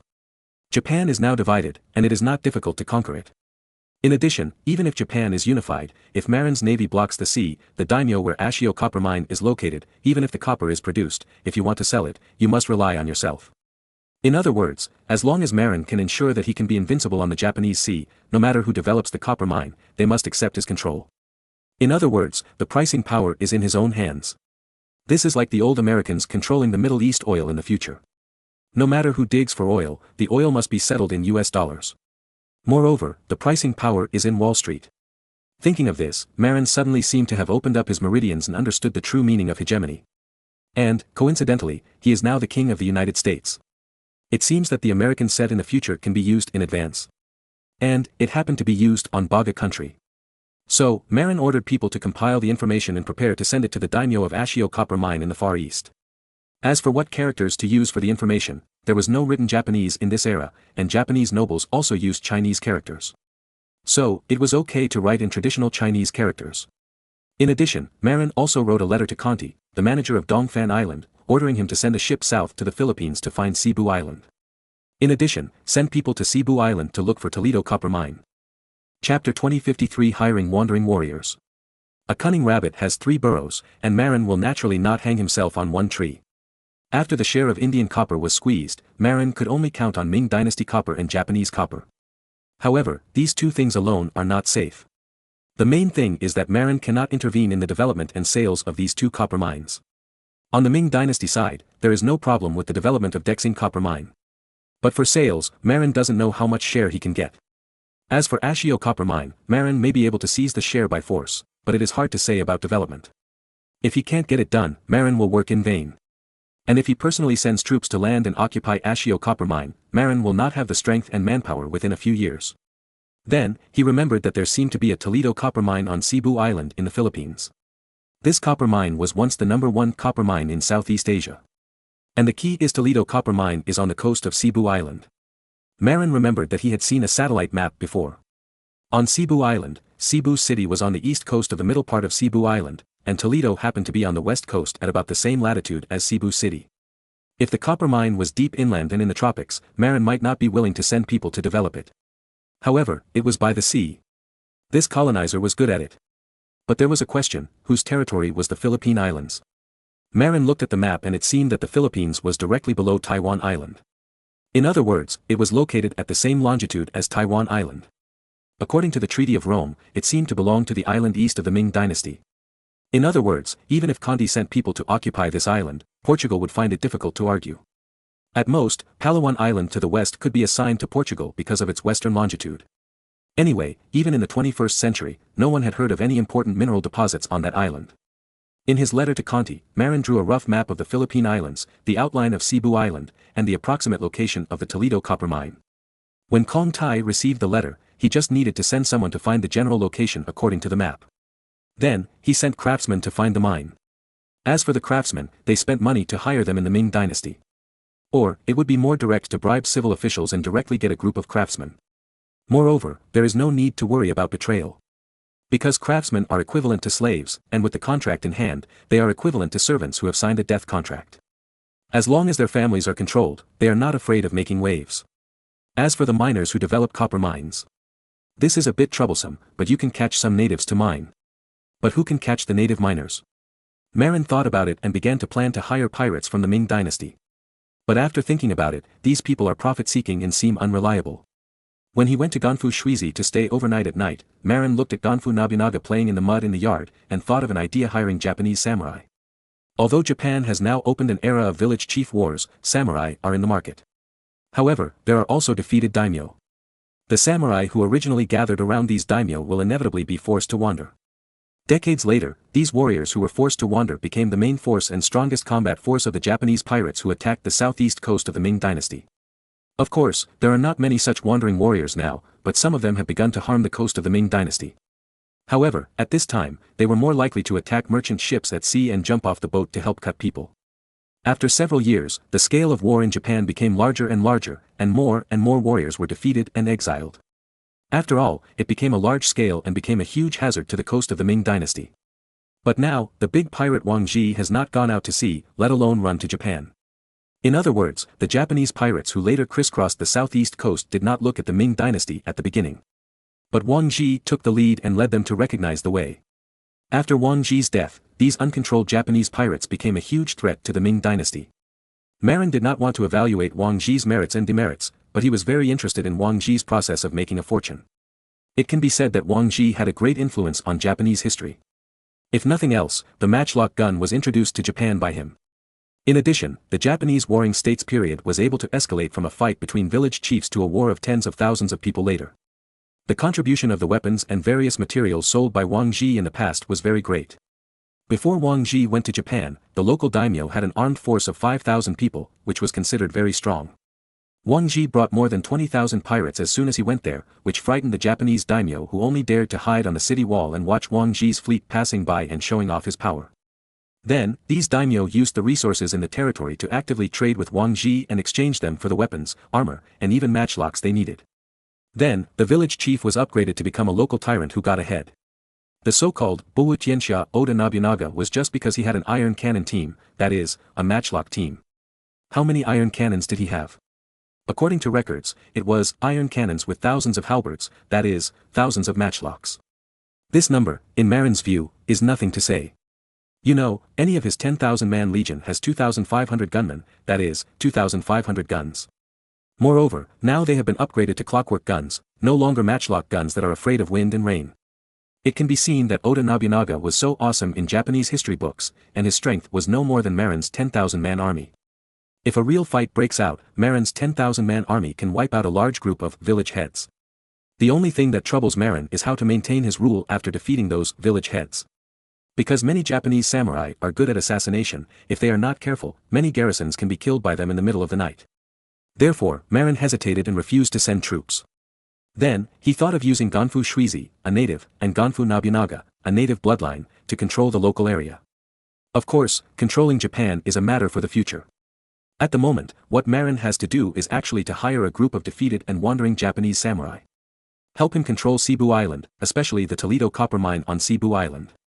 Although the Japanese samurai are short in stature, ordinary people can't deal with them when they pick up sharp guns. Besides, even if they are short, they can still use the jump and split technique to offset the height difference, right? Besides, the Malays in Southeast Asia are not actually tall either. In later generations, the average height of Filipino men is only 1.62 meters. In order to achieve results in basketball, they had to naturalize black people in the United States because they did not have enough talent in the country. They actually achieved some results by using this method. The Philippines is still in the barbaric era, and the average height of people is even lower. Therefore, Japanese samurai with a height of about 1.4 or 1.5 meters can still be suppressed as long as they are equipped with sharp halberds and use the jump and split technique to make up for the height difference. Moreover, being short also has its advantages. When drilling in the rainforest, you can be more flexible.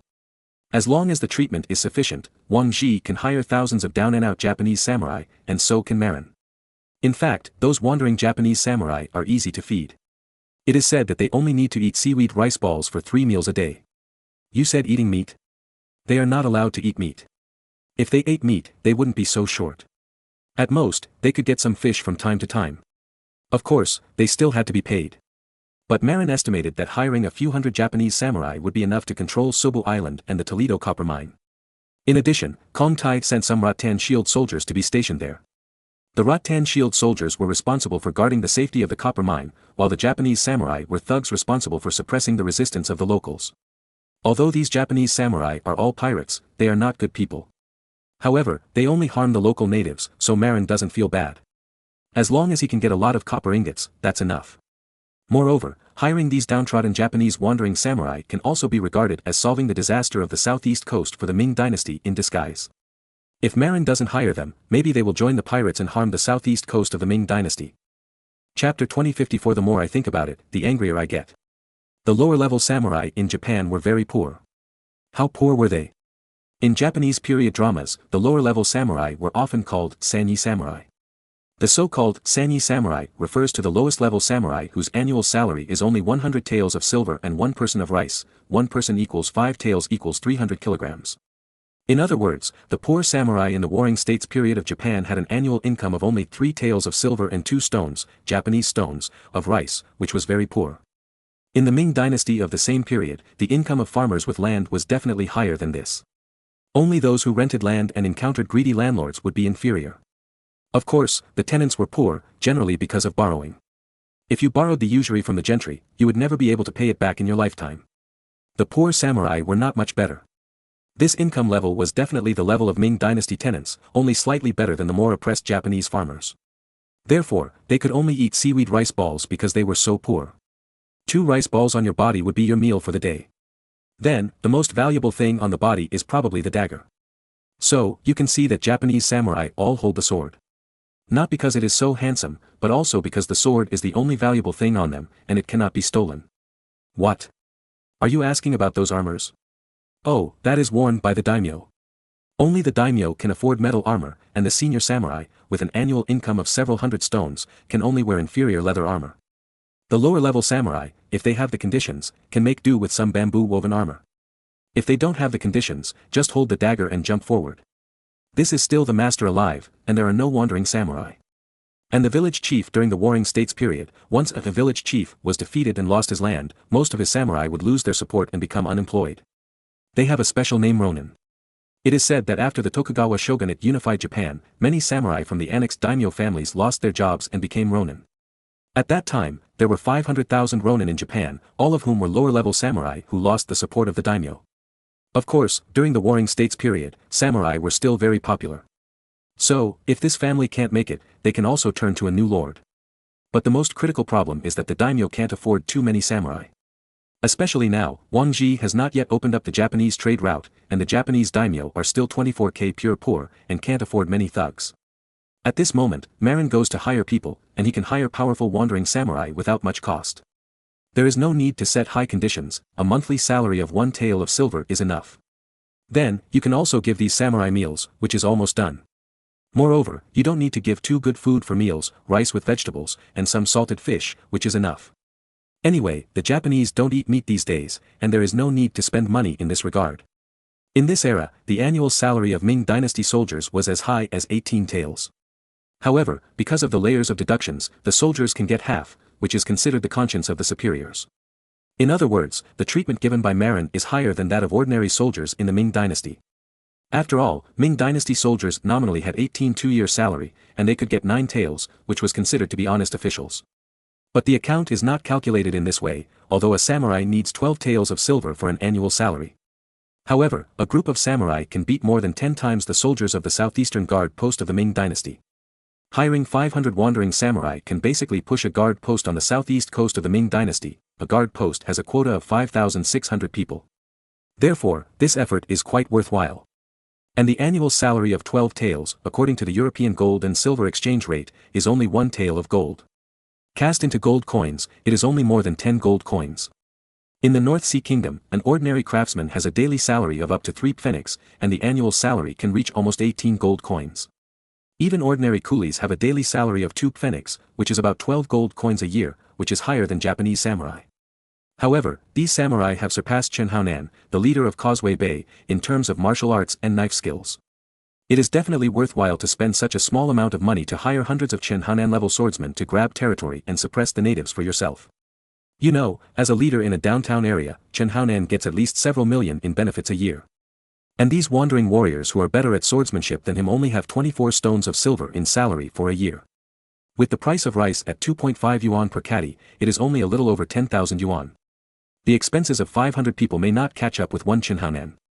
I don't know how cost-effective it is. Of course, this comparison is not quite right. After all, Chen Haonan can not only chop people, but also has a certain command ability and can settle things. But in terms of chopping ability alone, these warriors are indeed better than him. Moreover, Marin does not need these warriors to have any command ability and peacemaking ability. To manage the copper mine in the local area, Marin can completely hire the down-and-out scholars who failed to pass the imperial examination from the Ming dynasty. Cebu Island is more than 4,600 square kilometers, which is larger than the province of East Frisia. It is said that nearly half of the land in later generations is farmland.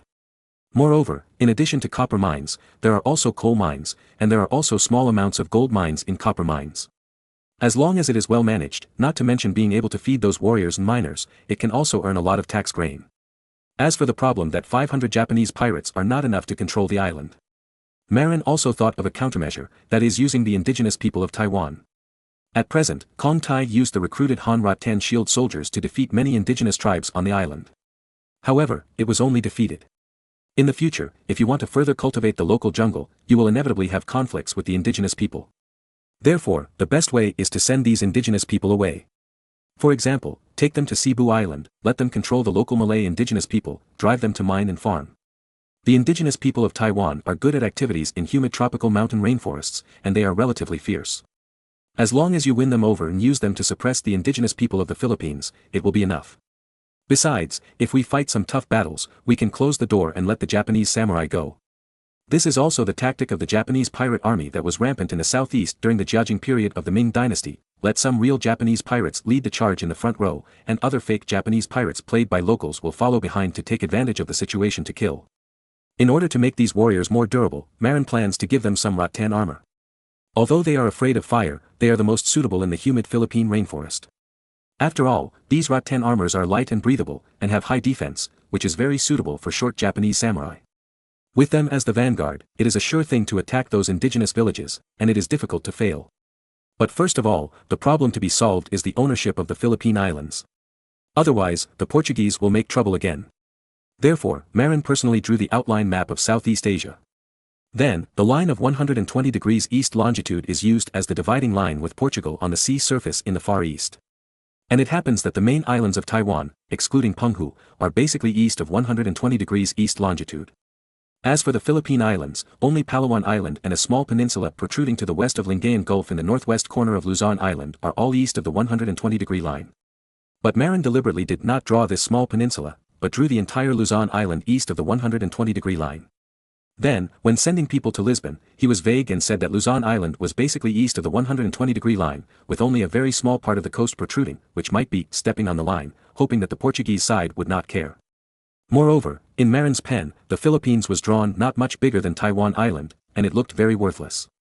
Then, Marin specially sent Unlucky Johnny, a guy with a bitter and vengeful look, as an envoy to Lisbon, hoping to establish the boundary line of the sphere of influence of both sides on the Eastern Sea. Before leaving, Marin repeatedly told Unlucky Johnny, tell the Portuguese monarch and ministers that after Marin returned to his country, the more he thought about it, the more angry he became, and the more he thought about it. Then, he wanted some compensation. Chapter 2055, Rifle Guards to Dragoons. Unlucky Johnny is indeed a qualified diplomat. He used a euphemistic tone to explain Marin's attitude of, the more he thought about it, the angrier he got, and the more he thought about it, the more he lost. Coupled with his bitter and vengeful appearance, the Portuguese monarchs and ministers easily believed Marin's attitude of, the more he thought about it, the angrier he got, and the more he thought about it, the more he lost. In addition, Manuel I was a little guilty and was afraid that Marin would find out what he had done on the old ship. So he agreed to Marin's request quite happily and signed an ancillary agreement. Of course, before signing the ancillary agreement, he also sent someone to understand it. According to the intelligence obtained from Arab merchants, the Luzon Islands are indeed south of Dongfan Island, so there should be no problem. Therefore, this matter was determined, and Marin did not have to cover up to occupy the Philippines, but could publicly order Conti to occupy it. In Europe, as long as Portugal nodded, basically no one would have any objections. At least, before the rise of the Netherlands and England, no country would have any objections to this. And there was no problem with the Ming dynasty. Although during the Yongle period, a barbarian chieftain on Luzon Island came to the Ming dynasty to pay tribute in the name of Luzon Kingdom. However, since then, there has been no official contact between the two sides. There are still exchanges among the people, but because there has been no official exchanges for more than 90 years, the Ming dynasty should not protect them. Besides, Cebu Island is not on Luzon Island, and secondly, it is to the south of Luzon Island. Now that Portugal has agreed to the North Sea Kingdom to occupy the Luzon Islands, Philippine Islands, Marin does not have to rush to occupy Luzon Island. Secondly, you can send people to occupy Cebu Island and develop the copper mine on Cebu Island first. When the relationship with the Ming dynasty is established and it is confirmed that it will not anger the Ming dynasty, then send troops to occupy Luzon Island. Of course, that is an open occupation. In the early stage, it is no problem to send an expedition team to cruise around Luzon Island and find a suitable landing point to colonize. Even if the Ming dynasty asks, just say that you are going to do business. If it really doesn't work, Marin can also support a native leader of Taiwan Island to become the new king of Luzon and then pay tribute to the Ming dynasty. Anyway, the civil servants of the Ming dynasty would not care about an overseas island. They didn't even care about Taiwan Island, which is close at hand, let alone Luzon Island, which is farther away. Of course, these are all things for the future. It will probably take nearly a year to send someone to notify Kong Tai. Kong Tai will send people to Japan to recruit wandering warriors, recruit indigenous soldiers on Taiwan Island, and then capture Philippine natives to mine. Then recruit landless farmers in Fujian to reclaim wasteland and plant land on Cebu Island. All of this will not produce copper in 3 to 5 years. So, there is no need to rush there. And Marin's actions on the side of the Grand Duchy of Moscow are the most urgent. Because according to intelligence, as long as the weapons and armor purchased by the Teutonic state are obtained, the Grand Duchy of Moscow will immediately launch a war against the Smolensk region, and take the opportunity to defeat the Grand Duchy of Lithuania and force it to cede the Smolensk region. This time will probably happen within a year or more. Therefore, the war against the Grand Duchy of Moscow is currently the top priority. But now, Marin has a problem, that is the geographical span of this war is too large. From the East Frisian region to Moscow, the distance is more than 2,500 kilometers. Converted into miles, it is more than 5,000 miles. People say that exile is 3,000 miles, which is only 3/5 of this distance. That is already a parting of life and death. This distance of 5,000 miles. Alas, the difficulty is not ordinary. At the beginning, Napoleon's expedition to Russia was a little farther than this. Moreover, Napoleon began to prepare in 1811. But it was not until June 1812 that hundreds of thousands of French troops arrived at the border area between Poland and Russia. Then, after the war was launched, all kinds of things went wrong. But the Russian Empire did not take the initiative to fight a decisive battle, and secondly, it took the initiative to retreat and avoid the French army, dragging the time from the summer of June to the winter of December. In the end, it relied on severe cold and hunger to drag down Napoleon's hundreds of thousands of troops. Therefore, while Marin was seeking to defeat the Grand Duchy of Moscow, he was also afraid of following in Napoleon's footsteps, former footsteps, and being dragged down by the cold winter in Eastern Europe.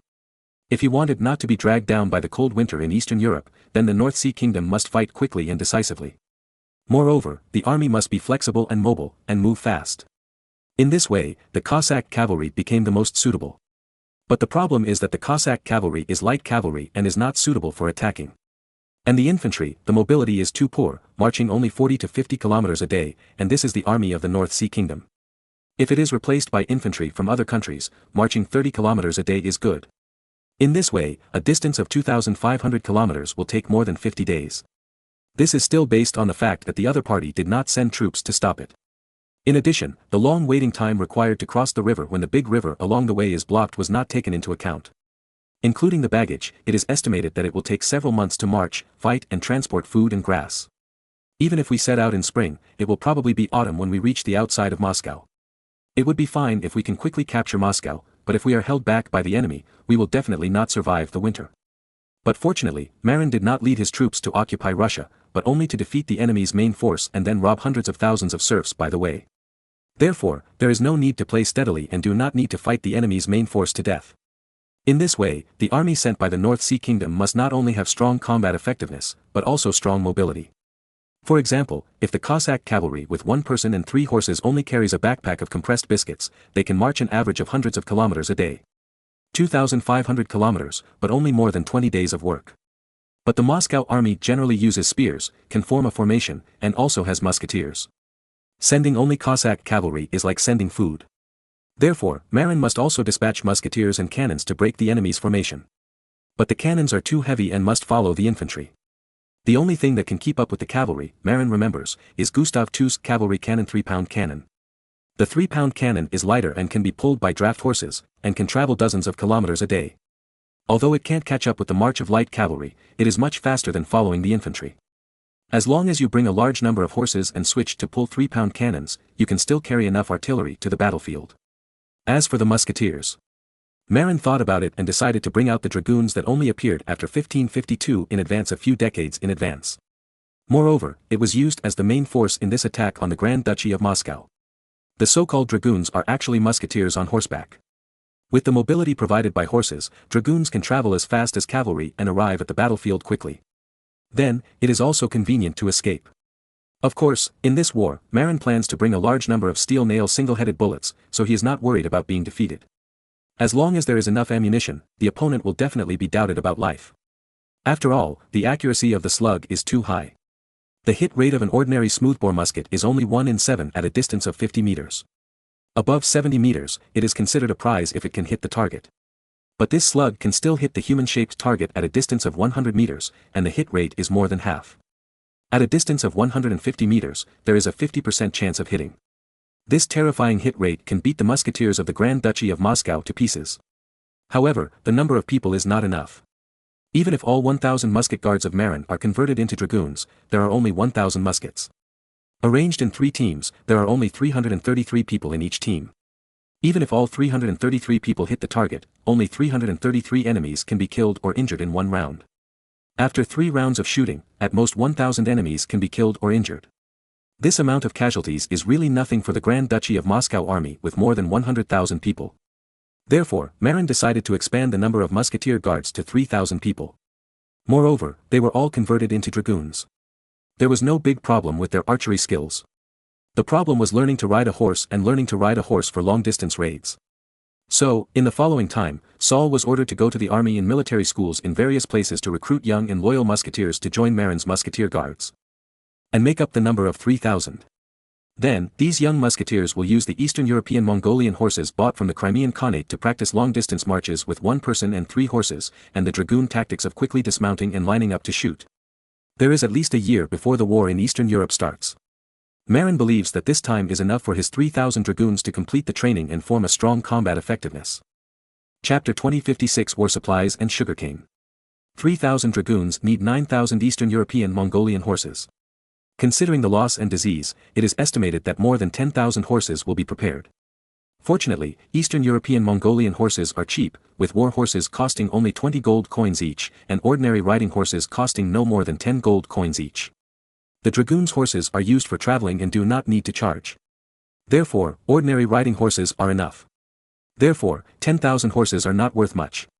Moreover, Eastern European Mongolian horses of Mongolian descent have very low requirements for feed. Generally speaking, eating grass is enough. If you only ride 1 horse for a long journey, you may need to supplement some concentrate. And if you ride 3 horses in turn, you basically don't need to supplement much concentrate. Just bring some salt with you to supplement the salt loss of the horses running and sweating. In this way, even if you march for a long distance, the consumption is not very large, especially the consumption of food. In addition, it is very cheap to buy horses from the Crimean Khanate, so there is no need to cherish horses too much. Moreover, this is not a war horse. You know, during the Boer War, the British took great pains to transport 350,000 horses from all over the world to the battlefield. But after the war, considering that the cost of transporting horses is more expensive than the horses themselves, therefore, the British Army directly sold most of the horses cheaply on the spot. But the problem is that the locals are not short of horses, and the Boers also organized horse teams to attack the British. Therefore, when the locals are not short of horses, the price of horses is very low. Marin's battle this time is also a long-distance raid, which must be harmful to the horse's body. If you don't feed some food, you will definitely lose weight. But feeding food. The price of food in Europe is so expensive, it's not cost-effective. According to the minimum standard of arriving at the battlefield in 25 days, if you feed 4.8 kilograms of food every day like the French cavalry manual, the food consumption alone will be 10 pounds a day, worth 10 pfennigs, and 6 days is a gold coin.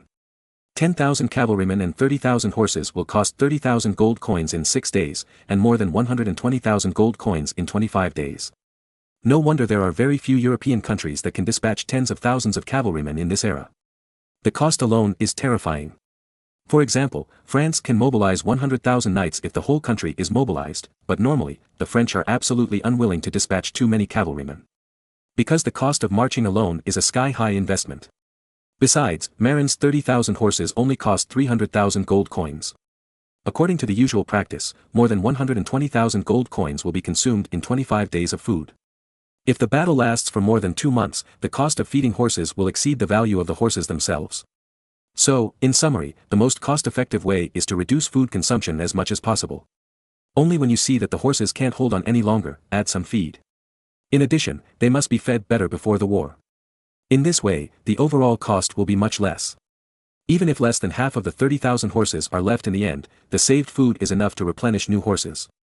Of course, this is only for ordinary riding horses and draft horses.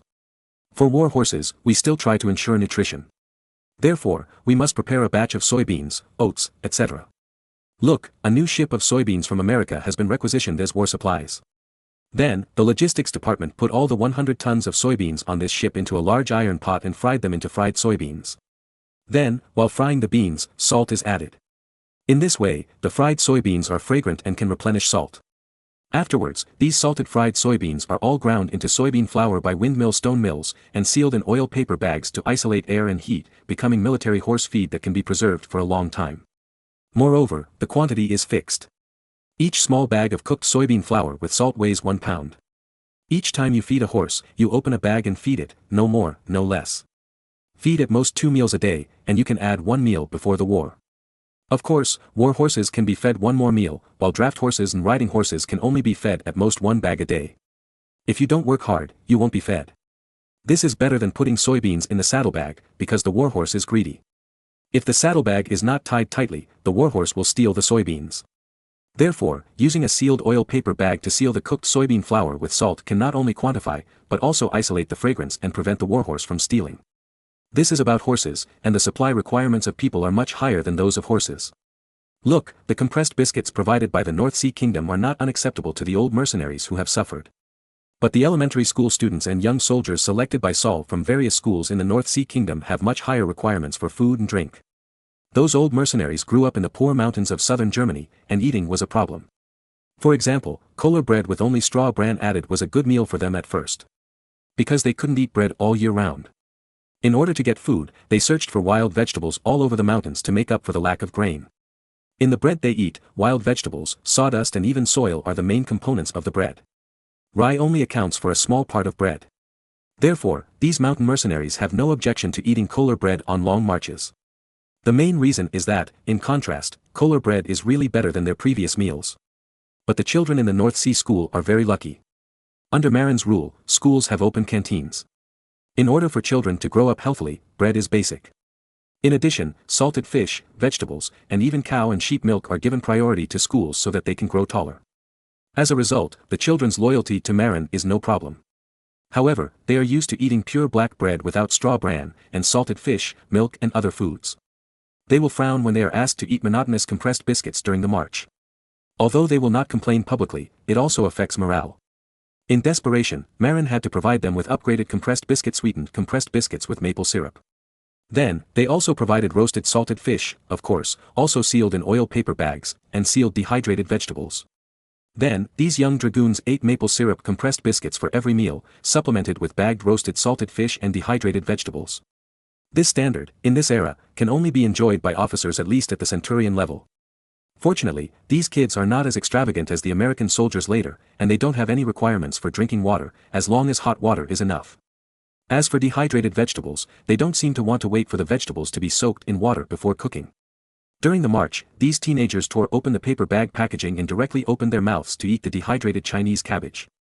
This is no wonder. In this era, Europeans eat vegetables raw. Even in later generations, they like to make vegetable salads, which are cold salads. As for fruits, they are used to cooking. Marin has promoted cooking many times, and everyone accepts it. But the problem is that due to the insufficient supply of cooking oil, most serf families do not have the conditions to cook. What to do with vegetables if you don't cook? Eat it raw. However, this makes it easier to supply food for the march. When the army is marching, there is no need to provide a lot of iron pots for cooking. Basically, only one pot is needed for every 10 people. Moreover, they don't want pots to cook, but to boil water. Because Marin forced the soldiers to drink hot water. Of course, there are also people who are used to eating cooked vegetables. They will throw the cabbage wrapped in oil paper bags into the pot, add some salt, and cook soup. But most of the teenagers from serf families in the countryside are more accustomed to eating dehydrated vegetables after opening the bag. However, the daily training of the 3,000 dragoons made Marin feel worried. Why? The requirements for war preparations will be higher in the future. In the past, war preparations only needed to prepare ordinary compressed biscuits and salt for the soldiers. But the new generation of young soldiers came up and the requirements were greatly increased. They grew up in sweet water, unlike those old mercenaries, who starved to death. In this way, the logistics expenses were greatly increased.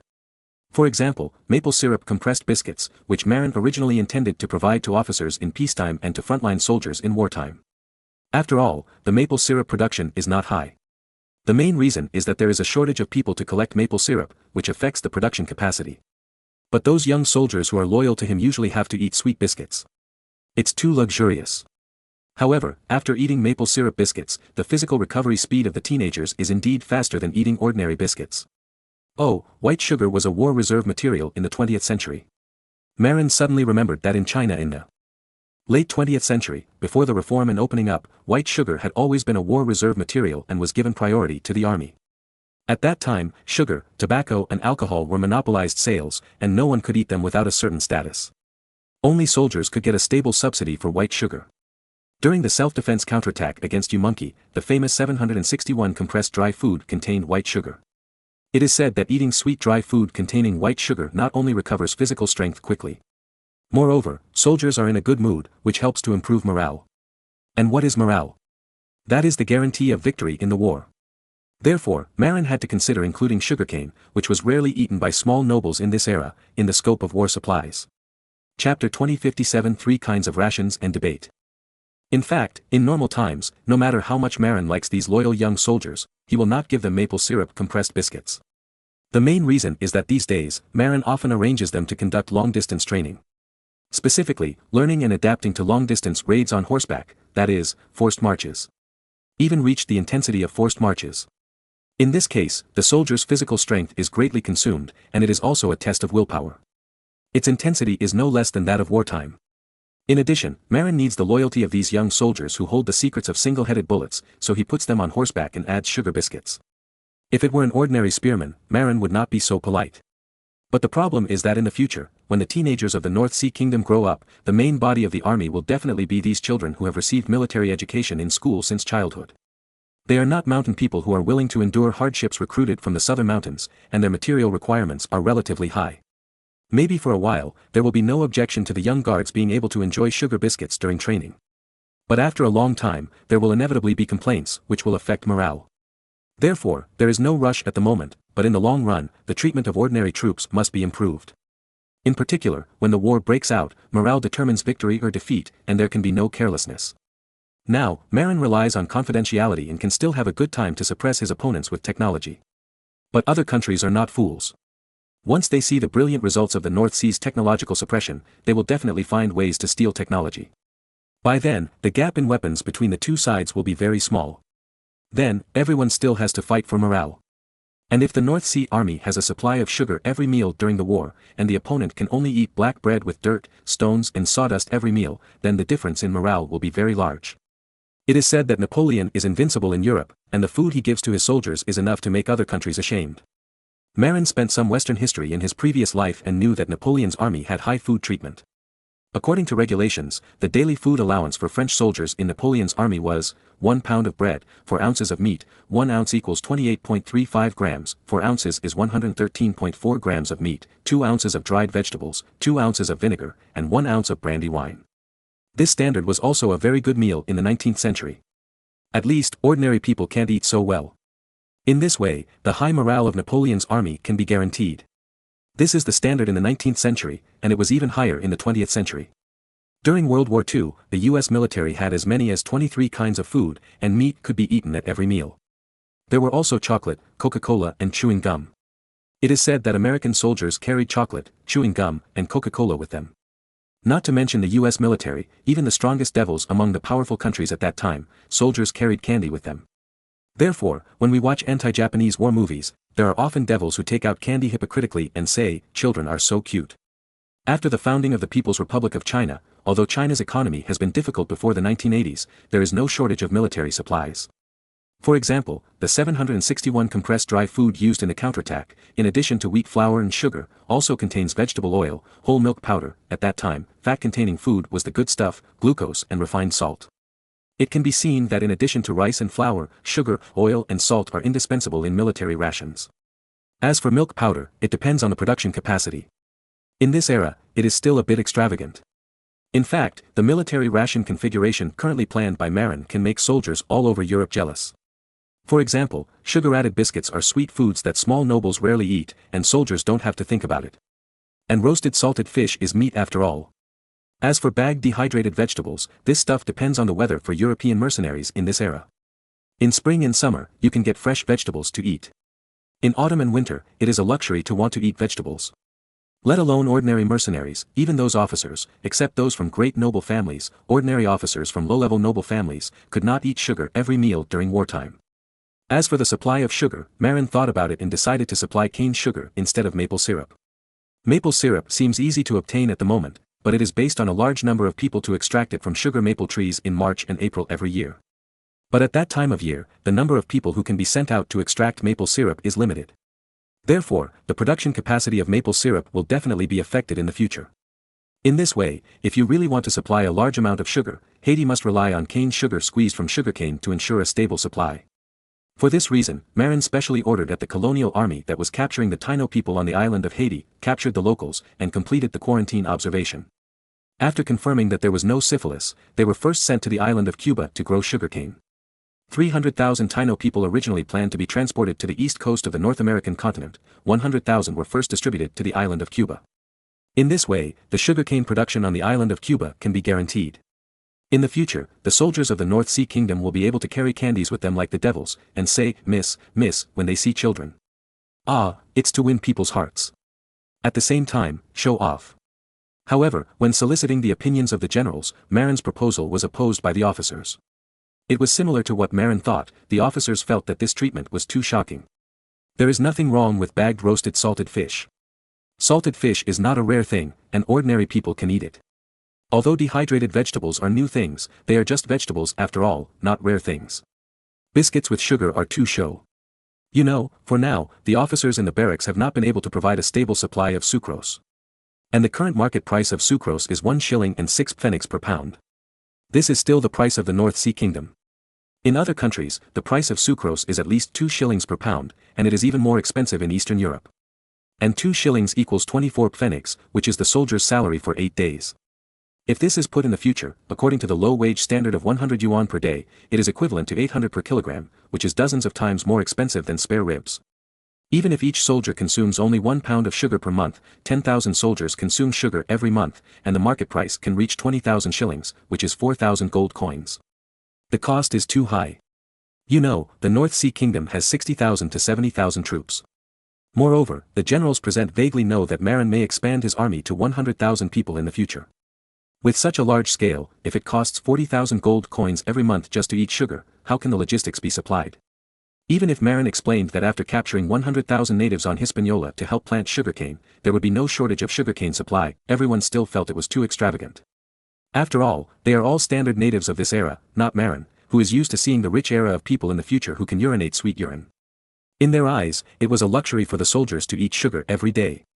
Besides, it was indeed a bit extravagant for 100,000 native serfs to grow sugarcane. It would be fine to grow something else, such as sisal, tea, or food.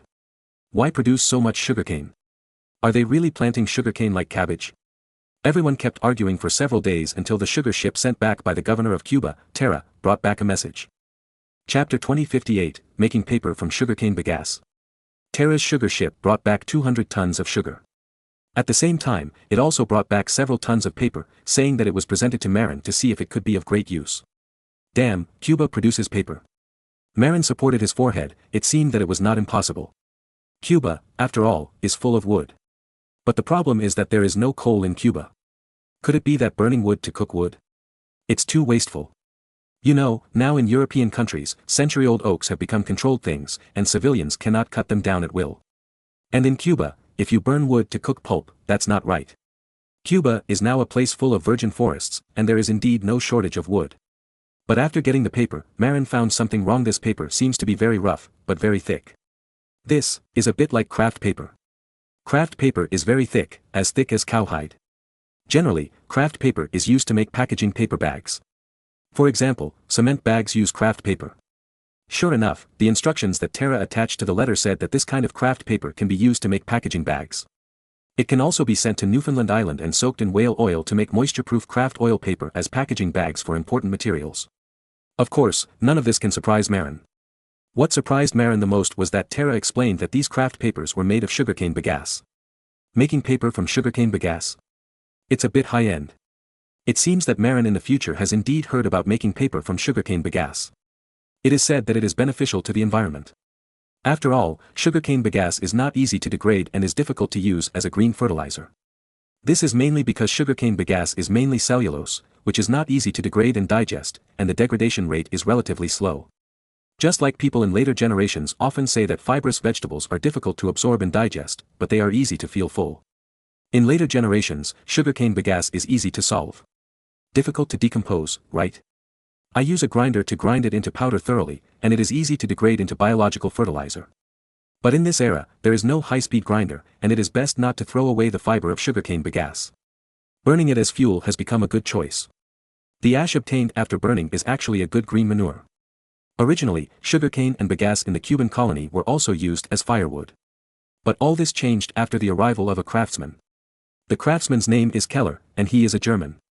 Originally, Keller was a papermaker at the paper mill on Cape Breton Island. But more than a year ago, a work-related accident broke Keller's right leg. After becoming disabled, Keller could no longer continue to work at the Cape Breton Island paper mill.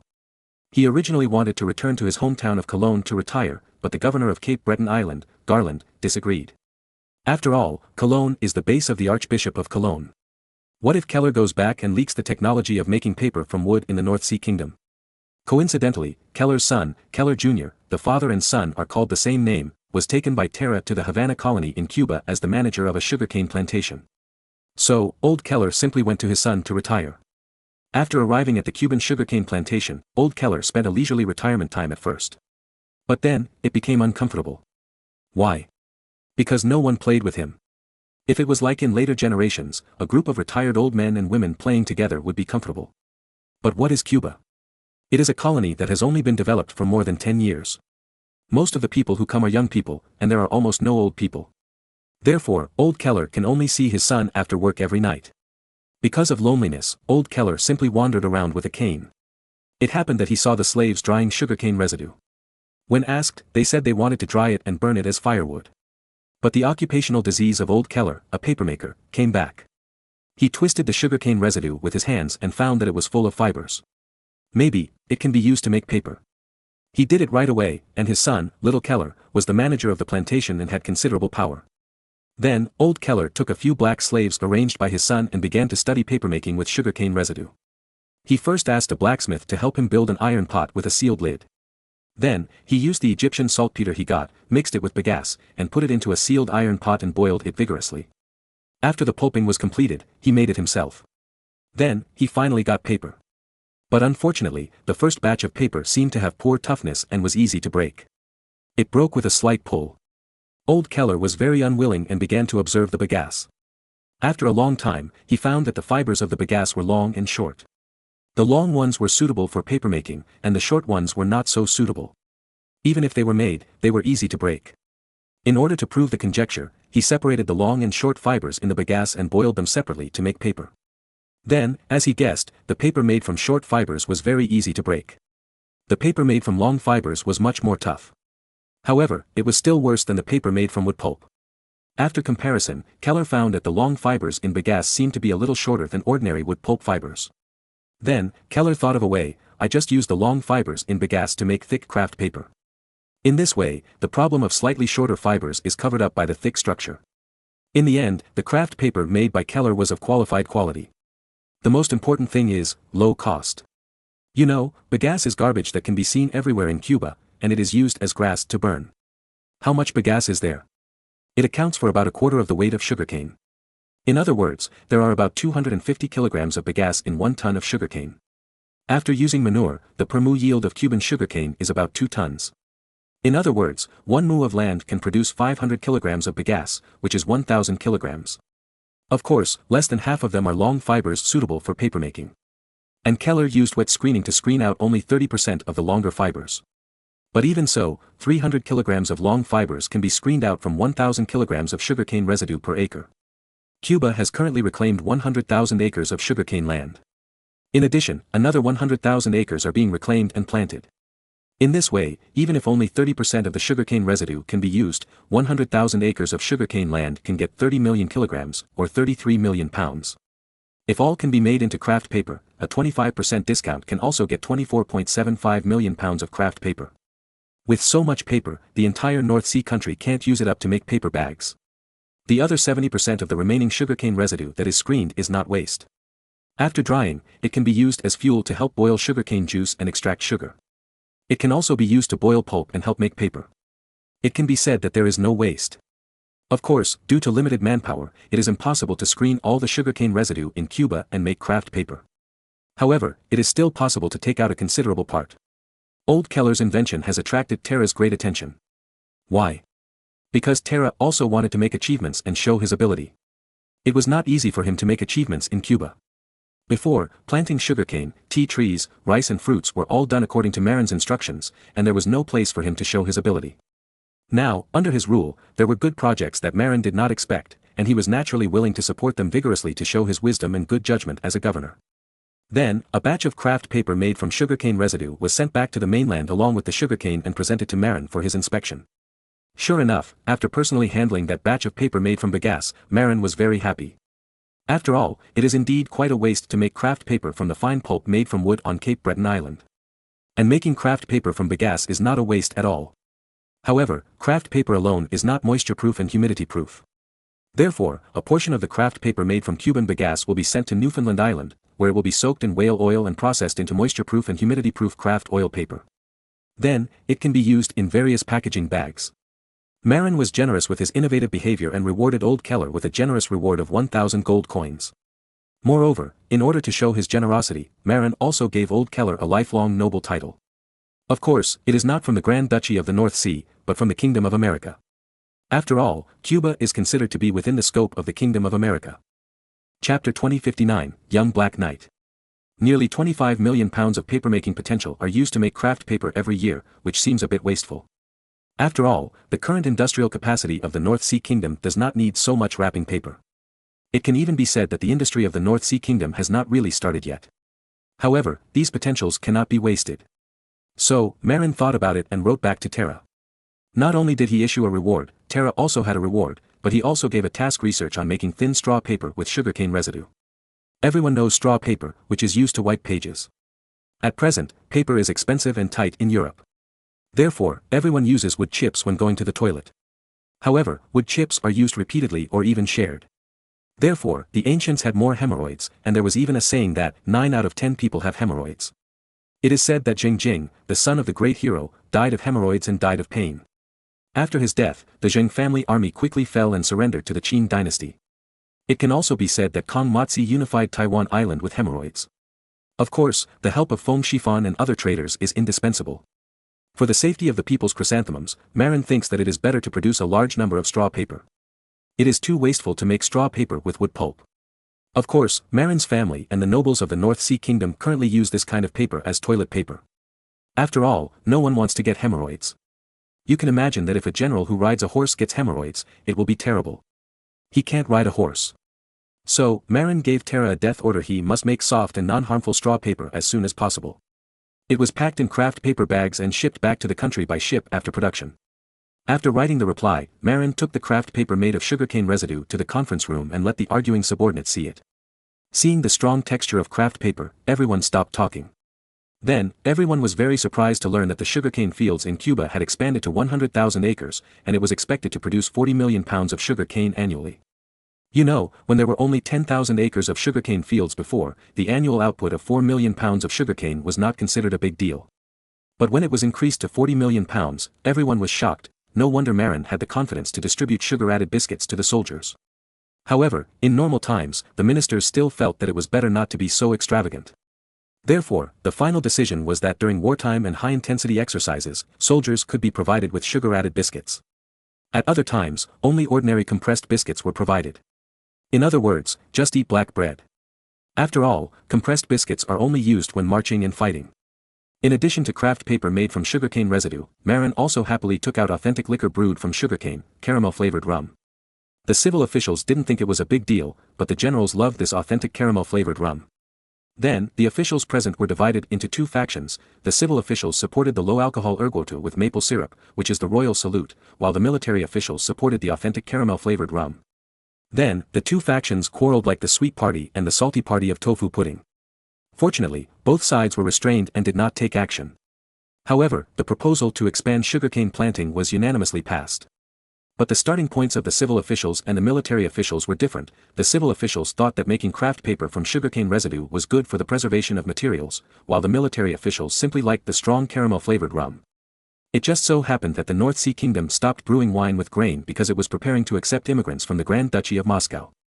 The military officials were obviously not happy about the suspension of spirits. Although the reserves of spirits are still sufficient for the time being, there is no guarantee that there will be a shortage of spirits one day. Therefore, having a new source of spirits production is also a spiritual comfort for them, so that they will not have a sense of crisis of no spirits to drink in the future. The North Sea Kingdom started out as a mercenary nation, and Marin had massacred the old aristocratic forces. Therefore, in the North Sea Kingdom, the military commanders are in a dominant position. The civil service group is relatively weak. Therefore, after learning that Cuba can stably produce a large amount of rum, at the strong request of the military commanders, Marin formulated a plan to expand the sugarcane planting area in Cuba to more than 500,000 acres, and use a large amount of sugarcane to brew rum. In fact, Marin did not realize that his plan was still conservative. Because he allocated 100,000 of the 300,000 Taino people who were originally scheduled to immigrate to the North American continent to the Cuban colony. As a result, these 100,000 Taino people, together with the original tens of thousands of immigrants and black slaves, opened up more than 1 million acres of sugarcane fields in Cuba. Then, countless sugar and rum were produced. After unifying the thoughts of his subjects, the most important thing for Marin was to start training. In addition to the 3,000 dragoons reorganized by the Imperial Guards, Marin also mobilized 5,000 Cossack cavalry and 2,000 Blackshirt Knights for joint training. These 2,000 Blackshirt Knights are not the 2,000 Blackshirt Knights under Steindorf, but the descendants of the 2,000 old Blackshirt Knights. Most of the 2,000 Blackshirt Knights of Steindorf's Third Corps are now middle-aged. Their tactical level is naturally top-notch. However, their physical fitness and endurance have inevitably declined a lot. This long-distance raid is more than 2,500 kilometers. Using a group of middle-aged uncles seems to be too intense for them. Therefore, only the younger generation can be selected, and the physical recovery is fast, and the requirement is not more than 30 years old. Finally, Steindorf, the Legion commander, came up with a trick: let the descendants of the 2,000 Blackshirt Knights go. These Blackshirt Knights are generally over 40 years old. Many of them have sons around 20 years old. Even if the son is still young, there are nephews who are over 20 years old, which is the age of fighting. Moreover, because they are well paid and their hometowns are very poor, Therefore, their families, even brothers' families, have basically moved to the North Sea. Moreover, they all live near their garrisons. As their own children or nephews, these old black-shirt knights will definitely teach them their respective combat skills. Therefore, when they heard that Marin asked to train a group of young black-shirt knights, the younger generations of these black-shirt knights were pulled out and sent to Marin. These veterans who have been with Marin for a long time know one thing very well: fighting with Marin is very stable. Why? It's not about how brave and good Marin is, but Marin himself, very stable, this is the official statement. Well, in other words, it's very afraid of death. People who are afraid of death like to keep their hands when fighting, and make full preparations before the war. It's hard to fight with such people and be defeated and killed. And these veterans know that the North Sea has kept too many secrets of military technology. Once it is used in war, unfamiliar opponents will definitely suffer a great loss. Therefore, following such a monarch to fight, you don't have to worry about losing your life or military merit. After hearing about such a good thing, these veterans broke their heads to send their nephews to Marin so that they could get military merit. Then, 2,000 young black-shirt knights were sent to Marin at a very fast speed. What even made Marin feel exaggerated was that these kids had prepared their own horses and chain mail. Except for the firearms that were strictly controlled by the laws of the North Sea, these kids directly prepared war horses and chain mail. At that time, Marin only needed to distribute cavalry and ordinary riding horses for them to ride. In fact, although the sons and nephews of these old black-shirt knights do not personally own military clockwork igniters, they often mix in military camps. In the name of 3rd Legion Reserves, they often go to the 3rd Legion shooting range for training. They are very good at using clockwork igniters on horseback, and they can also have a good hit rate when riding and running, which saves the trouble of training. Therefore, Marin picked up 2,000 suitable young black-shirt knights at once. Their only shortcoming is probably the lack of actual combat experience. No, Marin took them to the North Sea territory, with the dragoons and Cossack cavalry, for long-distance training. Even Marin would arrange the Blue Army to act as opponents in the middle of the journey, and would specially ambush the children in the training to give them experience and lessons. Sure enough, at the beginning, the children who were ambushed were in a mess. If it were actual combat, they would have collapsed long ago, and many people would have died. Fortunately, it was an exercise. After many times, these children became accustomed to being ambushed, and they developed a variety of response plans. Chapter 2060 Infantry is also necessary. After another ambush was resisted, these young men, who were generally around 20 years old, smiled triumphantly. It seemed that the ambush halfway had become easy for them to deal with. However, Marin, who was marching with the team, smiled playfully. "Boys, do you think the training is so difficult? Look." Then, this group of collapsed teenagers experienced a night attack. In the middle of the night, Marin sat leisurely on the top of the hill, looking at the camp below. Marin's camp was set up separately, and he was not mixed with the second generation of the military. The silly kids didn't realize why this was happening. They were inexperienced and thought that the big guys didn't live with them. Who knew that Marin just didn't want to disrupt the exercise? Besides, isn't it nice to sit on the top of the mountain and watch the children being abused? In order to prevent these children from losing control of their emotions and accidentally injuring friendly forces. Before nightfall, Marin specifically asked the officers to confiscate the weapons of the young people to prevent them from losing control of their emotions and killing friendly forces. Sure enough, Marin's worries were justified. When a group of soldiers playing the role of Blue Army rushed into the military camp in the middle of the night with wooden shields and short wooden sticks, many young men who had never experienced a night attack became confused, panicked, fearful, and even hysterical. Fortunately, Marin had sent people to take away the weapons before, and those hysterical guys were squeezed and controlled by the Blue Army soldiers who attacked at night with shields. Then, since they failed, they had to be beaten. Look, the Blue Army soldiers held short wooden sticks tied with cloth strips and beat those young people mercilessly, as a lesson for them. Don't look at those second-generation soldiers, including 3,000 young musketeers, who are usually well-trained and have good skills and tactics. However, it still cannot change their lack of experience. In a simple night attack, 300 of the 5,000 recruits broke down and lost control. If they hadn't had weapons in their hands, they might have really hurt people. In the next few days, night raids were staged almost every night. Until no one lost control of their emotions and there was no such phenomenon as bombing the camp. Marin asked the officers to distribute wooden weapons, such as wooden swords, as well as shields. Then, after being attacked at night, the young people quickly assembled in the tents in groups and began to organize defense and even counterattacks. After half a month, the teenagers basically adapted to how to deal with night raids. When setting up camp, they also paid attention to the details of preventing night raids. But Marin came up with a new trick and ordered the Blue Army to sneak attack the supply team of the training troops and rob the food and grass. Moreover, it was announced that the food and grass were burned. Therefore, they could not recover the food and grass. The teenagers suddenly collapsed. What to do if there is no food? What can they do? Of course, it is to collect grain on the spot. Ahem, to put it bluntly, it is to rob grain. Then, Marin made arrangements for the target villages and asked his men to go to the villages to collect grain. But the terrible thing is that there are also Blue Army soldiers arranged by Marin in these villages. These teenagers are inexperienced, dispersed, and went into households to collect grain alone. Then, dozens of people were quietly touched by the villagers. Moreover, the unlucky children who were touched were not as simple as being tied up and gagged. As a punishment for failure, they will be beaten. Marin did not remind them along the way that they should keep several people together when collecting grain, but deliberately let them suffer a little loss, so as to enter the enemy's territory in the future, so as to reduce unnecessary casualties. Then, Marin also added a training project for them finding food hidden by the people. Because of the long-term war, the people in the German region actually lack a sense of security, and they have always hidden their food at home to avoid being plundered. Marin found the elderly in various villages and taught them many ways to hide food. Specifically, how to dig pits and how to hide food in inconspicuous places. The goal of the teenagers is to find as much buried food as possible in the shortest possible time. These various training programs almost drove these young people crazy. Our future enemies are not so cunning, right? Many young soldiers ask such questions. Because they have basically never heard of such cunning enemies in Western Europe, and cunning people. Hee hee. Marin smiled and didn't tell them who the real enemy is. The Grand Duchy of Moscow is not a Western European country, where chivalry is not popular. After all, it has been ruled by the Mongols for so long, and has learned some Eastern conspiracies and tricks. For example, night raids, ambushes, etc., will also be a little fur. Therefore, the common sense of Western Europe cannot be used to guess the situation there.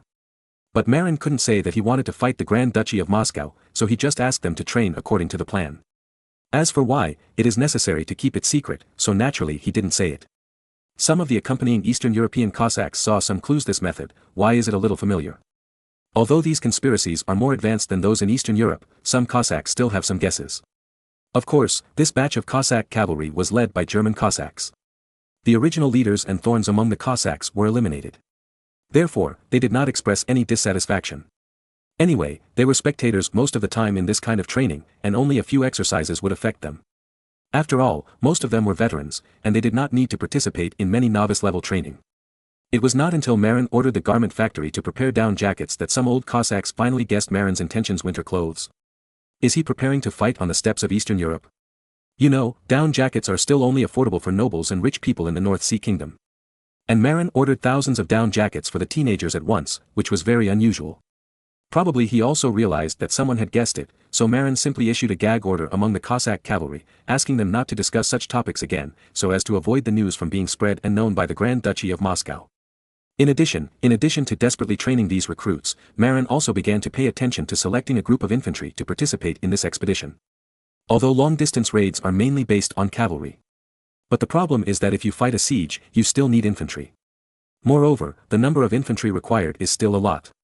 Moreover, in addition to the siege, the escort of immigrants back to the country after the victory is also mainly dependent on infantry. You can't let a large number of cavalry accompany the immigrant team to march slowly, right? You know, this 10,000 cavalry troops, each with 3 horses, if they accompany the immigrant team to march slowly, the food consumption of the horses is also amazing. Even Mongolian horses that eat very little feed have to be matched with some food occasionally. 30,000 horses require a lot of food and cannot accompany the immigrants to march slowly. And the task of escorting immigrants will eventually be pushed to the infantry.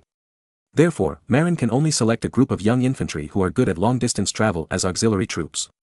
Once you encounter a siege and the task of escorting immigrants, you have to rely on them. As for the number of people, Marin paused and selected 20,000 infantry first. Most of them were mountain people from the south, and were good at long-distance walking. Even on rugged terrain, they could walk briskly. In addition, they could not be over 30 years old, which was a guarantee for long-distance marches.